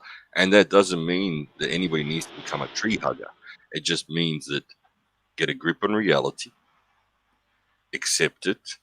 Once you face reality and accept the truth around you, then you can move forwards because you're no longer living in denial. You're no longer living a lie. You're not fooling yourself or anybody else. And once you get to that mental phase where you actually understand that, oh, heck, life is not like, what did we say earlier? Donuts and coffee, all day, every day. Well, Yeah. No, I said lollipops and rainbows.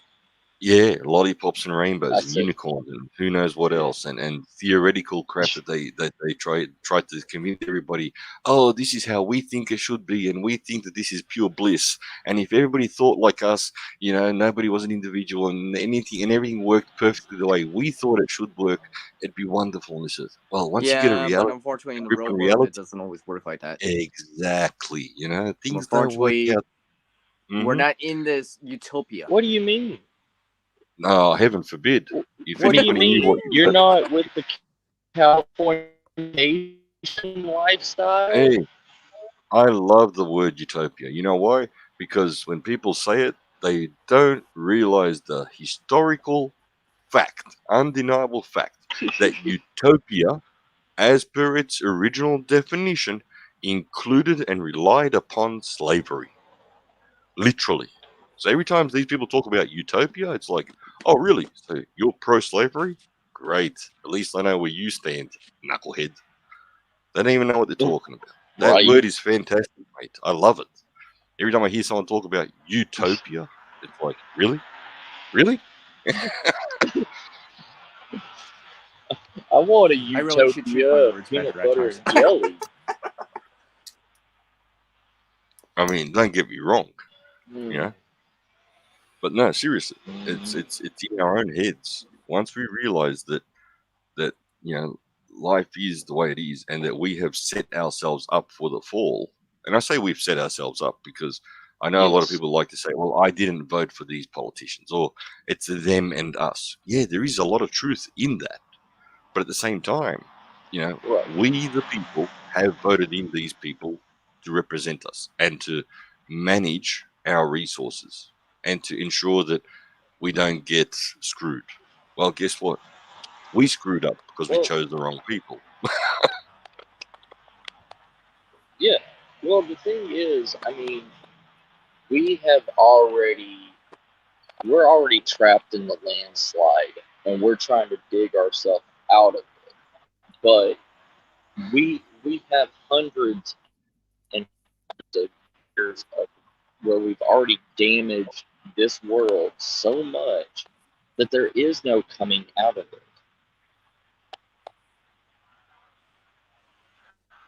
Is that a banana peel?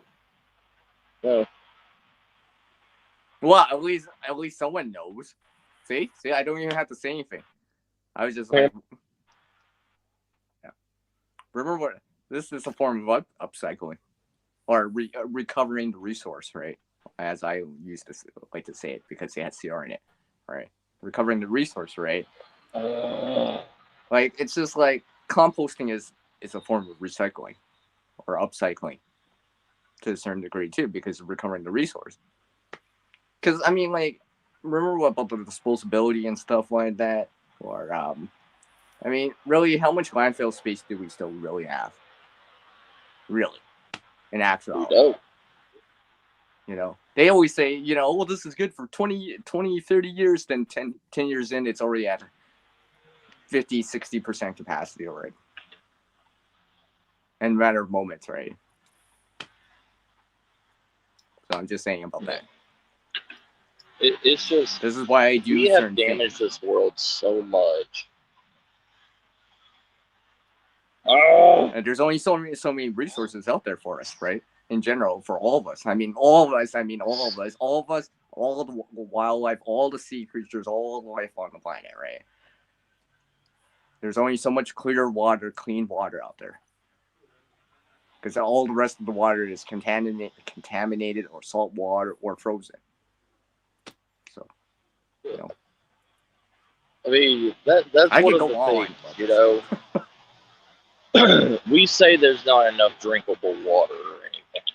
But with our technology, we should be able, but our government will not fund there was a group of researchers from Harvard. Well, it's the people that run it too, created.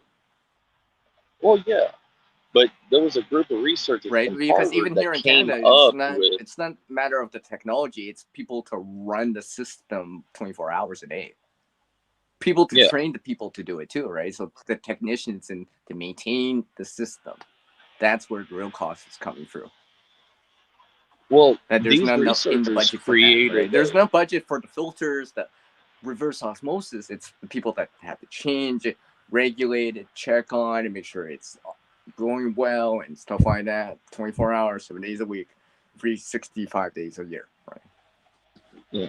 Well, these researchers, they created a Tesla free energy where you only had to check on these machines once a year to make sure that they're still doing their job and to update the system. But but it was a saltwater filtration plant that was supposed to bring salt water in and to filter the water and everything to have purified drinking water for states and for countries that don't have a mass amount of drinking water. And they were going to do they were going to do it. They just needed the government of the United States to okay it and governments of other countries to okay it. But their politicians said no, because they said they did not want a hulking structure on the outside of their, country. That's like with stuff like wind farms and stuff like that. Oh, no one wants it in their own backyard, kind of deal, right? I don't want to ruin my view out there, right? Whatever it is, right? Nuclear, all this other stuff, right? I don't want it in my backyard. Put it somewhere else. Yeah. No one wants it in their backyard, right? No one wants a landfill in their backyard. Yeah. Right. Put it somewhere else. Right? Out of sight, out of mind, that kind of thing, right? That leads back to the disposability, right? It's just like, and I see it too from time to time where it's just like, we show younger people, children, stuff like that. It's like, no, don't litter, right? Throw it in the garbage, and stuff like that. And I'm trying to show people, younger crowds, Yeah. There's an excellent meme put on it that in out the blue there. bin. Hey, there's an excellent meme about how they banned plastic straws, right? But it shows people literally standing next to the sea line or shoreline holding masks and rubber gloves that are now overwhelming the oceans. Face masks and rubber gloves. Yeah, but the meme says it's a good thing we banned plastic straws. And the thing is, I reuse these. These are, some of them are reusable, but I actually do reuse the straws too, right? And there is those fire straws that people do and stuff like that, or put their, whatever things inside, right? Just keep them sealed, right? So I support that because that's a form of reusing, right? And the straws, I mean, yeah, there's our options, but they're different, right? Depending on what you want to use them for, right? Bamboo, paper versions, metal, glass, right? Because metal ones heat up, so you're not, or get too cold or whatever, right? Or they're too stiff, so you can't bend them. Paper ones, may not be suitable too. So. It changing the product does not change the way people live their lifestyle. Just because a product has been now replaced with the straw example. The plastic straw was replaced with the paper straw, for argument's sake, just as an example. People still throw that paper straw away into a rubbish bin with plastics and glass and this and that and blah, blah, blah. Yeah, well, you know what? I'm not even joking what I said earlier. Oh, no. Not even joking. We believe it. I'm not even joking. Oh, and you notice how I'm reusing a VHS container? But you get my point. I'm still reusing. It comes down to the individual. Do we compost? No. Why would a person in a city compost? We can give 101 reasons why they should, but will they do it? Even with all the logical arguments put forwards, would they do it? The answer is most likely no. And I'm not talking about people in high-rise buildings. I'm talking about people with their own little backyard. And it always seems to come back to like something like time, right? Oh, I don't have time. I don't have time for this. Yeah. Yep. Or they just say, "Oh, no." That seems to be always the big thing, right? Oh, time. I don't have time. I don't have time to. I don't have time to text support. I don't have time to do this. I don't have time to grow something. They also blame landfills. They say the landfills should be the ones that's doing all the recycling and not us, because that's a chore that takes up their time, their energy.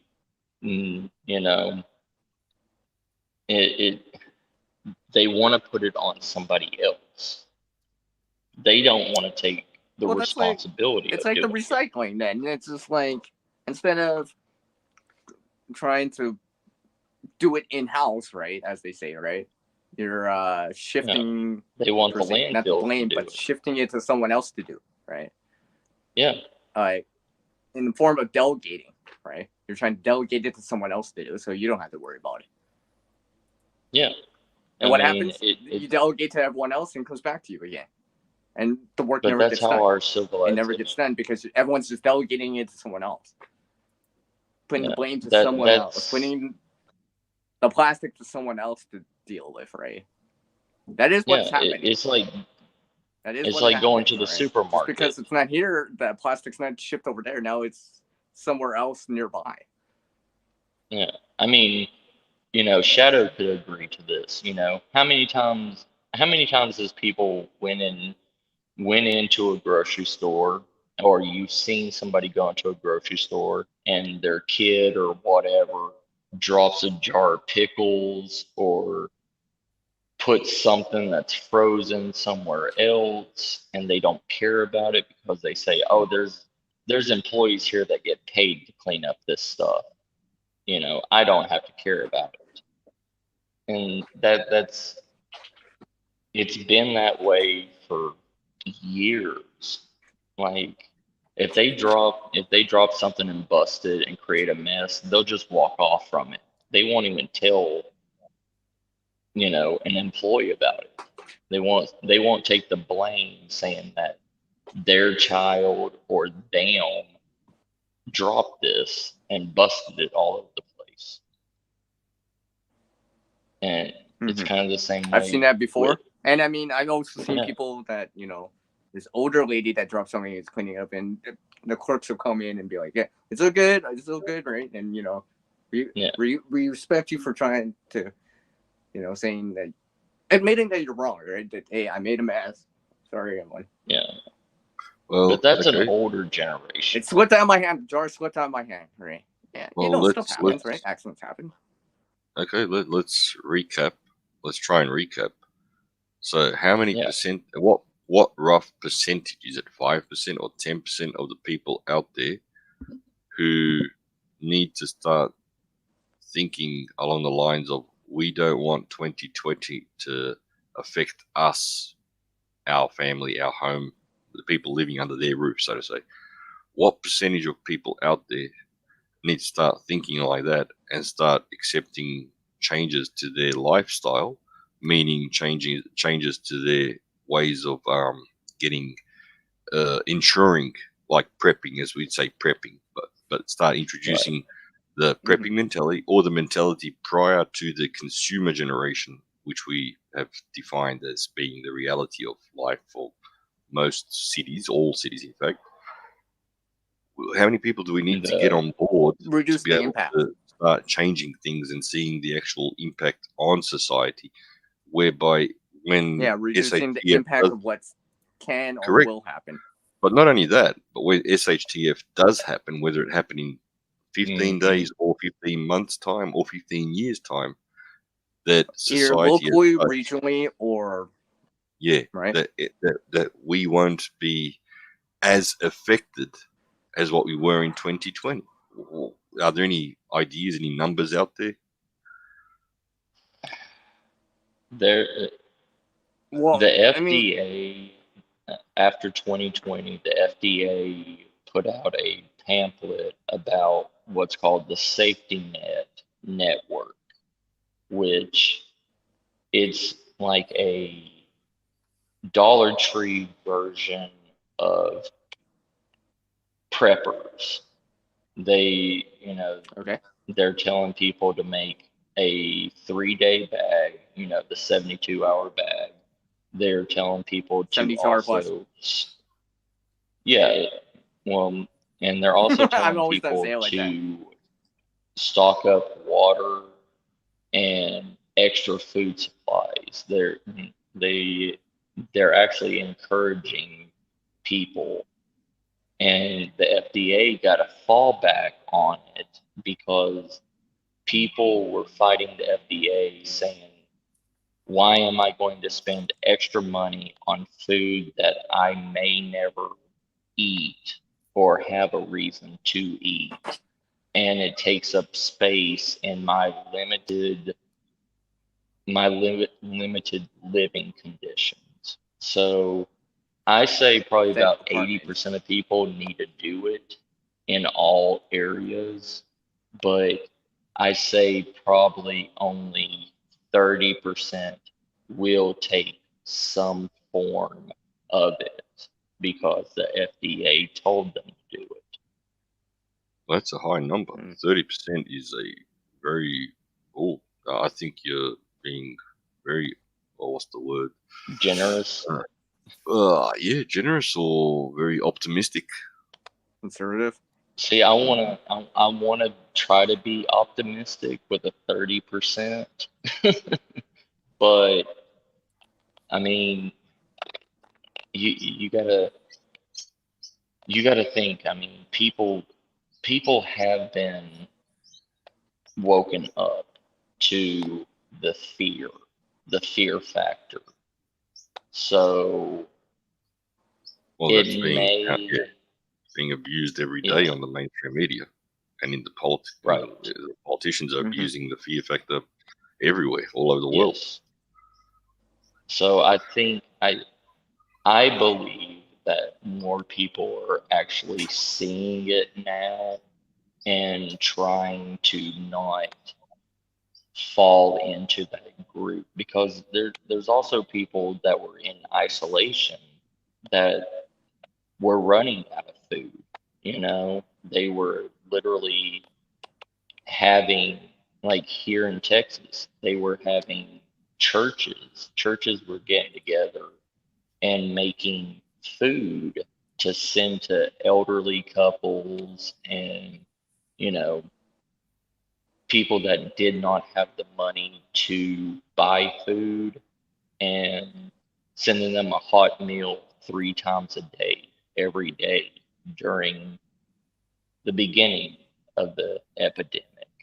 So And the thing is, you see stuff like that still happen, right? I mean, for our situations and stuff like that, where people will come together, right? Even if those twisters in Kentucky, people actually came in with their barbecues, and it's like, oh, I'm gonna help some people out here.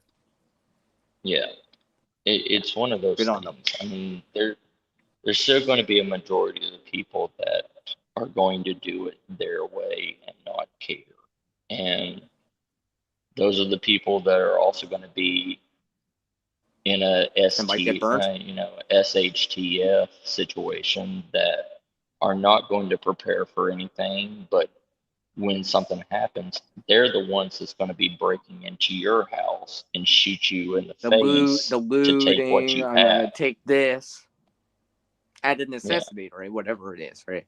Or that kind of, oh, hey, something happened, I'm gonna take this TV instead. Yeah, no, I think it's going to be more that they're going to go in there and take your food. They're going to go in there because they're going to go to the grocery stores, and the grocery stores are going to be bare. So starving stomachs make starving decisions. Welcome back, Oz. Yeah. I'm just gonna add something in here. What you were saying about the food, about gathering it, or the food's gonna go to waste, or the space thing. Well, that's why you prepare things in advance that you want, food that you will consume, that you know you will consume, right? If you don't like rice and beans, then whatever, then grab something else, right? Something else. Yeah. Let's say it's pasta. You like pasta, then stock on that. Right? So that pasta can go for a while, right? You don't like soy, then don't gather soy stuff. Sweet, can I ask you a question? Yeah, can I ask you a question? Shadow, can you hear me? Yeah.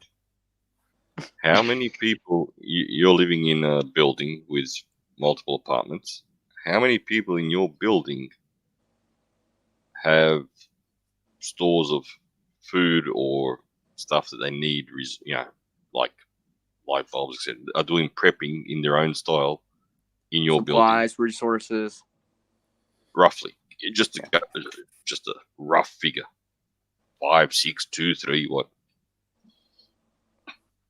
Well, in my building, it's probably only me and my wife who has something put away, stocked up. The How many others, You don't see anybody bringing like an extra bag with them when they go to the grocery no, store. no, they How many buy people only. roughly in the building? Let's see. One Or how many homes? How many apartments in the building, should I say?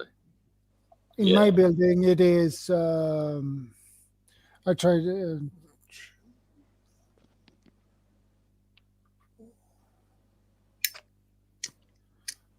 It's 7 At least apartments 20.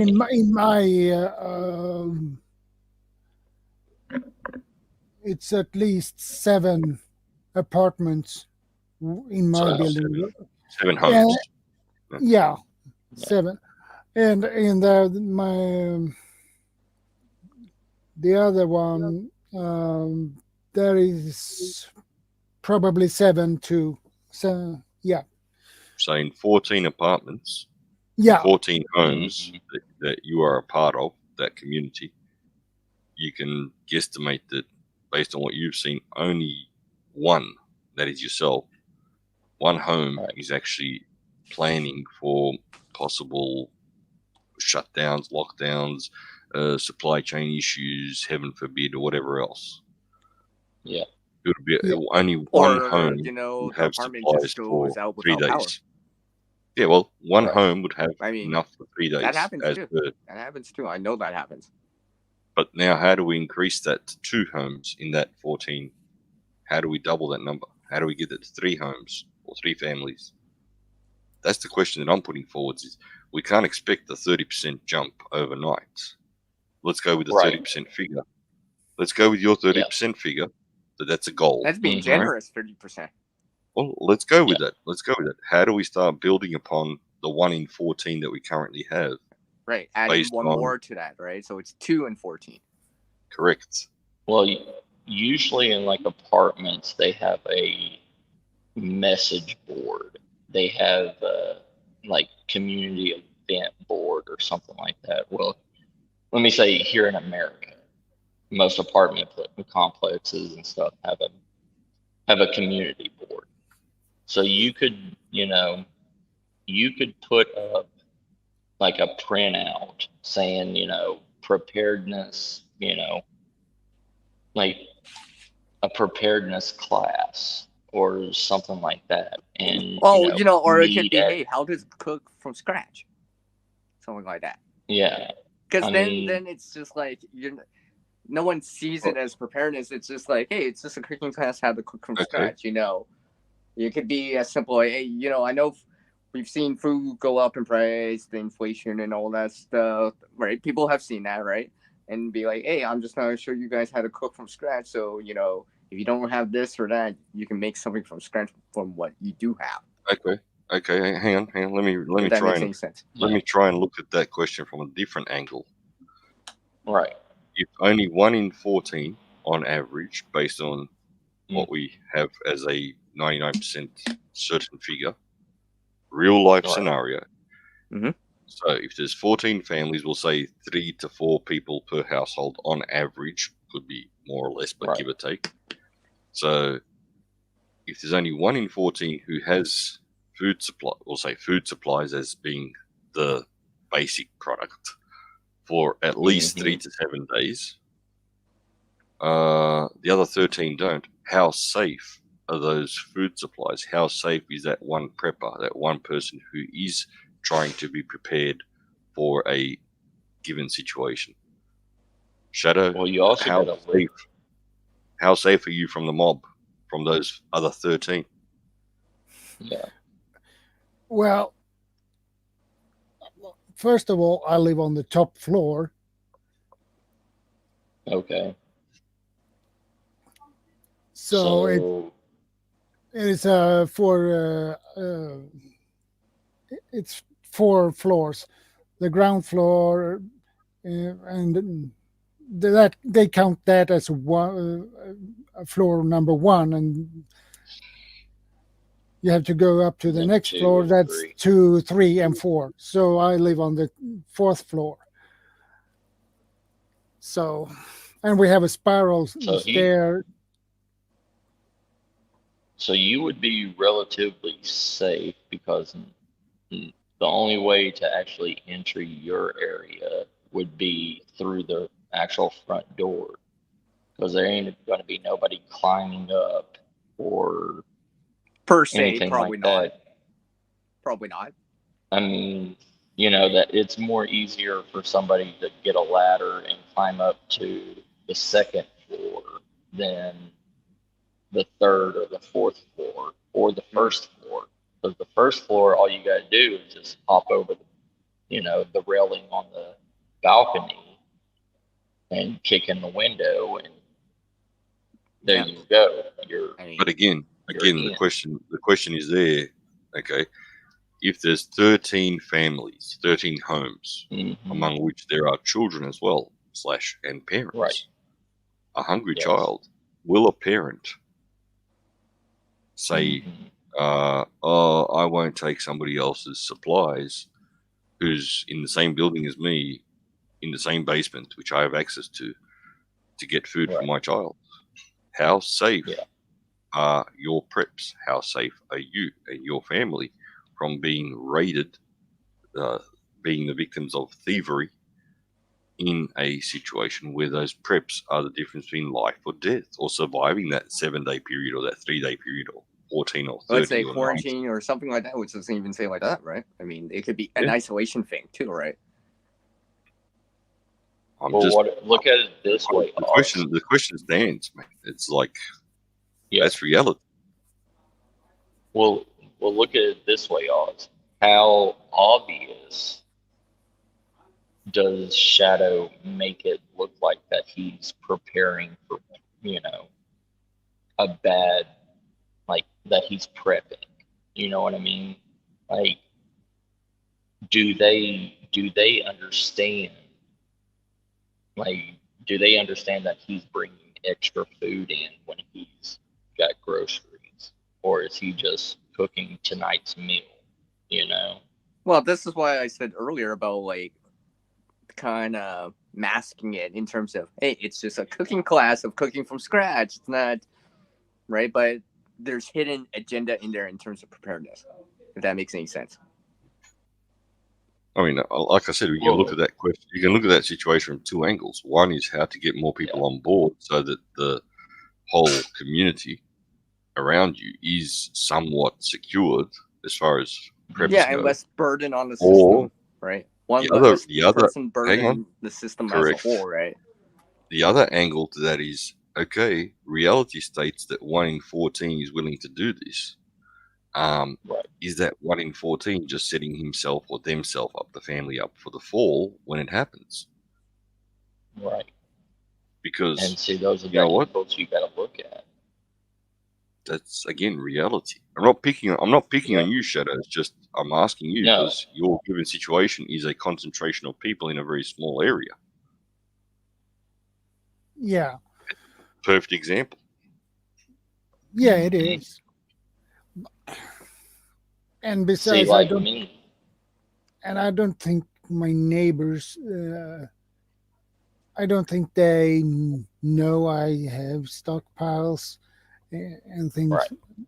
I don't think so, because most people shop for 1 week. Yeah. Some shop for a month, and I buy enough. If they see me get back home with, let's say, 4 bags with groceries, well, he shopped for 1 week. He bought groceries for 1 week, probably. Yeah.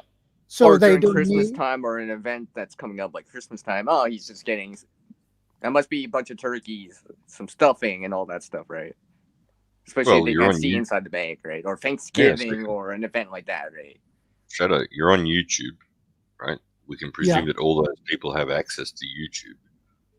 You're living in a small area, or in a concentrated area, where you have, like you said, one entry, one exit, basically. It is one entry and one exit. Yeah. So basically, there is no way to hide what you are carrying with you, apart from disguise it. Shopping bag is a shopping bag, or box is a box, regardless. So somebody is bound to see you enter and exit, whether it be through the window when they're looking outside, or whether it be somebody going down through that entry exit at the same time or that you're entering. passing by you at the same time. Yeah. Right? I mean, like, so it's no secret. You can't hide the fact that you're bringing stuff in. They know that someone's bringing something in, right? Correct. And word of mouth. I mean, word of mouth. So add all those factors in there. You've basically made it well known that what you're doing is not identical to what the rest of these people are doing, because they're not living the prepper lifestyle. They're not preparing. They're not stocking up on anything, quotation marks, or their lifestyle is not a lifestyle that is identical to yours or similar to yours in any which way. You see my point? So that's why I'm saying there's two views to this thing. It's like, okay, one view is, can we get more people on board to face reality and adapt to the current needs of life as we know it in 2022 now, which is a direct result of what we've seen in 2020, and know that it can happen, it did happen, and it will happen again if we face reality that we're looking at in the world today. Because just because China's doing something, there's no way known that anybody in Sweden or in Australia or in the US or in Canada or anywhere else for that matter can say, oh, that doesn't concern me, it won't affect me. Yes, it will. We've just confirmed that we are totally dependent on China for everything. And I mean everything, regardless of what we look at. Whether it be technology, whether it be day-to-day items that are needed, to you name it. 90% of the items that we need, tools, out there, steel, correct. 90% microchips, plastic, glass. We can just keep going on and on with that list. Silver, correct. Gold. So like wood. You can look at the situation I can go on and that on. happened in Venezuela. Like you can look at what happened in Venezuela. I mean, farmers were being attacked and being stolen from because they thought, there's food sources out here. We can just go and raid and take whatever we want because the marauder what are they going mentality? Look at Chaz. Hey, look at that Chaz thing that went on in the US, that whatever they call themselves. I don't know. They raided all the stores. They started raiding. We won't go into the raping and attacking and physical violence side of things. Right. That increased by 700% or 7,000%. Oh yeah, it was crazy. So the ratio of crime increased by in the hundreds, or if not in the thousands of percent, so multiples. But what did they end up doing? They started begging people to send them food. Right. Chaz is a perfect example of a concentration of people which are ruled by in a situation where supplies, private property does not matter. The individual does not matter. You are nobody. I am nobody in that situation. I am a target just like you are. It's cannibalism in a not eating human type of situation. Yeah, they're cannibalizing. Like a zombie, like a zombie. Yeah. Outbreak kind of thing. TWD. Alive. Yeah. But here's the thing. Okay. A zombie takes your life. A cannibal will eat you. Yeah. Well, what's the difference? The fact that he eats all your food supplies and puts you in a situation where you're going to die of hunger, or he's going to kill you by eating you. What's the difference? Right. And the same thing with a zombie. It's just the way of doing it. It's different, but the end result is still the same. Well, here's the thing. Okay. Preppers, like old school preppers, have always been been secretive about what they do, about what they were planning for, what they were stalking for. Ops back, And operational like security. here in America, they've always been soloist, you know. It's only in the recent wolf. times of technology has the prepper mindset actually became more open. You know, people showing their stocks, people showing all this stuff. If you were, if you were, say, 100 years ago, somebody would shoot you if you went around their storage barn or their, you know, anything that they had that was, you know, a safe zone Valuable. for food for their family or anything. They didn't care. They didn't care if you were out starving. They weren't going to help you because they're taking care of their own. Yeah. The Maybe like, oh, that's your problem, not mine. right. But now the majority of it is to be open. Be open with what you're trying to tell them. Because, like for Shadow, he could go to the message board on his, you know, community or whatever, and put up, what was that Bulletin board. article that you were talking about, Shadow, about the farms and everything that were shutting down because of like financial problems and stuff? Like you could start the topic with something like that. You could say, look, we're running low on resources. Our local farms, stuff like that, are, you know, being shut down. We are going to be running out of food soon.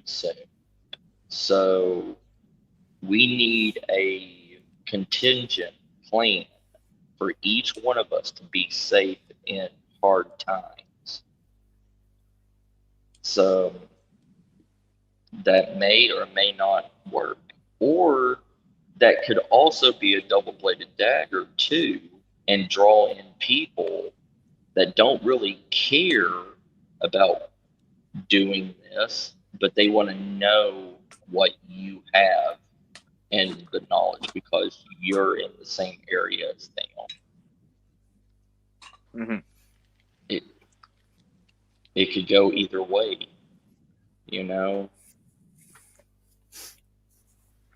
Well, that comes back to the Well- topic of the modern day mentality of if you're not living life the way I think you should be living life, then you're wrong and I'm right because I feel that this is the right thing. I don't care about facts. I don't care about reality. I don't care about the truth. Yeah. I just feel that this is right for me, and therefore you have to adapt to my feelings, and that's it. Mm-hmm. You know, it's what you're doing is bad because it's not the same as it's not the way I envision it as being. You know, it's like, and why? Because I watched a video about it. You know, or they told me I was special. Right. Yeah. Right. You get my point. Hey, Second Star, can you make a video and saying that I'm special? Okay, so this is a apartment complex. Yeah, it is. That is what I'm gonna. Okay. You have one. You have one entrance here, and one there, Right. and on the other side of the here around the corner here, you have 3 different entrances to Okay. yeah, it's A, B, and C. Okay. Yeah. Okay. So A has 1 entrance and 1 exit. It's the same. The exit and entrance are the same. So Gotcha. yeah, so that is. I just want to show you and how our So complex looks like. everything's encased into that one building. The one entrance, the one exit. Yeah, one way There's in, no one way out. alternative routes. You have one way in, one way out into the building. That's weird. Unless you don't want to get out that way from the balcony. But I don't think you Yeah. want that. No, So I'm good with. this is the whole area, basically. Okay, so You have more. really out apartments. there. Yeah. So It's this very is also European. apartments. You're looking at Europe. Wow. Well, Everywhere I've traveled in Europe, Yeah. I've seen those types of apartment buildings all over the place. Really? Yes. 4-story high on That average. close together. Huh. Yes. Even closer in most cases. So you don't. yeah, remember So space in is a a premium, right? At times. Well, I'm looking at you're in more condensed of a place with humans than like in a city, because you're out there, but across from you is another apartment complex. Then you have to deal with everybody else that's around your vicinity, and you don't have to just worry about them, but you have to worry about everybody else that's In on the the other neighborhood, side. right? You got to look at it like Yeah. a neighborhood. It's just not your immediate neighbors. It's 2 houses down, 4 houses down, right? So it goes from being 14 people now, Oz, to however many people. 140 people. Both. Hundreds. Could be Yeah. hundreds. They're not Easily. 14 homes, not 14 Right. people, but 14 homes. So In 140. 14 homes. In one Well, I meant entrance, 100 homes. at least in my building, I live on the B entrance. So Yeah. there in the B entrance, there you have 7 apartments, and A has the same. Okay. And That would be the. and the big complex on the opposite side has on the ground floor. There you have maybe, I think they have 1 apartment, and then on the first floor, the second floor, you have 3 apartments, 1 to the right, 1 in the middle, and 1 to the left. And the next floor has the same. Next floor has the same. Okay, so 1 main one on the floor, then 3 going up on each other floor.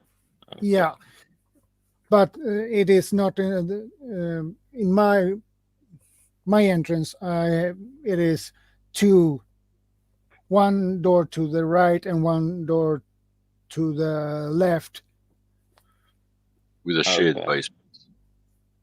So that is only 2 apartments per floor. So wait, it's a shared basement?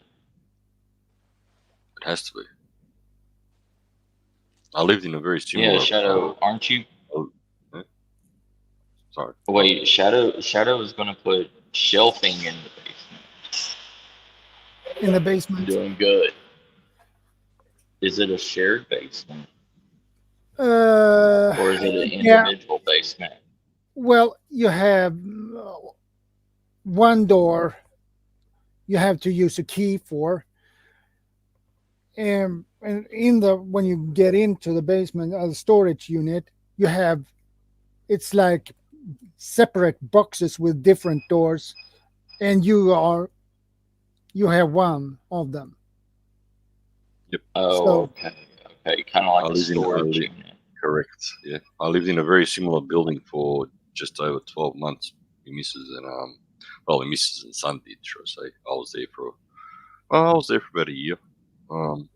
Right. But I was working for NATO at the time. elsewhere. But Yeah. the weekend dad, so to say. And I'm very familiar with the now that I saw the building. It's like, yep, this reminds me of the building that I was in with the missus and eldest son back then, or child back then, young little toddler. But so I'm very familiar with what he's talking about. And the shared basement Have a is good either one. on Be the careful. ground floor, is either on the ground floor. That shared storage area is either on the ground floor or an actual basement underground, depending on the building layout. Oh, really? Yes, and it's one entry into the basement, and you have your own little compartment, like you said, a storage facility, and that's that. So everybody has access to it. And the sad part about it is everybody has access to the ground floor, regardless of whether the basement, the storage facility is on the ground floor or underground. Everybody that enters the ground floor, where the main entry to the building is, has access to that. And we're talking physical access, regardless of whether it's locked or not. How frequently is it used? Like, is there people down there all the time that could know what you're doing? Actually, that is very rare. I see people in the basement and in the storage unit. Well, just because you don't Okay. see anyone doesn't mean there's not people going down there. I mean, Well, I'm just saying, like, the activity, like, when he goes down, like, yeah, I mean, it's a communal area, right? mean, These are when I Yeah. go down, communal there is area, shared spaces, right? So I always assume if it's a shared space, anyone has access to it. Anyone could be down there or up there or in the hallway or something like that. Hang on. Anybody that breaks into the building has access to it automatically because it's right there. It's either, like I said, Yeah, it's either because on the it's a ground communal space, public space, right? It's not at the sealed bottom of under the building. lock and key like your own apartment building in terms of like housing. 100%. So if anybody breaks into the building, that's the first thing that they see right in front of them is the access to the actual storage facility. Gotcha. See, we don't have that kind of stuff here in the United States. We don't have like communal, in our apartment buildings or anything, like a communal basement or anything. I've never seen that here in Canada. Either a communal basement. I mean, there's communal areas like a shared space, but it's not. Yeah. So, but obviously, Shadow's not going to store everything down there. He's still going to keep stuff in his own apartment, readily available. Yeah. For him to use, right? That stuff in the basement. But this is going to be a backup to the backup, though. Yeah. I would consider that as if it goes missing or whatever, I still have a backup up here. But that's Europe. Hey, what we're looking at there is Europe and a good chunk of the former Eastern Bloc. We'll say Europe, regardless east or west. That's Europe. That's a European building. And I've seen it in Austria. I've seen it in Germany. I've seen it in former Eastern Bloc countries as well. I don't remember in Italy. I'm presuming probably in Italy. This second, I can't remember whether I saw it in Italy or not. So I won't talk about the Latino countries. But I'm presuming again that it's similar, if not identical. Mm-hmm. So that's the whole continent of people who are in that situation that are living in cities. And again, the bulk of people are living in cities. That's reality. We can talk about living out countryside, blah, blah, blah. But even in the rural towns, we're not talking about 144 or 300 acres of land. We're talking about a couple of acres of land, at most 10, right, on average, for the country town block of land and home on it. So even they're not immune to a suburban type of lifestyle. Gotcha. Okay. See, it's just it's a different way of thinking now, because that's completely off kilter from what I'm used to in the States. It's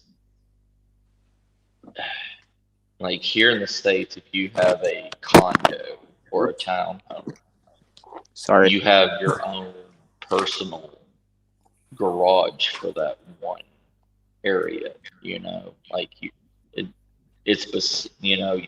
A townhome is connected to another townhome, connected like that. But your space is your space, and it's not in a combined area, you know. It's but once you go down and whatever you're doing, somebody else could just walk up and see what you're doing. Like, you have no privacy technically and with it. And the thing is, just to add in here, is hidden cameras. It's not that hard, right? They don't even have to follow you. They could just put something down there and just be watching. It's a communal area, right? I'm just saying, it's easy enough to Wi-Fi connector. It's just like the doorbell cameras, right? Stuff like that. Yeah. See, You know, think about it like that. Those are common now, right? And people can remote see them, right? So they don't even have to physically be down in that basement per se to see what you're doing. They could just put something there, you don't even notice, and they're just watching you this whole time, 24 hours, See, right? bugging in is not necessarily or bugging out, regardless which option you take, is not a feasible option in all cities around the world, all suburban areas. Right. And from what I saw in Europe, whether it be the less condensed Eastern Europe or less metropolized Eastern Europe or the metropolized Western Europe, right? Even in the towns, it's not feasible. Bugging in, you're still just as you've got neighbors to the left and right of you and behind you in most cases. Yeah. Sure, the plot of land may be bigger, and you may have your own garden, but first-hand experience. I know that people were stealing from my yard. Yes, I took precautionary actions to try and prevent that. But you know what? Thievery was happening. Everything from chicken eggs to my workshop to the garden. And here's another example which didn't happen to me, but just as bad, if not worse. People had a wedding, right? And this happened numerous times. Oh yeah. I remember that story. In the little towns around us, right? Family wedding, blah blah blah, big celebration, and they do the usual thing. They don't have the wedding party in their backyard. They have it at some sort of hall or some sort of get together place. Yeah. And that night, their freezers with all their winter stocks, because they make their own sausages, they make their own meat, they cut up the meat, they fill up the freezers for the winter, got stolen. Yeah. So we're not talking thievery of gold and silver. Yeah, not gold, silver, not money. We're talking thievery of food, meat. Yeah. Well, yeah. That has been prepared for winter. All the hard work done. And, so that's going understandable. On. Literally going on. Huh. Because that happens in Alaska a lot. Well, there you go. Yeah. So even the US, they have to prepare salmon and everything during the winter time, and they sit there and they smoke it. They dry, they cold smoke it, and they'll leave it out at their fishing area and come back, and half of their fish are missing because people stole it or whatever. Smoke huts.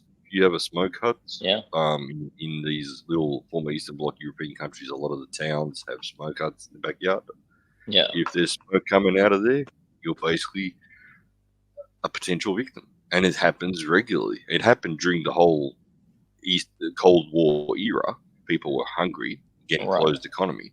But let's not go back that far. Let's go back to 2018, 2020, where I can be an eyewitness to it, and because I was living there. Right. It literally was happening. And now the same thing is going to happen in the Western countries where they don't have a smoke hut, but they have a basement or they have a room which is And you think about Amazon packages are already getting swiped off. Oh heck yeah! There's no stretch, right? And some of those Amazon packages may have been food too, so it could have. People are already doing that. So, well, thievery is happening all the time, but I'm saying thievery. Well, obviously, theft is always one of those things you can't. Yeah, but food is being stolen. It's going on somewhere. Unfortunately, it's just the way it is. When someone doesn't have something, they're willing to take from someone that has or have. Mm-hmm. Yeah, people here in America and the first world countries, they're not really coming to steal your food.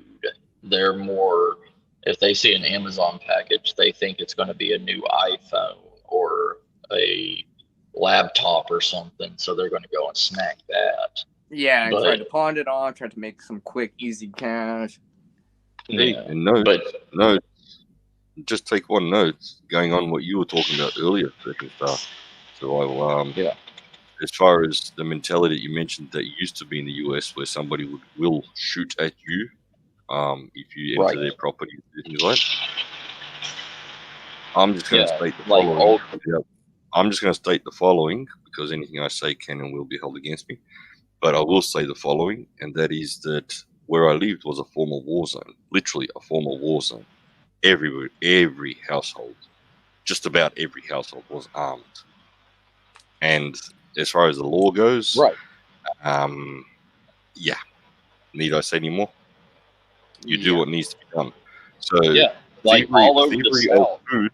Yeah, thievery of food was going on in a ex war zone, peaceful time situation with law and order, police force, and everything in place, and blah blah blah. And in that given situation, where the owner of the property has the ability to neutralize you in your attempt to thieve or damage or whatever, people are still doing it. And it's not even an SHTF situation. And see, the way you're talking about, like in the Eastern European countries and everything, it kind of sounds like what my grandfather went through in the South, before World War II and after World War II. Like, because the South was poor. It's always been poor. That's why it's so cheap to live in the South and in the States. But because the police won't arrest somebody if they come onto your land and steal food. If they stole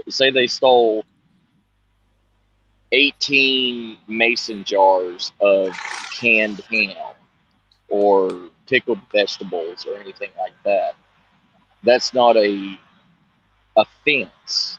That, they could give them a ticket for trespassing on your property, but there is no law behind that. Mm-hmm. So it's overlooked for so long until just the last maybe 50 years. But that was the livelihood for farmers and people that did not have jobs. Like, they all grew their food, raised their own animals for slaughter, and preserved that food because that was going to be their food for the winter and summer and until the next crop grows, or until the babies could get bigger and they go to the next slaughter. And that hits me, and that makes me angry because I saw my grandparents defend their land for those reasons. Yep. And Now let's no fear mongering here. No fear mongering. If we're all it's a new year, 2022. Yeah. We can start from scratch and start looking at things from a different perspective. Why? Because all that hyperactivity of last year is behind us, and New Year's Eve and Christmas and all that, right? Yeah, we're trying to create something better for this year. We can start calming down and looking at reality And in 2022, when we're setting our goals, let's look at reality. The world situation is what it is. World economics is what it is. This whole situation with topics of health issues are reality, and we're seeing it abused and used and totally, well, mate, I don't know what the right word is, but totalitarianism at its glamorized, peak, correct, and being found acceptable. So when we start looking at reality, how do we, as preppers, as family units, right, face that reality and start moving towards a better tomorrow in light of what we see around us and what we know are the facts, not how we want it to be or it should be or how people out there in politics are saying it will be, but looking at reality. Do we keep going forwards with this nostalgic notion that even I myself fell into, because here I am on YouTube, right, which I never spoke about prepping. I watched prepping channels, survivalist channels as well, but more so prepping, and farming channels, homesteading channels, and so on and so on. We had a homestead in Europe. We had one, right? So I've been through it once. I've established it. It was 90% functional, and so on in the country town and so on. We're aiming to do that again. That's our goal, right? But again, each of us have to look at reality and say, well, we are where we are. Do we keep going forwards with this romantic notion of getting more people on board and putting ourselves at risk? Or do we start moving forwards and ensuring that we are succeeding with our goals and putting the notion of the motion, should I say, of getting other people on board as a side gig, to word it like that? You see what I'm saying? Rather than concentrating on other people's well-being, do we become a little selfish, maybe in some ways, and say, well, priorities, we've done our best in 2020, 2021, when it was all reality for everybody in the world, regardless where they were living. And now we start moving forwards again with our own prepping and everything, and said, what do we do? Well, any ideas, any suggestions? Because it's a moral dilemma in many ways. Because even, like I said, even I popped on here because I was getting sick and tired of people talking about preppers being some sort of tin hatters. It's like, what the hell are you talking about? And that was the straw that broke the camel's back, so to say. But, so I realized that we have to talk. Here's about the thing: in order to change things. But how much do we go with that whole romantic idea of changing things and putting ourselves at risk? See, here's the thing with YouTube. YouTube has glamorized the homestead and the prepping community to be kind of like how big game hunters were in the the mid 1800s, the early 1900s. They want to show their stockpiles. They want to show this. They want to show that. I come from a different prepper mentality. I come from the deep South mentality. We talk about it. We try to help people, but we never, but we don't show our stuff. And but now, or like you only here show in America, few. right? Like here in America, pretty much everybody and their families have took to homesteading and stuff as a game, as a holiday. There's gated in the city that were chickens and no rooster or anything like that. They are allowed to have up to one goat in their backyard or whatever, so they can get milk from that goat and make an artistic cheeses for, and we even do what's called market days, where people will go and say, oh, these are handcrafted things and stuff like that come from my free Made by range hand. chickens or my goats. Yeah. Mhm. They're not taking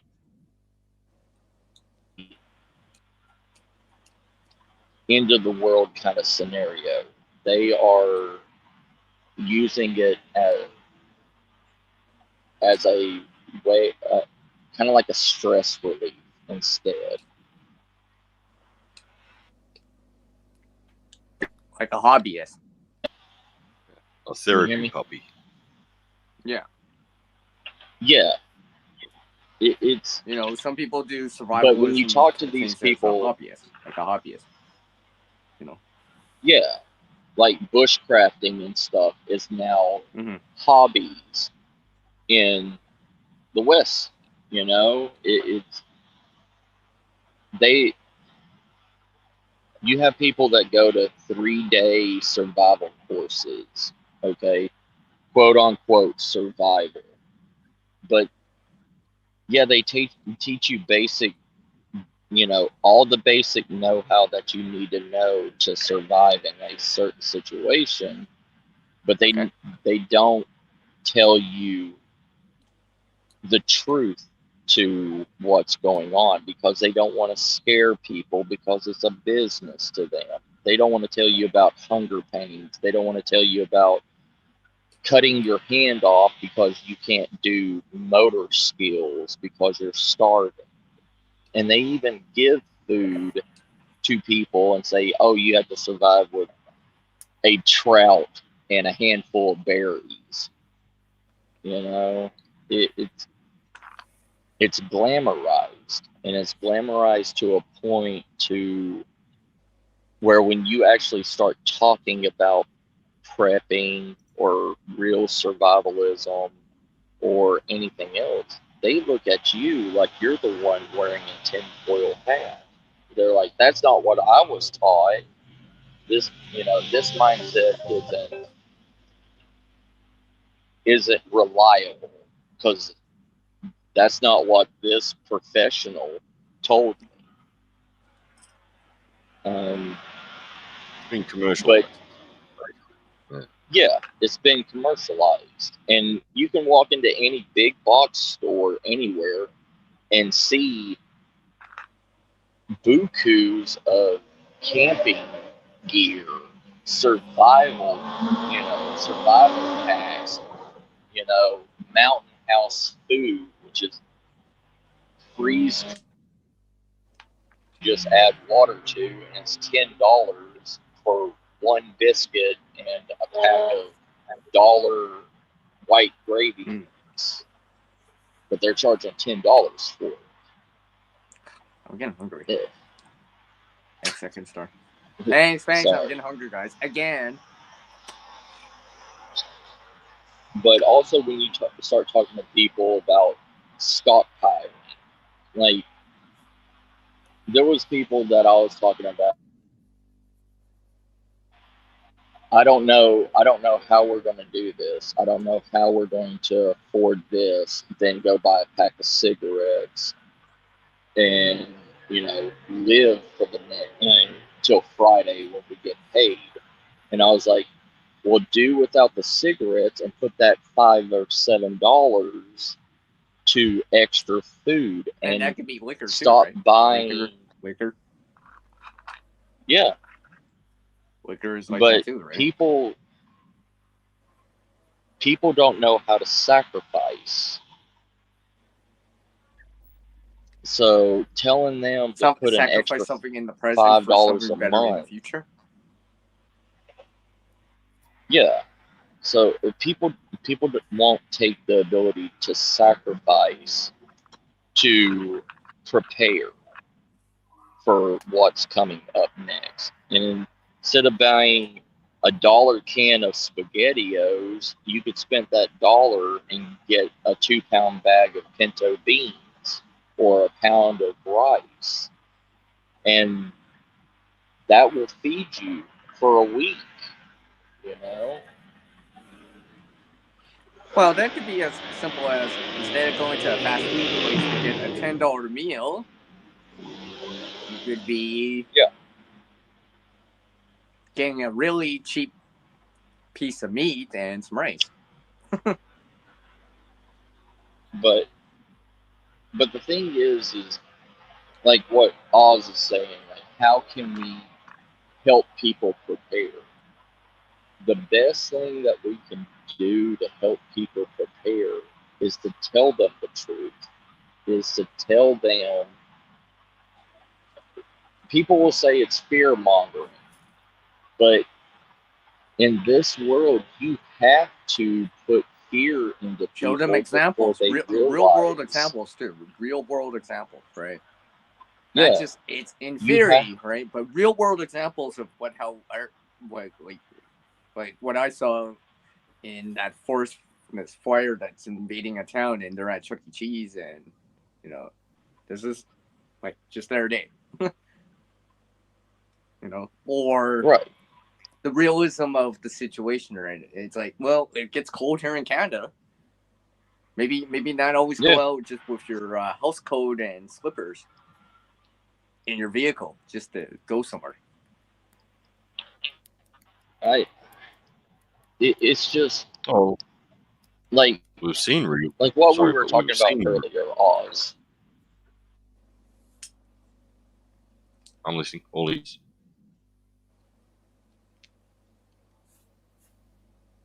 Oh.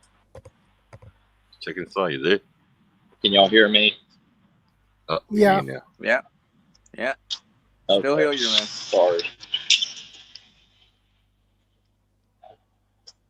But what were you going to say, Oz? I'm sorry, I didn't mean to interrupt.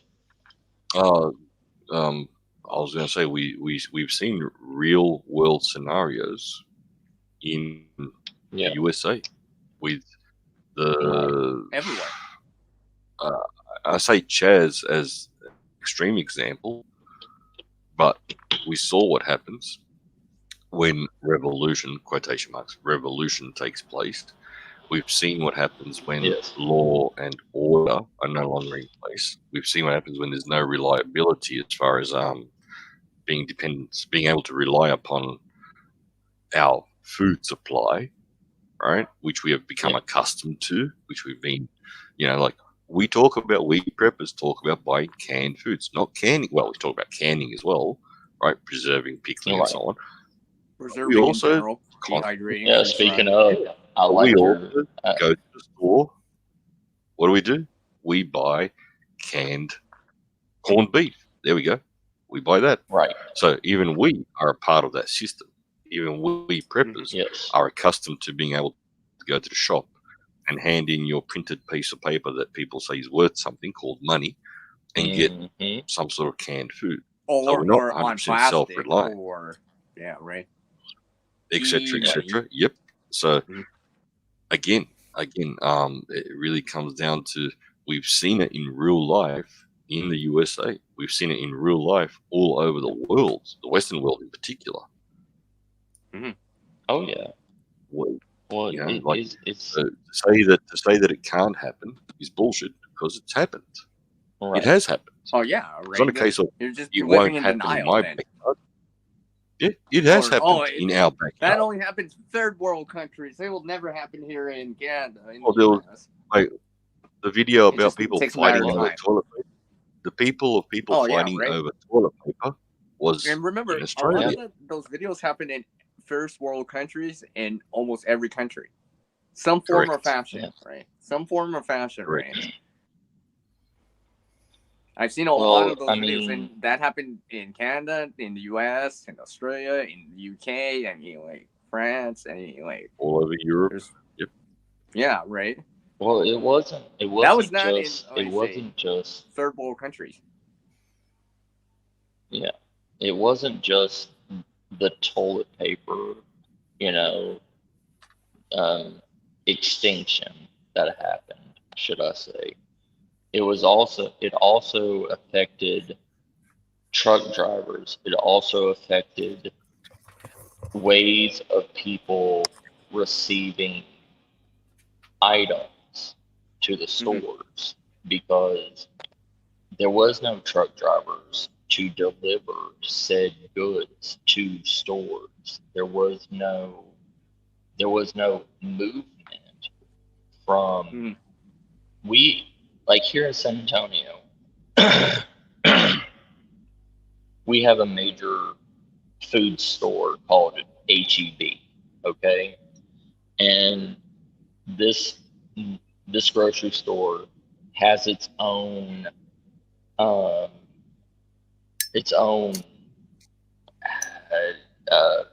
place where it makes its own branded food and items, and like it's not a stock. It also loads up the delivery trucks and sends them to all the grocery stores. Well, when the sickness happened, there was nobody working at those places to replenish the missing stocks. There was no truck drivers that were driving the trucks to the stores to stock the shelves. So And the clerk's there to restock the shelves too, right? And right. people with and all the their stuff, right? Yeah, and with all that going downhill, it also stopped other items from being stocked. Normal everyday food. Yeah, that domino effect. That right? were, yeah. Usually, but it's people like weren't. Murphy's Law, right? If something's gonna go bad, well, everything's gonna probably go bad too. Yeah. Well, the thing is, there was, I mean, people were still buying food and everything, but it was running low on the shelves. But the news agencies and everything around here were not reporting on the grocery stores going low on stock of everyday items. They were just no one wants to incite panic. Fear I mongering. guess that's always the thing, right? No one wants to incite panic, but I mean, like, when you start seeing it on social media everywhere else, and people showing videos, it's just like, well, it's happening. Something's happening out there. You know, and people show other people, right? And it's like, did you see that video? Did you see that? And, you know, and next thing you know, it becomes like a conversation piece. People are talking. No fear-mongering. No fear-mongering. There's 4 of us here that are live, and there are people in the chat who are live with us. There's no fear-mongering. We're just being realistic. Right. We know what's happening in the world. We see what's going on around us. I'm trying to be optimistic, but I'm trying to be a realist too. Well, right. Exactly. You gotta face reality. I want things to get better for 2022. It's like always saying like plan for hope for the best, but plan for the worst, right? Or whatever that saying is. Yeah, right. That's all I'm doing. All right. All we can do is just sow the seed and see if it grows. I mean, that's pretty much the best thing that we can do to help spread the knowledge, you know? I mean, true, and that's just to add on to that. Can I add on to that? That's why I often say, all those commercialized YouTube channels that are out, and I say commercialized, the ones which have made it into some sort of fan-based business, whether that be selling or whatever, even if it be just the Amazon link. But all those, there's nothing wrong with that because they're still spreading the message of personal, individual independence. Get yourselves independent of politicians. Get yourselves independent of those big commercial companies, those big corporate companies. Get yourself independent. Independence. And we're not talking about no bloody waving of a flag, no waving of a flag or constitution or piece of paper. We're talking about food and water and, if possible, power and other luxuries such as power. Right. Mm-hmm. A home too, right? Shelter. So those channels, even though they've made a business out of it, that's fine. It's absolutely fine. They're still spreading the message. Yeah.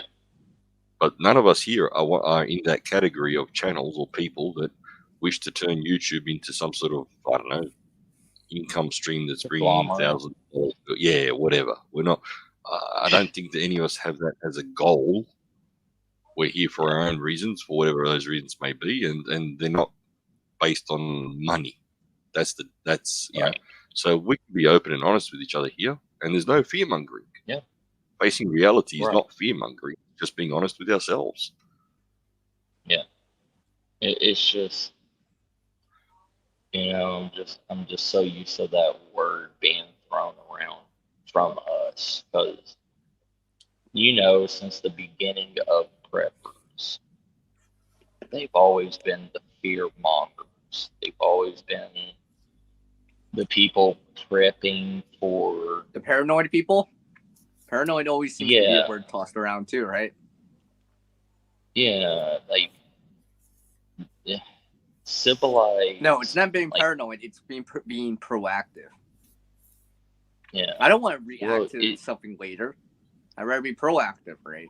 As much as possible. More forethought, gotta less in think, like- hindsight, right? I don't want to be in hindsight. I should have got more food. In hindsight, maybe I should have got this water filter or something like Well, paranoia. I mean, okay, Yeah. sorry, but you mentioned the word paranoia.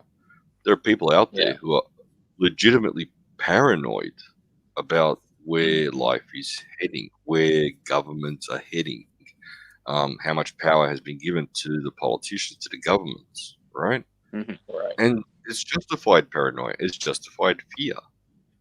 Now, Yeah. whether that paranoia takes over their everyday life or not is dependent on the individual. But I don't think there's any rational person out there who isn't at least somewhat concerned about the amount of control and outright power / totalitarian-like power that we've given to our politicians, that we have given to the Yes. politicians. I'm not blaming anybody else. I'm one of the mass. I'm one of these people that votes. I'm one of these people that Yeah. votes and hangs out with people who don't vote as well, or whatever, and so on. We're all equal. Just because you don't vote doesn't make you Speak for yourself. yeah, exactly. You're not innocent. You're part of the equation. Yeah. Well, we're all part of the It's just, equation, right? I mean, but you gotta. When it comes down to it. Look at media. Look at TV. TV has given preppers the worst end of the stick since the beginning of I don't know, like, I guess media, like there's been groups that's been attacked by the FBI and everything because they had a compound with 20 plus people in it preparing for a doomsday apocalypse scenario. There's been TV But that's like shows, any society or any community, right? There's always someone that ruins it for everyone else. Whatever. Well, yeah, but the thing is, they take that one person out of the hundreds and blast them all over the place, giving a bad reputation on us. Yeah. Saying that we're crazy, saying that don't follow these people because they're trying to get away from civilization. They're trying to get off grid to be, their own religion or whatever. Well, you know what I say about that? It's not like I'm trying to make a car yet. I don't know how to make a car. Does anyone else know how to make a car? You might know how to maintain one, but it's not like we know how to make a car from scratch. So we're still relying on someone to actually make it for us still. Somewhere. Yeah. It's just, we've just had so much bad You know what I say about it? Bad I say I don't want to be a burden on the reputation. system. I say I don't want to be a burden on the Reputation. system. Yeah. Right? I don't want to be a burden on the system. Hold It's just on. like, I'll be back. yeah. I mean, like in a, let's say, a hurricane or something, I don't want to be that person that needs to be rescued by some first responder when there's maybe other people that are even in a worse situation than me. Right? I don't want to be a burden on that system. Right? That's why I want to prepare for it the best I can. Right? That way, people like first responders can help other people that really desperately need it. Like desperately, really, really need it. Not just because maybe they're not prepared or whatever, but you know, a tree falls down, man, they're pinned. Those are the people that really need help. Much more than me. Whatever, Ray. I can't name an example. You're kind of quiet there, Shadow. Yeah, I'm beginning to be I could go on pretty and tired. on and on and on. And actually, I'm doing stuff while I'm talking. I'm actually for once actually doing stuff while I'm actually doing the screen. I'm getting tired. That is the problem. So Yeah, but Shadows, I'm sorry if I asked you questions which were site specific to your situation, but it also helps to show people that we're not all in the same situation. We're not all in the same boat. Mm-hmm. Every unit, every home has its own challenges to face, its own goals to achieve. It's just like how we all have different weather, climate, right? You know, it's cold here, it's warm there for you. Yeah, and if we take 2022 as a year that we can say, okay, we won't say the worst is behind us. We'll just say these experiences are now behind us. What have we learned from them? And do we start applying them to our reality that we are in? Yeah, can we lessen the blow the next time around or mitigate things? Correct. Or do we need to make changes? Do we, each individual unit, each individual home, family, whatever we wish to call ourselves, that one situation we had to rough it, right? Maybe next time around, let's see if we can smooth it a little bit more. Whatever it is, flooding, fire, whatever it is, right? Hey, changing is not a bad thing. I mean, change is just another word for adapting, because really it's organisms and scientifically that adapt go on. It's things that don't adapt, they just kind of fall behind because they can't adapt to the new situation, the new, per se, quote unquote, normal situation at that time, whatever it is.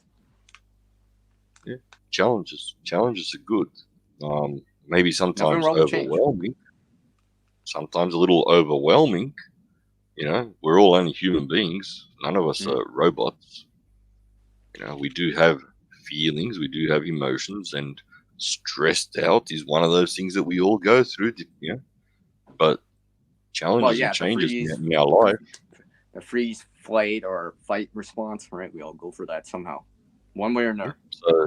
So at the end of the day, are we prepared to maybe say, okay, let's draw the line in the sand and say, okay, we've learned the following, we've seen the following, we're facing reality of something that is well above any of us as individuals, and that is that any one of us can take alone. Correct. We're not going to stop what's going on with China. We're not going to stop what's going on with Russia at the moment. We're not going to stop what's going on in the Middle East. We, as individuals, will not be able to stop that. Yep. However, what can we now do to ensure safety and independence for those for us and those and around? Mitigate those things as much as possible, right? Those, whatever the result is. Correct. Within our own backyard, as we like to say, or within our own circle of people that we live with. Little community, local, regional, and stuff like that, right? Correct. But without the romanticism or without the romantics of changing the world around us, but facing reality and saying, this is what we can do for those people that matter to us. that are important in our lives. Mm-hmm. You see my point?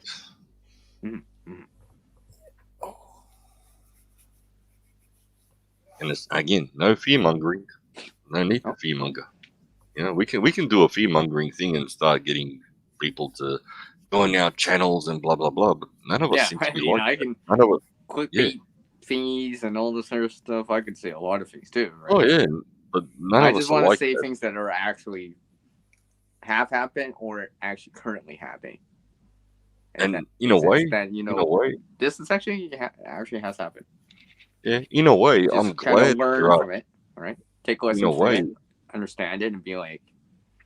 What I always say is that, you know, the reason why I look at things like this is to understand, you know, the lessons learned from it, to understand, hey, if this happened here, how would I react?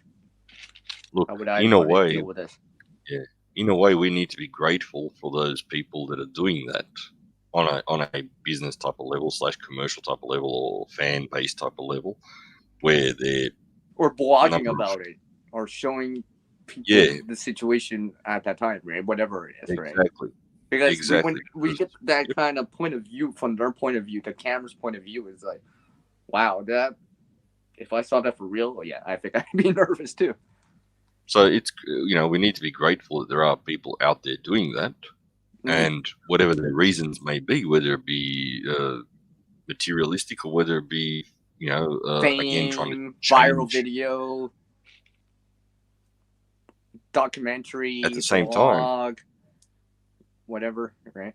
there's a lot more, but there's a lot more people out there.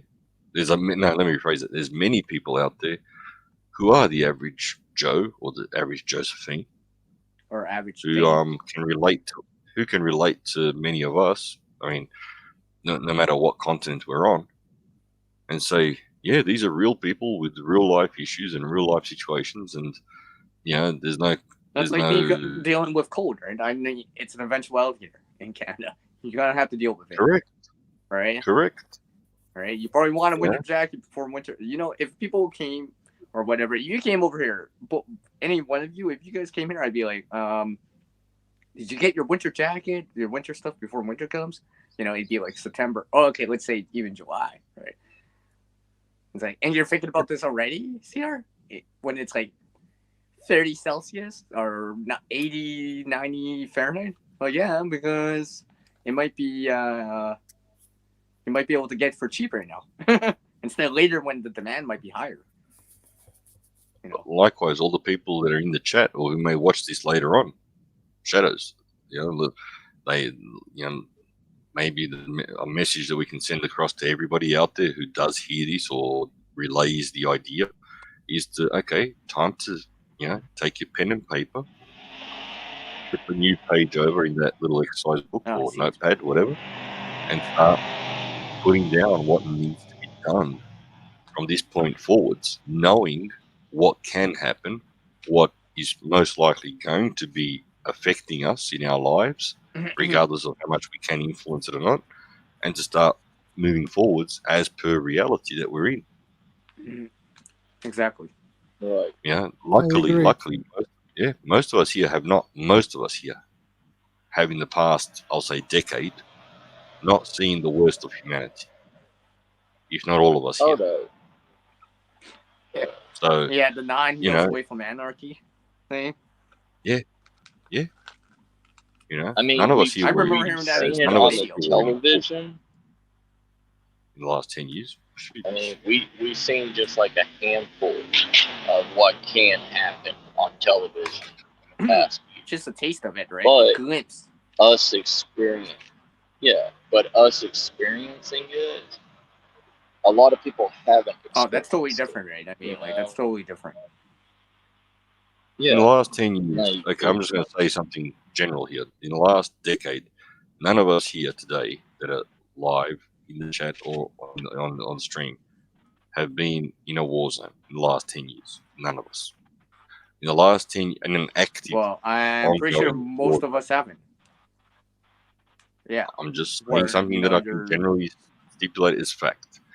And I found that people like myself, after a given number of years, you don't want to say you forget, but it just becomes something that is behind you. You don't think about it. You don't want to think for whatever reason.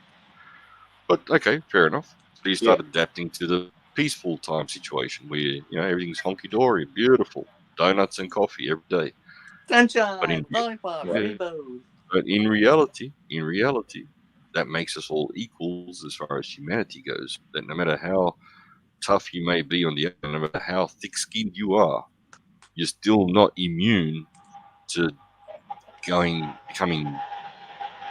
the average Joe Blow for whatever reason.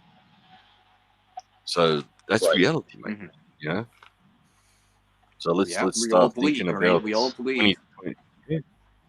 Let's start exactly. We all bleed red. We all need water. We all need air. We all need something to eat eventually. And 2022 could be the year that some of us start doing things in a different manner to fill in that gap that's out there now. Because just like you said, Second Star, a lot of things have become, what is it? Not commercial. I suppose the word you used, romanticized, or whatever the hell the right word is. I forgot now. Like glamorized. Like hobby. Glamorized. That's it. There's no glamour to life. Life is a challenge. Preparing for those challenges is a reality. And we've seen now in the last 2 years what some of those challenges life will are. always give you a hurdle to jump. All the time. It doesn't matter. There's always a hurdle, the next hurdle, right? A little preparedness can help you maybe not trip and fall, or help you jump over it a little bit easier. For example. None of us have to give up our goal. The term camping is now glamping. Now glamping, The term camping is now glamping. It's how much you can take from your home to make your camping trip more adaptable, more comfortable. Yeah. Even the kitchen sink is coming with you lately. Yeah. Hey, right. I'm like a foldable kind of thing, but yeah. All right. Hey, I'm guilty of buying one of those shower. I am guilty of purchasing one of those little rubber shower things, like that has the hose on it in the shower, and put it up in the sun and the solar shower. I never took that thing. I never had one. I've been camping, fishing, hunting most of my life, and a good chunk of my life, and I've never owned one. I purchased one. All right, there we go. I'm getting too old. Right. So, especially having hot water out on the ground or in the tent anymore. I'm bringing an RV this time. I'm too old to sleep on the ground. Right. So. But those people have you seen some of the slept on the ground? Have you seen some of the hammocks now? There's an inflatable mattress built into hammocks now to make it more comfortable to sleep in. Oh man. Yeah. Like it has a bug net. There's actual tent hammocks bug net is important. Oh no, this is a tent hammock. It's a fully enclosed hammock. That is like a tent. It's waterproof. Yeah, I've seen those on. It's I've seen those around. I've seen those around. And if you don't have any trees, you can tie it onto the ground, and it's a tent with a soft inflatable bottom. Oh man, you're gonna laugh now. I swear you're gonna laugh, and this is just. Jeez, now I want to go planting. Just before Christmas. Yeah. We're moving up north, and we've got the containers that need to go up north, and I have to go through the 2-week quarantine, and then after that 2-week quarantine, the missus can come with the kids, and then two of the kids are going to be with me because they're under 16 and they don't have to go through quarantine, but missus and the daughter who is 16, they have to go through, and so on and so on. So and the containers are going to be coming up in that gap, right, in that in-between period, so that I can actually monitor them and start sorting stuff out. even though I'll lone Yeah. ranger in that, so I can't do everything. And he said, "What about beds? What about beds?" And I said, "Cots. Just get the good old cots. The old aluminium Yeah. semi-military type of cots." And we've Yeah. found 5 of them. And, but what? And like, what about this? What? I'm like, bullshit. That's an excellent bloody bed. It's off the ground. It's Well, perfect. yeah, some of this camping stuff helps you in survival too, right? I mean, like, Yeah, but this is in the situations funny too, side if to you it. have it too, right? In my mind, the thing of luxury was the fact that it's a ready-made bed that's off the ground, so you don't have critters crawling all over your Yes. bloody blanket and everything. And it's like airflow underneath. It's like, in my mind, that's Right. luxury. And here you are talking about inflatable mattresses and air conditioning in bloody hammocks and who knows what else Yeah. not. Humidifiers and dehumidifiers. Oh, Like, get the hey, hell out of here, man. Oz, they have a camping light. They have a camping light that has a built-in fan that you hang from the top of your tent into your tent, so you have AC blowing. Oh, Lord. Oh yeah, I've seen that before Yeah. too. No comment, mate. No comment. Even nowadays nah. with solar lights becoming so popular and stuff like that, now I'm starting to even see people bring them out easily too, right? Mate, I mean, Yeah. it's nice though, so Oh. you can see the path. No one wants to trip over their Hey. guidelines. I was their jumping tent. for joy when we purchased some of those cheapy little lights that that can hang in your tent or whatever, just a improvisation. It's like a one of those Yeah. cheapy little Chinese made ones from Wish. I mean, Mrs. bought them and they work Yeah. pretty good actually. They do the job.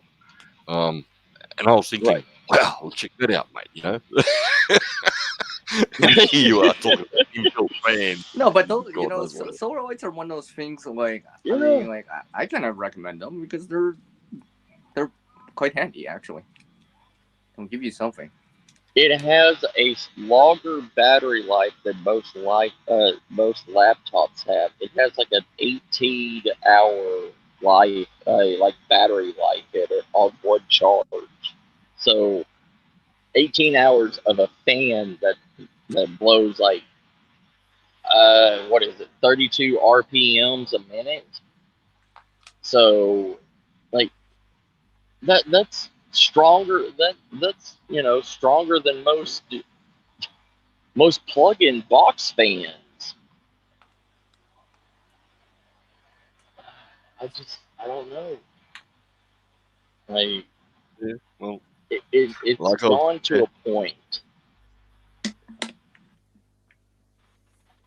anyway, like I was trying to say, try and open the door to Shadow to wrap it up. Yeah, I maybe. think we. I don't think he Yeah. wants to go with an 8-hour stream this time, guys. But 6 hours from what I see. Yeah. But like I was saying, I'll stick around for an maybe- after show talk. just maybe, we could try and concentrate more on filling in the gaps. Because like I said, we're all Going into different. prep gaps. Yeah, well, filling in the gaps on a individual level, on a home unit Whatever level, it is, as well as food, water, as well as on YouTube. power, Yeah, but also on supplies, YouTube. gear, Yeah. tools. It can be as simple as PVC pipe and insulation and tape and all this other stuff. And the more people that are talking about it out there, the more other people might start getting on board. But let's Or at not least maybe- consider it to some degree, right? And starting that kind of 72-hour, 7 days, 2 weeks, 3 weeks, 4 weeks, and so forth and so forth. The next thing, you making progress. All right, family, I got to get out of here because it seems like there is a school bus of college students coming into the museum right now. So, Woohoo. Yeah, all right. yeah, I know, right? You're gonna have your hands full. All All right. right, take care, my friend. Yeah. All Take right, care, y'all buddy. take There care, with you in fam. spirit. God bless. Bye. Take care, family. Bye. Bye. Yeah, Well, Shadows. guys, So, I think we wrap things up. I need to. Hey, Oslander, do you want to stick around Get for some an after sleep. show talk again? no. Oh. I've actually got to fill up the rest of there's a 1/3, well, almost one third filled container out front of the house. Oh yeah, And I got to get it out on. Oh yeah, yeah. on Okay, the 4th. that's cool. Yeah, on the 4th, it's going to be picked up. So I got to load up the other 2/3 of it. Yeah. Yeah, I probably should return some phone calls too, like usual. I got 2 free calls when we were in. I'm like, oh, it's like every time. I guess I probably should do some inventory and stuff like that. That's probably a good idea. Shadows, thank you for Having us on once again. Yeah. You're very welcome. I mean, we did a lot of the talking It's an the last honor. 4 hours, but I mean, it's all good. It's an honor and it's a pleasure. Yeah, Second Star said something in there too about that. Yeah. It's a pleasure, Second Star. All right. Do what you can out there to prepare, make some progress. we should right? Be proactive, less reactive, more forethought, less in hindsight. And create something better starting this year. Correct. Day 1. We should run a lot of health and wealth in 2022. And love from above, as I like to say. You all stay safe. God bless. Yeah, God bless. Everyone. Take care. Stay safe. Well,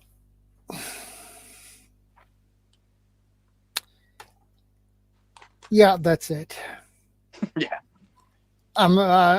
When this happens, I'm really tired. So, yeah, I need to wrap things up. Thanks for having me on again. Yeah, you're very welcome. It's an honor, as usual. And you can't forget the famous Harvey Black, the famous moderator. Yeah, thanks, Still hanging in there Harvey. for us, providing links. Yeah, thanks, Harvey. Much appreciated. And I appreciate every one of you. So take care. Stay safe. God bless. Take care, everyone. Shadow out.